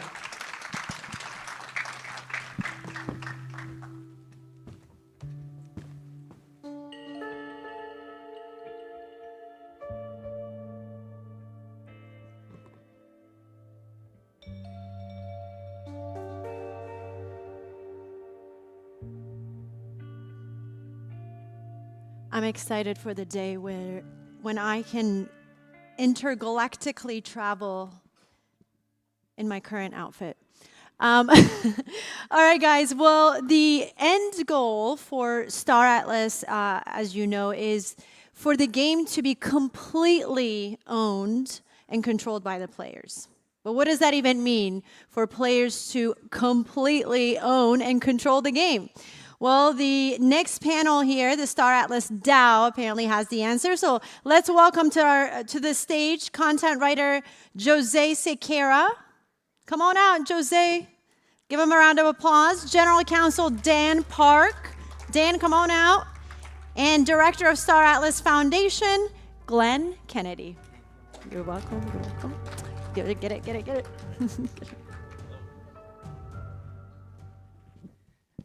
Hello, everyone. Welcome to this awesome panel. Oops, I started already by dropping the water. Okay. Here we are to talk about the topic that my penguin heart loves the most inside Star Atlas. We are going to talk about the DAO, the voice of the people, where everyone here is represented by the council members, the different guilds. This is where every single one of us helps manifest the future of Star Atlas. And today, I am joined by two awesome guests. The first one is a very familiar member to the Star Atlas community. I have Dan Park. Welcome, Dan. It's a pleasure to have you here. Thank you. Excited to be here. Awesome. And the second guest is someone that the community has been dying to know for a little while now. I have here Mr. Glenn Kennedy, the head of the Star Atlas Foundation. Welcome, Glenn. It's a pleasure to have you here. Thank you very much, Jose. It's great to be here. Yeah. We have a very interesting panel. And today we are going to start talking about the DAO. But first, I'd like for our guests to introduce themselves. Glenn, you are already someone that the community knows, but could you please share a little bit about your background and your experience in Star Atlas? Certainly. Thank you. I'm as you know, director of the Star Atlas Foundation. My background is I'm an attorney, like many of us in this space. If you're not a developer, you're an attorney quite often. I'm one of them. I started my career in Canada, and I've been offshore in the Cayman Islands for nearly 20 years now. Been working in Web3 since about 2017. Awesome.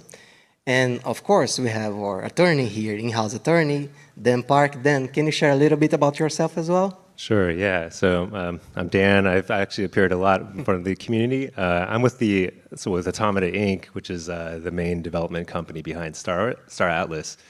But the goal all along, I've been there since 2021, and the goal all along has been to decentralize as much as possible and put as much power into the hands of the players and ownership, and also just the development future should be player-driven. And so a key part of that is moving things towards a DAO, and then working with the foundation and seeing if the foundation can help support the DAO and help players really guide the future. That's awesome. So today on this panel, we'd like to first introduce the concept of what is a DAO. Like, this is something super new. This started with the Web3 revolution. And to be quite honest, there is no formula to how things evolve. We are learning as we do, and to have someone with experience on the field really helps the development of the DAO. So Glenn, could you please share with us, what's the current landscape and framework, the legal framework of the DAOs? Sure, happy to. I mean, in most parts of the world, in most countries, including the Cayman Islands and in North America, DAOs aren't legally recognized. In most cases, they don't have legal personality. The foundation company that I sit as director of, our Star Atlas Foundation, provides that functionality to a DAO. It allows the DAO to hold real-world assets, to contract, and to do a lot of things that aren't capable of being done presently by a DAO. It's a bit of a fix, really. There'll probably be a time in the not-too-distant future where DAOs may be able to do those things internally, but for now, the foundation is the facilitator for the DAO. Yeah, this is something really interesting. I mean, the DAOs, they are eminently internet companies, right? They exist in Web3, they exist on the blockchain, but they need a legal branch to execute the will of the people, right? And this is where Glenn comes and the DAO, the Star Atlas Foundation, and everything. Then, now I'd like to touch a little bit on the actual Star Atlas DAO. Like, could you give us a run on how the Star Atlas DAO is structured? Yeah, so the Star Atlas DAO is really, the idea behind it is we want it to be as community-driven as possible. So the DAO represents just the will of the people and the players. In terms of making decisions and actually, carrying the will out, executing the will, the foundation will help with that, but they're not going to be the only actors. There's going to be all sorts of players and all sorts of people who will put together proposals and say that I want to do this for the Star Atlas ecosystem, I want to develop this aspect of it, and they'll be able to just do that directly with the DAO's mandate. And in terms of the mandate and how that's expressed, it's going to be through what we call the Polis improvement proposals. So we call them PIPs. There have been a few PIPs already just to kind of lay the groundwork and set the stage for how the ecosystem can start making more and more decisions. But we really haven't, we've only just scratched the surface in terms of what they can do and how they will develop over time. Currently, the PIPs have been authored by the Star Atlas Foundation, sort of like saying, this is how you write a PIP, this is how you propose it, and this is how people vote on it. But hopefully over time, we'll see more and more PIPs drafted by community members too. Absolutely, like we need to start somewhere, right? So what the Star Atlas Foundation did was establish the, let's say, the canvas where the players will start drawing the pictures, the painting, and expanding on it. And this is something that's actually super important right now because at this moment, the Star Atlas community is having its first council elections. Actually, today, I'm going to announce here in just a little bit who are the first 12 nominees that are advancing to the second round and will be representing the Star Atlas community in this very important moment in history. So then, before we get to the actual DAO candidates, could you tell us a little bit about the role of those candidates? Like what council members will be doing during this first mandate on establishing how the DAO is going to work? Yeah, so you know, I actually think that the council itself, once they're elected, they're going to help define what the council is. Absolutely. we're starting pretty simply, I think. With they're going to really be instrumental in guiding the PIP process. So they will help community members come up with ideas, refine those ideas into fully drafted proposals, and then help make sure that those proposals are submitted in the proper way. The foundation will step in and review those proposals, make sure they can be carried out, that they're within the proper bounds of what the DAO can do. And basically, I think they're there to give a voice to the community, communicate well between the community and the foundation, and they might do more as well over time, but I think right now this first council is going to set the precedent for what's to come, and they're Absolutely. going to help write Yeah, I think that's the most important part, right? The Star Atlas DAO, the council, the foundation, they serve the Star Atlas community. So we are all facilitators on allowing the community to propose ideas and to enforce them. And the council role is actually enabling the community to streamline the process and get things done in an efficient way, right? Glenn, this is a question that the community asked me to ask you. It might be a little bit spicy, but I want to hear from you, like, how do you see the relationship between the Community Council and the Star Atlas DAO Foundation? Yeah, that's a good question, and it's one that comes up quite often. You know, the foundation side and the governance of the foundation side is not always as visible as the DAO governance and the PIP process will be. But really, the way I think of it in the mandate is that the community is the brain trust. The community is giving direction to the project and making the decisions. Council is their voice, really, and interfaces with the foundation. And the foundation and my role in the foundation is not, you know, an all-powerful Oz man behind the curtain, as some suspect. Rather, I'm the facilitator, I'm the head waiter almost, and I make whatever those decisions are happen. Yeah, this is actually interesting because some community members came here during the Star Atlas Summit and asked me, like, Jose, like, will the head of the foundation do something, like, will he be impeding our proposals and things like that? Oh, no, you can ask him. He'll be here with us today and ask those questions. And yeah, as you are saying, like, we are in a very early moment. The Star Atlas DAO is like a newborn baby who is learning his first steps and things like that.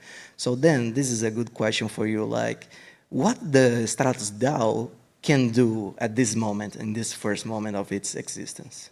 Yeah, so we're already starting to see some pretty good ideas start to be formed in the community Discord, people talking about ways to use the treasury. And that's really the focus of this kind of the early DAO PIPs. I think using the treasury, asking for money to get grants from the treasury to help develop some aspect of the ecosystem, build out a new game feature or a new tool, a web tool, or building, you know, even like a card game or a board game, or hosting in-person experiences, anything that could help develop the Star Atlas ecosystem. If you've got a good idea and you need a little bit of extra help, or if you just want to kind of get a little bit more publicity about the project that you want to build, I think that's really, now is a good time to start putting those ideas to paper. So. Yeah, I mean, we are still very early in the ecosystem, right? We are creating the basis of the game, as the founders were just sharing with us a few presentations ago. We are actually creating the building blocks that will be assembled together in order to create this whole experience to make the Star Atlas metaverse come to life. And for right now, we still need some level of guidance from the lead developer of Star Atlas. Otherwise, things just won't get done quickly as possible. But this is something that's happening right now. In the future, it's the common vision of every Star Atlas team member, everyone acting in the ecosystem. The Star Atlas DAO will be guiding the entire development of Star Atlas. They will be responsible for leading this ecosystem forward. And this is actually a question that I really want to see what you guys think about. Like, how do you guys see the DAO 5 years from now? Well, maybe I'll start with that one. I mean, all DAOs that I work with are really in a process of furthering decentralization. Some are much further ahead, and others are just getting going, and we're at the early stage of that process. My vision, anyway, from the foundation side would be that in 5 years, the role of the foundation is absolutely minimal, and to the point where I'm obsolete as an actor in the ecosystem. This is super cool. Dan, do you have any? Yeah, I mean, that's my perspective as well. So from Automata's perspective, it should just be one of many developers in the Star Atlas ecosystem. So, you know, right now, a lot of the main game experiences that we think of when we think of Star Atlas, they are being built by Automata people. But I hope that well into the future, you know, a lot of what we think about as Star Atlas is actually encompasses way more. It has way more developers out there, way more guilds. I mean, here at the summit, we're seeing just awesome attendance from various guilds and active community members, and just seeing more and more of that. Maybe 5 years from now, there'll be another summit, and it'll be like just with even more energy than we see here, which is an incredible thing to think about. And a lot of it, hopefully, is even organized by other people, not just Automata and not just the Foundation. Yeah, that's a good point. Like 5 years from now, it won't be the three of us here on stage. Like something went wrong if it's the three of us here again, you know, 5 years from now. I want to see the community driving this. I want to see the 5 council members here reporting to you guys what they have been doing, like me being accountable for the decisions, how they have streamlined process, how the political landscape of Star Atlas is working, how the ecosystem is faring, the proposals of the DAO for the next developments and things like that. Now then, going a step back here, can you share with us, like, so for someone in the audience, like how they get started on participating in the DAO activities, how this process works? Yeah, so right now, I think the best way to start is in the Discord. That's where you'll find the kind of the greatest concentration of our most active community members. So that's where people are discussing all the ways that they want to see the Star Atlas ecosystem change over time. And I think from those discussions, we start to see ideas start to form, and then we have a separate channel for like PIP ideas, and people share those, and I've been reading them. I've been trying not to like weigh in too much until we have a council in place to help guide the PIP drafting process, but eventually those PIP ideas will be kind of evaluated for popularity and feasibility and cost, and then those can be drafted up into a PIP, which we have a kind of a set format. And then once they reach a certain kind of critical mass, and the council will help decide when that critical mass is reached, those PIPs can be proposed and voted for by polis holders. So polis being the governance token for the ecosystem. And if it passes, then it's recorded on chain, and that becomes basically the will of the DAO right there. Awesome. So in a sense, like we could say that this is a three-element process, right? We have the community, which is the source of everything, the ultimate decision makers in the system. We have the council, which filters the PIPs, the proposals, help enable the steps, propose ideas of how things could move forward in a most efficient manner. And then finally, we have the foundation, which makes sure everything went correctly through the legislative process, let's say like that, and then they enforce the procedure in real world, right? Yeah, exactly that. So the foundation will play, I think, a really critical role. Glenn will be there looking over everyone's shoulders to make sure that there's, none of the pips are proposing something illegal, I suppose, is the, the main thing. We hope not, right? Yeah, that's right. I mean, I said earlier, it's the community is the brain trust, and the guidance and the direction is going to come from them through the PIP process. There are very limited circumstances where the foundation might be involved and take a different view on a proposal, really limited to illegality and something which is completely cross purposes to the mandate. That's not come up in any of the DAOs I work with, and wouldn't expect it to, but that's really the only area where the foundation might have a different view or a different power. Awesome. So you don't see the foundation making any analysis like of content, let's say, if this is a cool thing for the environment. No, we are focused on keeping the DAO safe, let's say it like that. That's right, that's right. I mean, to give you a real world example here in Singapore, one of the other DAOs I work with some community member decided that it would be a really great thing to improve the profile of the DAO to sponsor one of the F1 teams. So that was a community proposal, which then went to council on that DAO. Council reviewed it, council moved that forward. And only when that was approved did I get involved and sign the contract and send a wire transfer, a pretty large one at that. But that's sort of an example of how the foundation worked in that case with the community through the proposal system and council. Yeah, this is really cool because the foundation is actually the representation in the real world of this abstract entity that we created pretty much on Star Atlas Discord, right? This is super cool. Like, Glenn, can you give us like other cases or other real world activity that the foundation get involved in on the behalf of the Star Atlas DAO overall? I mean, look, it's largely functional on the foundation side. So there may be times, or there may come a time where the foundation and the DAO needs to hold assets, fiat bank account assets, for example. There may be examples where contracting is needed and KYC is involved and a beneficial owner question comes up. All of that points back to me and the foundation. So again, very much enabling roles and facilitating roles for the will. This is super cool. And this, now let's go again looking a little bit at the future, and this is a question for you and Dan, what kind of proposals do you guys personally want to see done in the DAO? If as a community member, then as a PvP holder, what you would like to see moving forward to drive the activity on the DAO? Yeah, so I see right now as this is a time for just growth. So we like the Star Atlas, what Star Atlas is, I think largely revolves around the gameplay that's available now, both through the browser, the 2D game, as well as the Unreal Engine side of development. But all of that can also be built on top of that by other experiences, and we're seeing some of that already. We've seen the Aephia card game, things like that.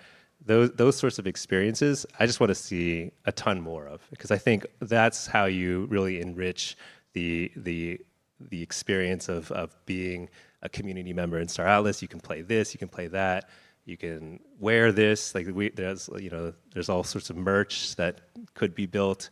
I think I love seeing the 3D printed ships. Yeah, those are awesome. Yeah, I just want to collect those. And so I think just more and more projects like that kind of helps cement in everyone's heads what the idea of Star Atlas is. And right now is a formative period. So this is when we get to set a lot of precedent, and community members have a lot of voice in how things should feel. I completely agree. And at this moment, we need to tap this potential that our community has, right? The DAO has the funds, and this is, for me, this is a mind-blowing fact. The DAO is entirely self-sufficient right? Because it has its own funds, it has the taxation on the in-game activity that goes strictly to the DAO treasury. And we have over, I think, something like $2 million in assets on the DAO treasury. So this allows our community to have plenty of funds to start any activity that they want. And actually, one of our first PIPs was the community funding of the projects, right? Can you give us some more detail on that then? Yeah, so we're having the Nabathon, which is the Star Atlas hackathon, and I think it's not up to me to actually announce anything about it, but that's been in process for the last few months. Glenn helped sign off on the PIP that proposed it. We dedicate some of the treasury assets for community projects, and so to kind of incentivize people to build different aspects for it.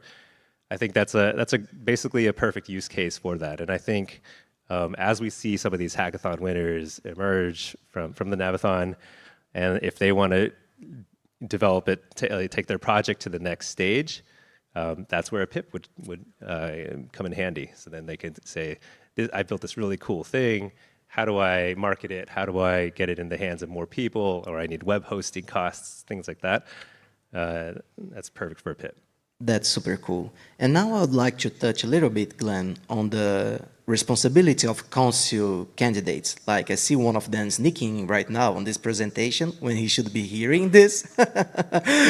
Yeah, cheers. So yeah, right now I want to touch on your guys' expertise on how you guys feel about the role of the council, like the responsibility of those guys that will be representing Star Atlas community on diverse kind of situations, helping streamline the process. But before that, I have the pleasure to be announcing the names of those who are making to the next round of the council elections. Right now, we have 12 candidates. Those 12 names that I'm going to say now are the ones that received the most support from Star Atlas community, and they will be competing for 5 seats as council members that will help shape the future of Star Atlas. So we have Alexus, Denmark, Drunk Carlos, Jitblade, GP, Notcats, Ahota, Rome Emperor, Bodhi, Kriegs, Funcracker, and King Brian. Those names, so a round of applause for our council candidates, right? That's only fair. Running. But for me, this is, of course, congratulations. This is a huge achievement. This shows that you guys had the support from thousands and thousands of people. And basically, that means that you are now responsible for taking care of the hopes and dreams of that people.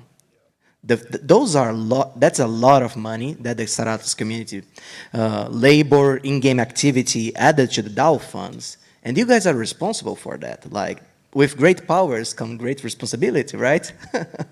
So Glenn, from your experience, could you share how the foundation see the role of a council member? Yes, certainly. And the council is in a lot of ways one of the most important actors and organs in the ecosystem. I mean, the ideas come from the ground up, but it's really council that gives them voice, and it's council that implements the proposals that will come through. So the council member, as you say, is a very important role, and it's one that involves a few things. I mean, the council members will need to be, evangelists for the project, for the ecosystem. They need to be to do what they can to in this early stage to expand it. They have to act with the best interests of the project as a whole in mind. They need to act without self-interest or conflict.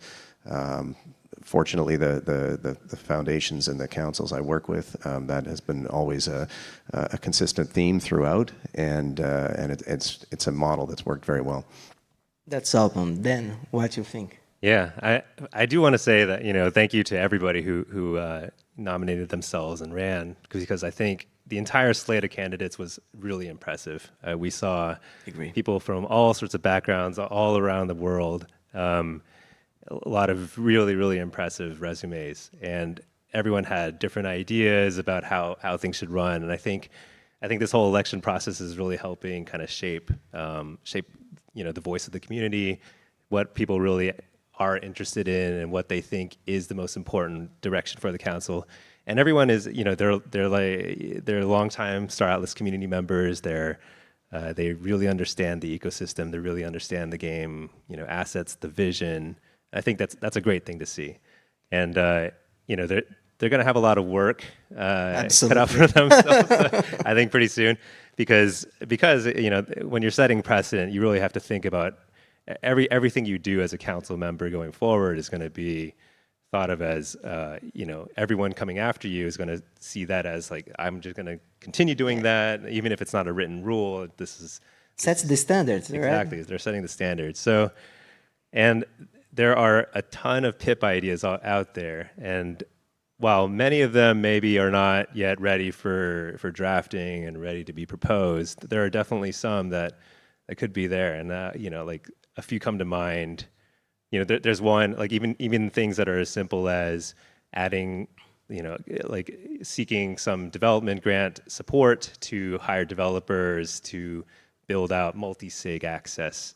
That's a good one. Yeah, for some of the on-chain programs that we have in Star Atlas, and I think that's a great, very simple, very achievable goal. And those sorts of ideas, it's a pretty good draft, but it needs a lot more shaping, a lot more research to figure out exactly what the cost would be, what's feasible about it, the timelines, things like that. And those sorts of ideas, I mean, I love seeing that from the community, and the council is going to step in, and they're going to be really guiding that process forward, pushing it forward. And that's just one of many, many ideas we've seen. So. Yeah, and Star Atlas is a very unique ecosystem, right? Generally, when we're speaking about DAOs, we have everyone having similar opinions about the future of a project and how things should move forward. But Star Atlas is actually a game that's based on diversity and conflicting interests from its players, right? And just as an example to share with you guys here, we have many council candidates that are coming from very different backgrounds.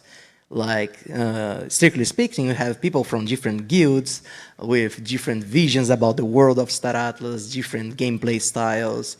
The political dimension of the Star Atlas Council has an in-game interference, we can say it like that. It's influenced by in-game behavior, and seeing how those actors are going to work together to foster the ecosystem forward. This is something that I really look forward to see, like how the different guild motivations will work together with their DAO persona, with their in-game persona, assets, and things like that. Do you think that this brings a new level of complexity to the Star Atlas DAO then?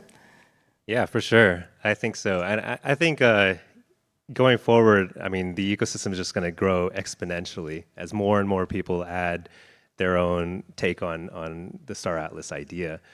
And I think, yeah, I mean, honestly, the council is going to be instrumental in helping, make sure that what's happening throughout the community that Glenn can be informed on what's happening throughout the community in like a concise and measured way. I'm sure you'll be meeting with them very regularly, actually, the council. Yeah, no, I'm looking forward to that. It's a very exciting and important time to be a council member, and congratulations to the finalists, and I look forward to working with them very closely indeed.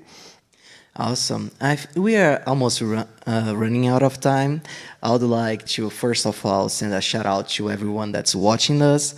Thank you guys. You guys are literally part of this. You guys have chosen the council candidates. You guys have staked your PvP. You guys are standing behind your candidates. Right now, I saw on Discord, political activity is going, alliances are being formed, and it's super interesting to see this ecosystem thriving and see how the different actors, the community, the council candidates, and the Star Atlas Foundation are getting together to make Star Atlas goals forward and reach the next level of development. I'd also like to thank Dan and Glenn. It was a pleasure sharing this panel with you guys. And thank you, everyone. I hope you guys enjoy the remaining events that we have here in the Star Atlas Summit. Thank you very much. We'll see you guys later. Thank you.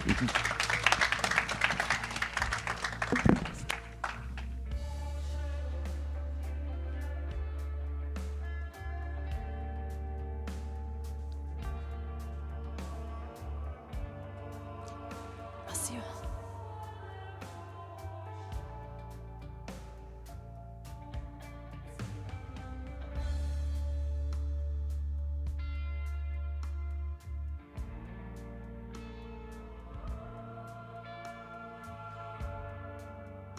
All right, we're getting ready for our last panel of the day. How are you guys feeling? Yeah? All right, we're almost there. We're almost there. And we can't leave without talking about Solana, right? We got to talk about Solana. It's inevitable. Now, you know that Star Atlas is a decentralized project with composability in mind. And that's why it is built on the Solana blockchain. Every developer and every project that's building on with Star Atlas is essentially strengthening the Solana ecosystem. And to understand that better, we have our Star Atlas Nabathon partners and Chief of Staff Miguel Moorcraft. They're going to come in and they're going to dive deeper into the Solana ecosystem. So give them a round of applause.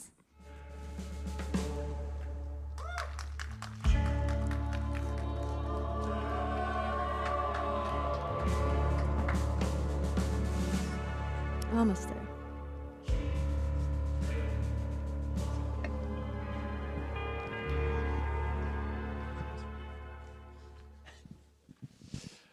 All right, everyone. Thank you for being here. Thank you for those at home watching the stream.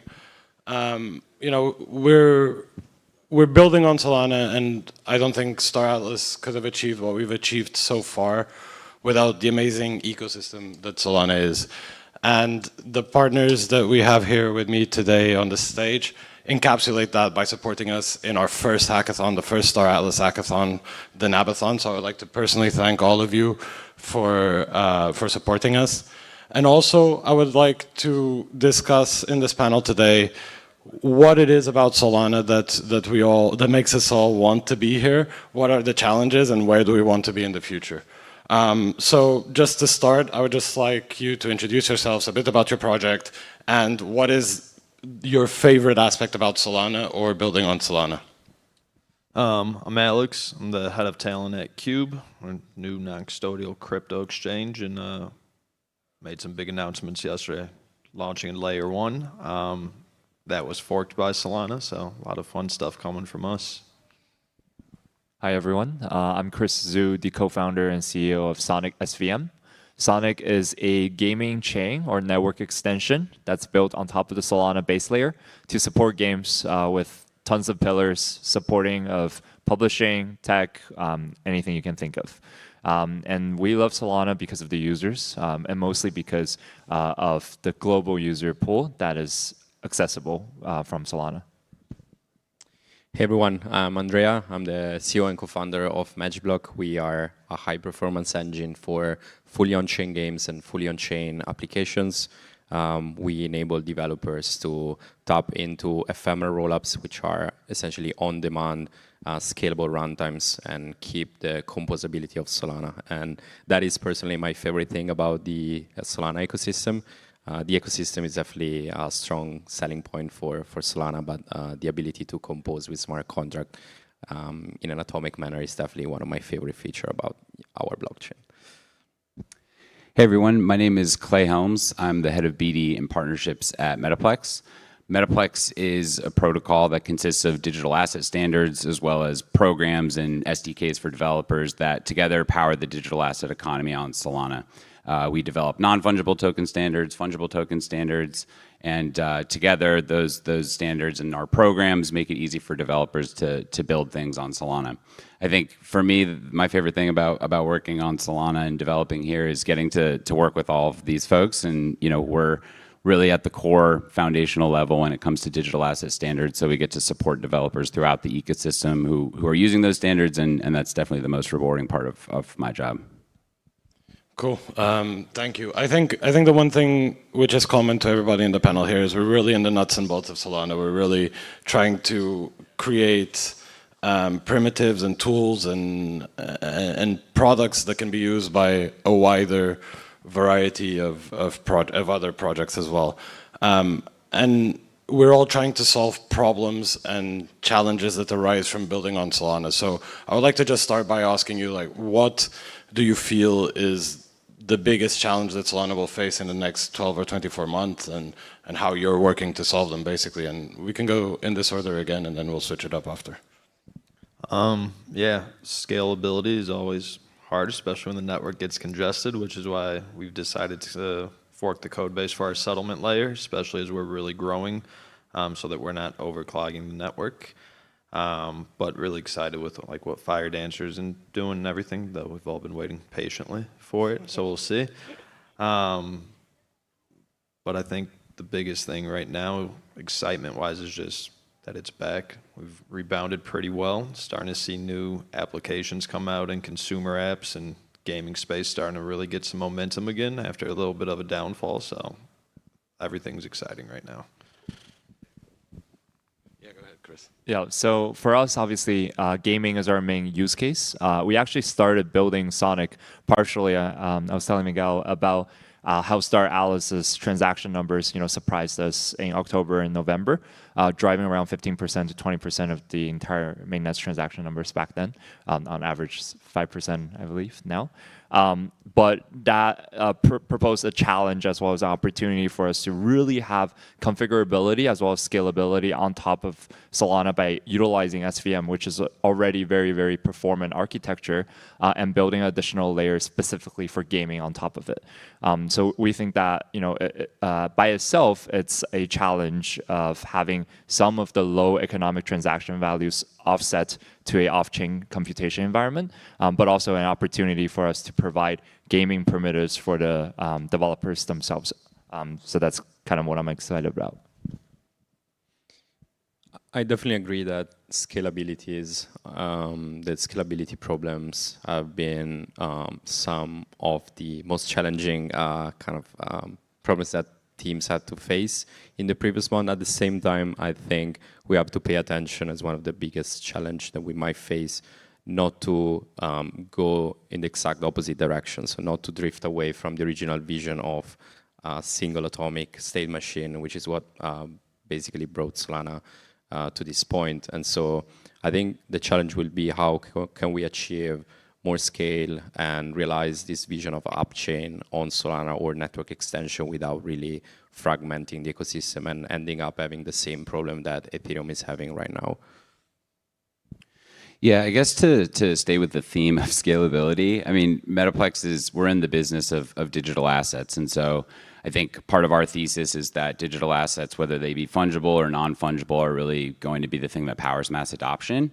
And so we're really focused right now and working with a lot of different developers to understand their pain points when it comes to both writing digital assets and reading them on chain. So we're working with Star Atlas and with Sonic and with others to think about how do we do things like reducing the number of transactions required to mint NFTs at scale, or provide more performant indexing in a decentralized fashion to access that state data in a more efficient way. So we're kind of doing the nuts and bolts work to try and sharpen, picks and axes so that game developers can really go out there and do the hard work of promoting mass adoption. And that's where we spend most of our time in trying to solve the problem of scalability. I think I'm just going to plug you right now. You're having a big release announcement upstairs, right now. So I don't know if you want to share a bit about that, or too early, or tell people to go upstairs. No, I appreciate it. The director of the Metaplex Foundation, Steven, is sharing some information about a new product that we're bringing to market called Aura. I kind of just alluded to it a little bit, but really at the intersection of both reading and writing compressed state data, we see a tremendous opportunity to decentralize the read layer and create an opportunity for anyone to spin up a node and contribute to indexing state data, as well as facilitating more dynamic elasticity across state data, right? Being able to take assets into and out of states of compression based on the developer or the creator need at the time. So we're super excited about it. Steven is upstairs talking about it much more eloquently than me, but yeah, we're covering both bases here. No, but congratulations. I mean, you all spoke about scale. Scale is also at the forefront of our mind, especially if we think about the multiplication of assets and transactions and the growth of users, which just makes this growth exponential. And you said, Alex, we've created a settlement layer to unclog the layer one. And so how do we feel about almost this tension that there is between, we want user growth, but then user growth is going to bring us problems in terms of UX and UI and user experience. Should we be looking for massive growth? Should we be looking to kind of grow a bit slower? I mean, I think I know the answer to that, but you mentioned it, so let's start with you. I think the more users, the merrier. It's a constant changing battle of how we go about solving scalability. I mean, L2s, new L1s. Fire Dancer. Fire Dancer, right? We've been waiting for a while. I think, like the rest of crypto, there's going to be a lot of experimentation, and what we're doing may or may not work with everything. And, you know, we'll continue to adopt and experiment until we figure out the right solution. But as far as I'm concerned, the more people utilizing the Solana, the better. Yeah, I completely agree with that. And then question more for, you know, Magic Block or Magic Block and Sonic. You seem to be solving a similar problem, which also has to do with scale, but it also has to do with latency. It's a problem that we know very well. It's something that is very close to us here at Star Atlas, something that we need to think about when we're thinking about the future. How do you see, you know, do you think that Solana increasing their scale actually reduces the need for product like yours, or do you think that there is more value to come from creating this infrastructure around gaming that goes beyond just scalability? Yeah, so first of all, when you talk about scalability, you have to qualify. You can have scalability of throughput, meaning the number of transactions that the system can handle, or you can have scalability, meaning you want to reduce the time that it takes for a user to send a transaction to the network. And that could also be an issue. So that is the latency. And so when it comes to Fire Dancer, obviously super excited. The whole community is waiting for it. I think that will probably solve 99% of scalability problem of Solana. What it doesn't solve is whenever you have a hot state, which is the real problem. So whenever there's a hot NFT mint, whenever there's congestion because of transaction touching a specific account, that's where the problem starts. And so the approach that we have taken to solve that problem is to add this elastic layer on top of Solana. So we essentially allow developers to run these ephemeral rollups at the account level, and really, in our view, that is the best trade-off on a technical perspective on how you can stay on Solana, but also dynamically increase the TPS because it's elastic. You spin up multiple instances the exact same way that you would do it on Web 2. And then on the latency side of the thing, what ephemeral rollups allow you to do is you can co-locate the node close to the user. So you can reduce the round trip, the amount of time that they are waiting for that transaction to confirm, essentially. So that's what we're doing on our side. Yeah, so for us, it's a little bit different where, you know, when it comes to the trade-offs between kind of accelerating user growth and scaling, we always pick acceleration of user growth. And I think if you look at kind of the traditional L2s on Ethereum, you know, people call them ghost towns, liquidity fragmentation. Those are problems that we want to avoid when we're building, whether it be a rollup or network extension on top of Solana. And one of the biggest opportunities here is that for Solana, you can actually have additional new use cases that are tailor-made and crafted for example, you know, high-performance gaming.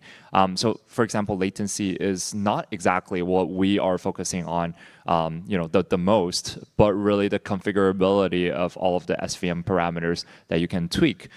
For example, in Star Atlas's case, maybe we can lower rent to more affordable for the users. Maybe we can change the gas fees on top of a specific instance of an SVM, and then we can keep the liquidity on the base layer and have a interoperable function where the L2 can batch and compress all of those state sinks back to the L1.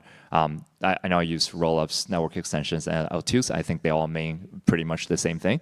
But we really think that this configurability and customizability is the opportunity to fit each individual game differently and have, whether it be cost or TPS, you know, changed in the way that fits that specific game. And then, you know, we help with other publishing stuff that is not so related here. Cool, thank you. Yeah, I mean, the problem with scale is a lot more nuanced than just, oh, let's get a bunch of transactions, especially for gaming, especially for full on-chain gaming. And the more we see the adoption of full on-chain gaming, I think the more relevant solutions like this become. Throughout this breakpoint, I've seen a trend, at least in the people that I like to talk to as director of growth, going out, talking to people all the time. I've seen a lot of projects, once again, coming from other chains into Solana, and just being surprised at the level of activity and excitement and development that there is on Solana. So my question to you is, and obviously this is for us who are building, this is extremely important to maintain and to even grow as much as we can. So my question to you is, how do we attract the best builders to come on Solana? That's what I want to see in the ecosystem, so that at the next Impact Summit or at the next breakpoint, it's two, 3 times the size, basically. So I don't know, let's start with Clay and then come back. For me, it's interesting because I actually came from the Ethereum L2 ecosystem over to Solana, and one of the things that attracted me most is just the level of activity that's going on. I think at Metaplex, we're interested in supporting developers who are reaching consumers at scale, and those apps and those platforms and those games that are doing that are really what's going to attract the next wave of developers to want to come and recreate that success. So putting shots on goal and putting shots in goal, I think, is the way that you really attract developers. But I would also add, I think international expansion is a really important part of this, and meeting developers where they are. We had the pleasure earlier this month of attending Solana Super Tokyo, and kudos to the Super Team Japan there who put that together. But it was really interesting to see a more, I guess I would say, nascent stage developer community who was learning about Solana in many cases for the first time. And it was a great opportunity for us to really be a part of that education moment and to make sure that they understand the advantages of the ecosystem and the execution environment, and sort of understand those nuances when they're thinking about where to build for the first time. And so, I know that's a focus for the Solana Foundation and the community at large to continue meeting those developers where they are, and kind of playing the longer term game of adopting earlier stage developers. Yeah, I would second that. I think Super Team DAOs are doing an amazing job in educating and onboarding new members to the community. If you've been to the previous breakpoint, you can clearly see that the ecosystem is growing year over year, and the sheer amount of people and events is palpable. So I think we are on a right trajectory. We just need to keep building cool products and solve problems. But the overall direction of this space seems absolutely correct. Yeah, so our teams distributed halfway, in Asia and halfway across the Western Hemisphere as well. So we kind of see this mix. For example, Solar, which is the Mandarin-speaking community of Solana, was co-initiated, or one of the early members there. And then we obviously work with a lot of other super teams. And the speed at which these super team communities have grown have been extremely promising from our perspective. And it's really decentralizing the operation in different geographic locations to the extent that it fits that geographic location the best. For example, Singapore has more of a smaller startup community when it comes to founders working on deals, but it could act as kind of the middle point before other regions kind of launch their product or fundraise. So Nick, who's running Singapore's super team, was actually telling me that they're bringing outside geographic founders to Singapore to kind of accelerate them. So I think those approaches are very tailor-made for the geographic area for Solana's growth as well. And then for us, we root back into gaming. So for Korean gaming, Japanese gaming, Chinese producers, European producers, there are very different types of people looking at different types of problems. For example, China requires a license for each month to publish or commercialize your game. Then the fundraising as well as the publishing side is probably top of their mind, instead of building additional gaming mechanisms based on the pressure they already have. So we are helping them navigate those problem spaces and really having new use cases on Solana that will help them solve different sets of problems. Yeah, not to echo the exact same thing, but Super Team has crushed it, along with Foundation, really pushing that forward. And I mean, I've seen a lot of it here. I come from the VC world too, before working with Cube, and quite a few of the teams. I saw a couple here today, Osmosis and Wasabi, coming from Cosmos ecosystem, and Blast, who are now expanding onto Solana. And when I ask them why, it's speed and the UX, and they can't avoid it anymore at this point. I think we all agree on that. And yeah, I want to echo the kudos to Super Team that curiously all of you talked about. If you don't listen to their monthly call, I think it's one of the best wrap-ups that there is on the Solana ecosystem as a whole, and on our wins as an ecosystem, and a place where builders can usually be found. I'd also like to shout out to Step Finance and their Solana All-Stars events, which really brings awareness and education. And I know that in Nigeria they're doing a fantastic job. So yeah, kudos to those teams who are also building in the ecosystem. A question more, I mean, you sponsored the Nabathon. I know all of you guys know Star Atlas to some extent, so I'm gonna use you guys for a bit of a brainstorm. Like, what's the feature that you would like to see in Star Atlas? Coming from where you're coming from, what is the thing? And anybody can go first if you've got an answer like burning, go for it. I'll give you a really bold one because I'm not a PC gamer. Okay. Getting it on consoles, I think, would be getting on the consoles. Bullish. Yeah. I'm a big Xbox player. PCs scare me because anytime I play a PC game, I get my ass kicked immediately. Cool. Yeah, I agree. I'd love to see it. I grew up playing PlayStation, so yeah, I'm with you on that. I don't know who's next. I'll take it. So we've realized a lot of our communities, as well as producers we work with, really have very fine control when it comes to delegation of assets. So there are whales, that handle a lot of assets for, a guild, even multiple guilds, and then they separate it out, and there are people, waiting to farm with those assets and such and so forth. So that fine-grained control when it comes to the role assignment in an MMORPG, I think is very, very interesting. I think Jacob's in the audience, our CTO. That's with him, but got it. but we are working on the DAC platform, which is exactly that. So I love that you're saying that, Andrea. I love to see a mobile game, and also in the works. Cool. I'm liking this. This is good. This is good. And that is also why we are building a mobile game based off the IP of Star Atlas. That is one of the coolest feature about Web3 games is that you can reuse assets and reuse IP across different experiences, and you can offer new experiences to the same player base, or you can attract slightly different audiences that are more comfortable with a different device and with a different gameplay, but that can tap into the same IP and lore and ecosystem that the original studio created, essentially. Yeah, I've had early access to part of this game. It looks awesome. It's sick that that you guys are doing it, and yeah.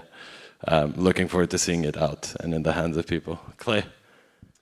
I don't want to steal, but I would say mobile as well. It seems like it's kind of been in many ways the theme of the weekend with some of the announcements that have come out around Seeker and other things. I think when we think about mass adoption, mobile is a really powerful sort of way to broaden the aperture for use cases and playing these games. But also, I guess, kind of bringing it back to the Metaplex side, we would love to see the ability for users and players of the game to be able to move assets into and out of states of various performance, right? And giving you guys the ability to use things like compression, but then be able to adorn those assets with more performance and functionality later so that the end user experience is a little bit more dynamic.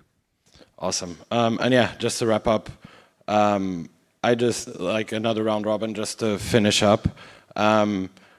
We're at Breakpoint in 5 years. What is the event, or we're 5 years into the future, what's the event that would validate your belief in Solana today? So what would you like to see in 5 years that says, yeah, Solana's made it, this is exactly what I wanted to see in Solana? We'll start with Clay, head back. I'd like to see my nephew playing Star Atlas. Let's go. On a mobile device. And simultaneously, like my dad, who's really old, I don't know, doing something on chain, managing his retirement portfolio or something like that. If we can cover like a guy who's going to be 9 in 5 years and a guy who's going to be 70 something in 5 years, we'll have been pretty successful. 100%. Yeah, hopefully in 5 years, there's people that are using Solana for products that impact their daily life, and they don't even know about Breakpoint. They don't even know that they're using Solana. That I think, could be sad because it means we might not have another breakpoint in 5 years. But at the same time, if you're really striving to build this credible neutral layer that could power finance, that could power digital asset, that could power the next generation of games, at some point it has to impact the daily life of the people in a way that they perceive the benefit, but they really don't understand any of the intricacies that still affect Web3 right now. I would like to see Breakpoint also being decentralized geographically, as well as in terms of the theme. For example, maybe we can have a world tournament of one of Solana's bests, for example, Star Alice, and it could be hosted in geographic regions, and then you play it up all the way till the world stage. Just coming from games, but that would be very, very sick. Yeah, I would like to not have the normies of the world scared of the word crypto or blockchain anymore, and this to be as frequent as like a AWS summit where Solana is the building block of a lot of tech and a lot of consumer apps, and we're not just talking about our niche things we're all building and trying to expand the ecosystem, but have it be part of everyday life. Awesome. We're out of time. I just wanted to thank the panel here today, not just for being on the panel, but for supporting the hackathon and above all for driving this ecosystem forward. I hope that the vision for 5 years from now comes true. I think it will. We're big believers in it. And yeah, if anybody in the audience has any questions, the panelists will be outside enjoying a happy hour. So yeah, thank you.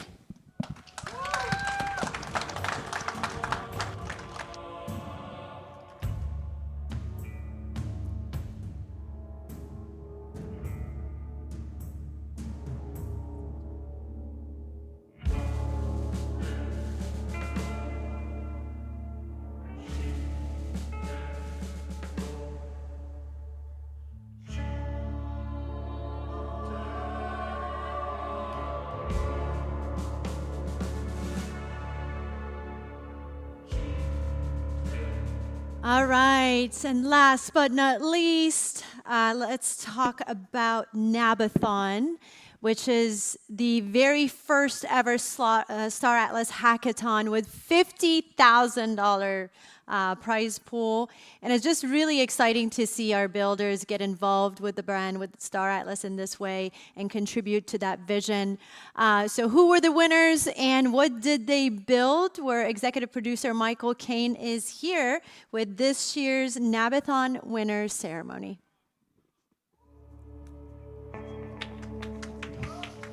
Hello, hello. Thank you, Mona. Appreciate it. I'm so happy to be here.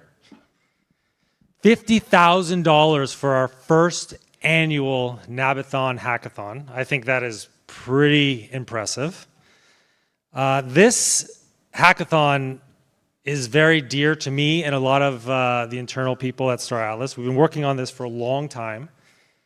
The impact of this hackathon, Nabathon, may not be felt this year, but we have a very iterative approach to what we're trying to do with this hackathon. This is very dear and close and dear to Star Atlas and our ethos.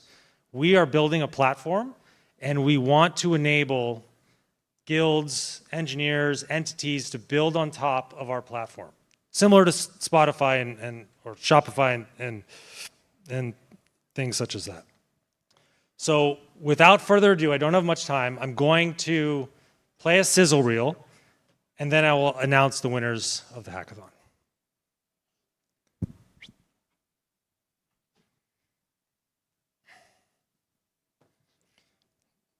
You can play it.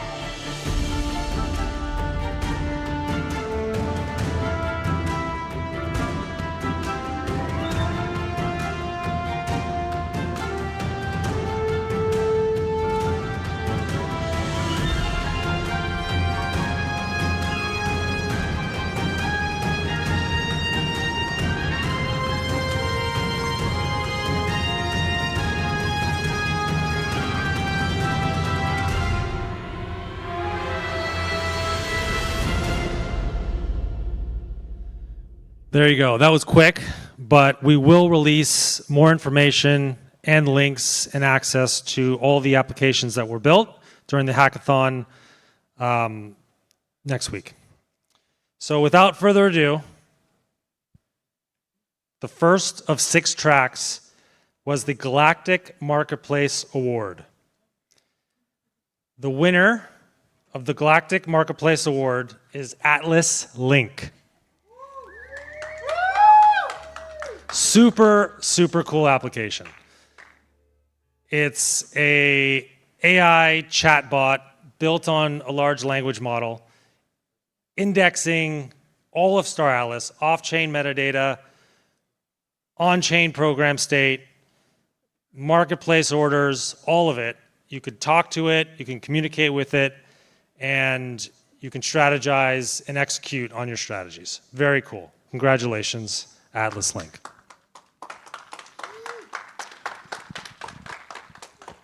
The next track is the DeFi Award. Also very cool. Squads.io is the winner. Congratulations.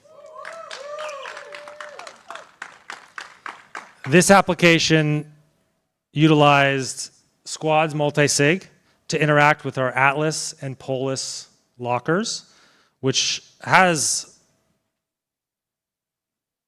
very dear, close relationship, because I did build the Polis locker myself, so I'm very happy to see applications built on top of what I've built. It's very exciting. Squads.io, there you go. Congrats, guys. The Data Award. I know there's a lot of data guys here. The Data Award winner, and there were a few entrances, so this one was hard to pick. Crew Dashboard.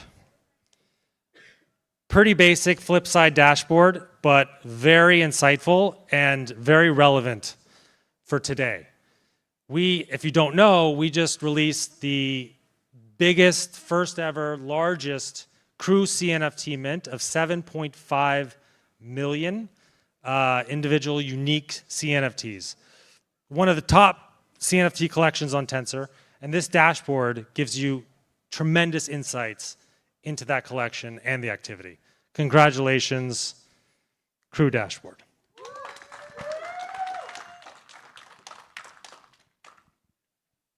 The next track is the Resource Award. The next, there was also a few applications. We had 30, I think it was 35 applicants. So to pick 6 out of these 35 was actually very difficult. I want to give a shout out to Francesca, our head of marketing, for being one of the judges. She was tremendous. Santi, as everyone knows, community, he was amazing. Very helpful, put a lot of work into really judging and kind of breaking down the applicants here. The Resource Award goes to Star Atlas Dispatcher. This application was very close to winning the largest award of the night. This is an automation tool for Sage. It is highly complex and highly detailed, not very polished in terms of the UI, but what you can do with this application is tremendous in the context of Sage.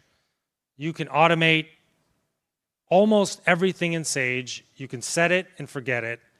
I would advise everyone to take a look at this when you get a chance. The next track is the Game Award. This award goes to Warfront. And I know you're out there. I know you're watching. Congratulations. No one deserves this award more than you. You are very close with Star Atlas, and you always have been, and you are a soldier. Congratulations. The 5th of 6 tracks is the Sage Award. The Sage Award, no surprise, goes to the EVI ship comparison.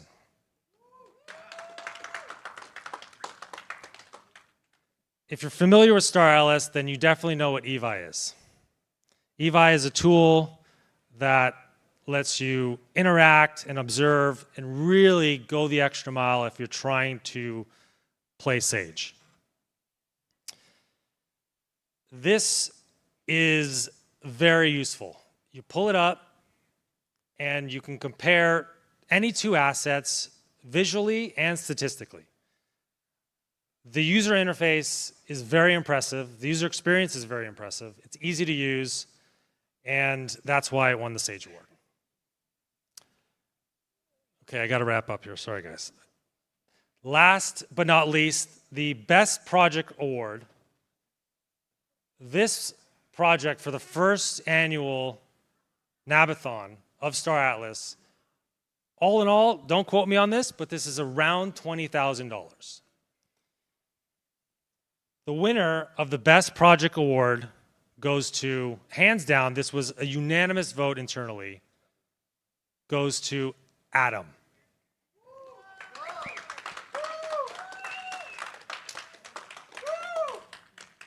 Really amazing. So let me tell you, the first thing I'm doing when I'm getting home, first thing I'm going to do is kiss my wife and kids. Hey, sweetie. Girls. Second thing is I'm going to my computer and I'm setting up Adam, because the drag and drop user interface, the automations you can do within Sage with this tool is on par and in some parts better than our user interface that we've built at Star Atlas. It is amazing and deserves the first place prize. Congratulations, guys. First annual Nabathon. More to come. We're just going to get better. We didn't have great documentation, but we wanted to collect the feedback and go from there. Thank you, everybody. Appreciate it. Nice, nice, nice. Wow, $20,000 for that amazing work. Adam, power to you, sir. Give it up for Adam.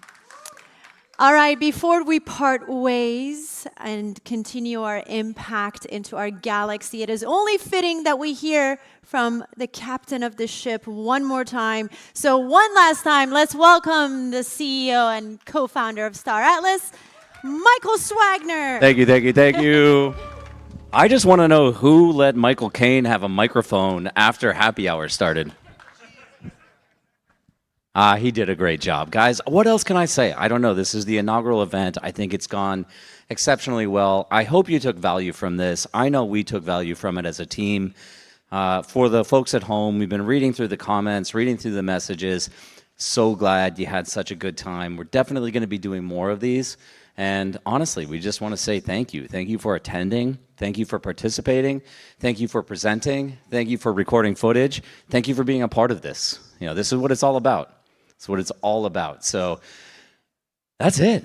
That's it. The bar is open. The tournament is going on still right now. We have another hour left of the tournament. If you're watching at home, there's a Twitch stream with the finals of the tournament itself, the Surge tournament, but such a good time. Can't wait to do it again. Thank you all so much for being here. Nice, nice, nice job. One little announcement. Solana Breakpoint wanted me to make this announcement. If you have a bag or your belongings in the locker room, they're only open till 7 o'clock. So please go get your stuff before it's locked up. Guys, did you feel the impact of Star Atlas? That's what I want to know. Yes? Yes, but absolutely. But the work is not done, right? The work is not done. We're going to continue building. And that was the theme of this year's first inaugural Impact Summit, to build with Star Atlas, to build on top of Star Atlas, and strengthening not just this ecosystem, but the Solana ecosystem as well. So we're going to be back with more impact, with more building, with bigger community and stronger community. This is exciting. Thank you so much for being a part of this journey with us. Thank you guys at home tuning in. We had an amazing turnout. We had about, what was it? Can I say 1,100. Did we have 1,100? 1,200 people here. People are still playing the tournament. So we're just really excited to bring the community together. So we'll be back next year. Thank you all for being here.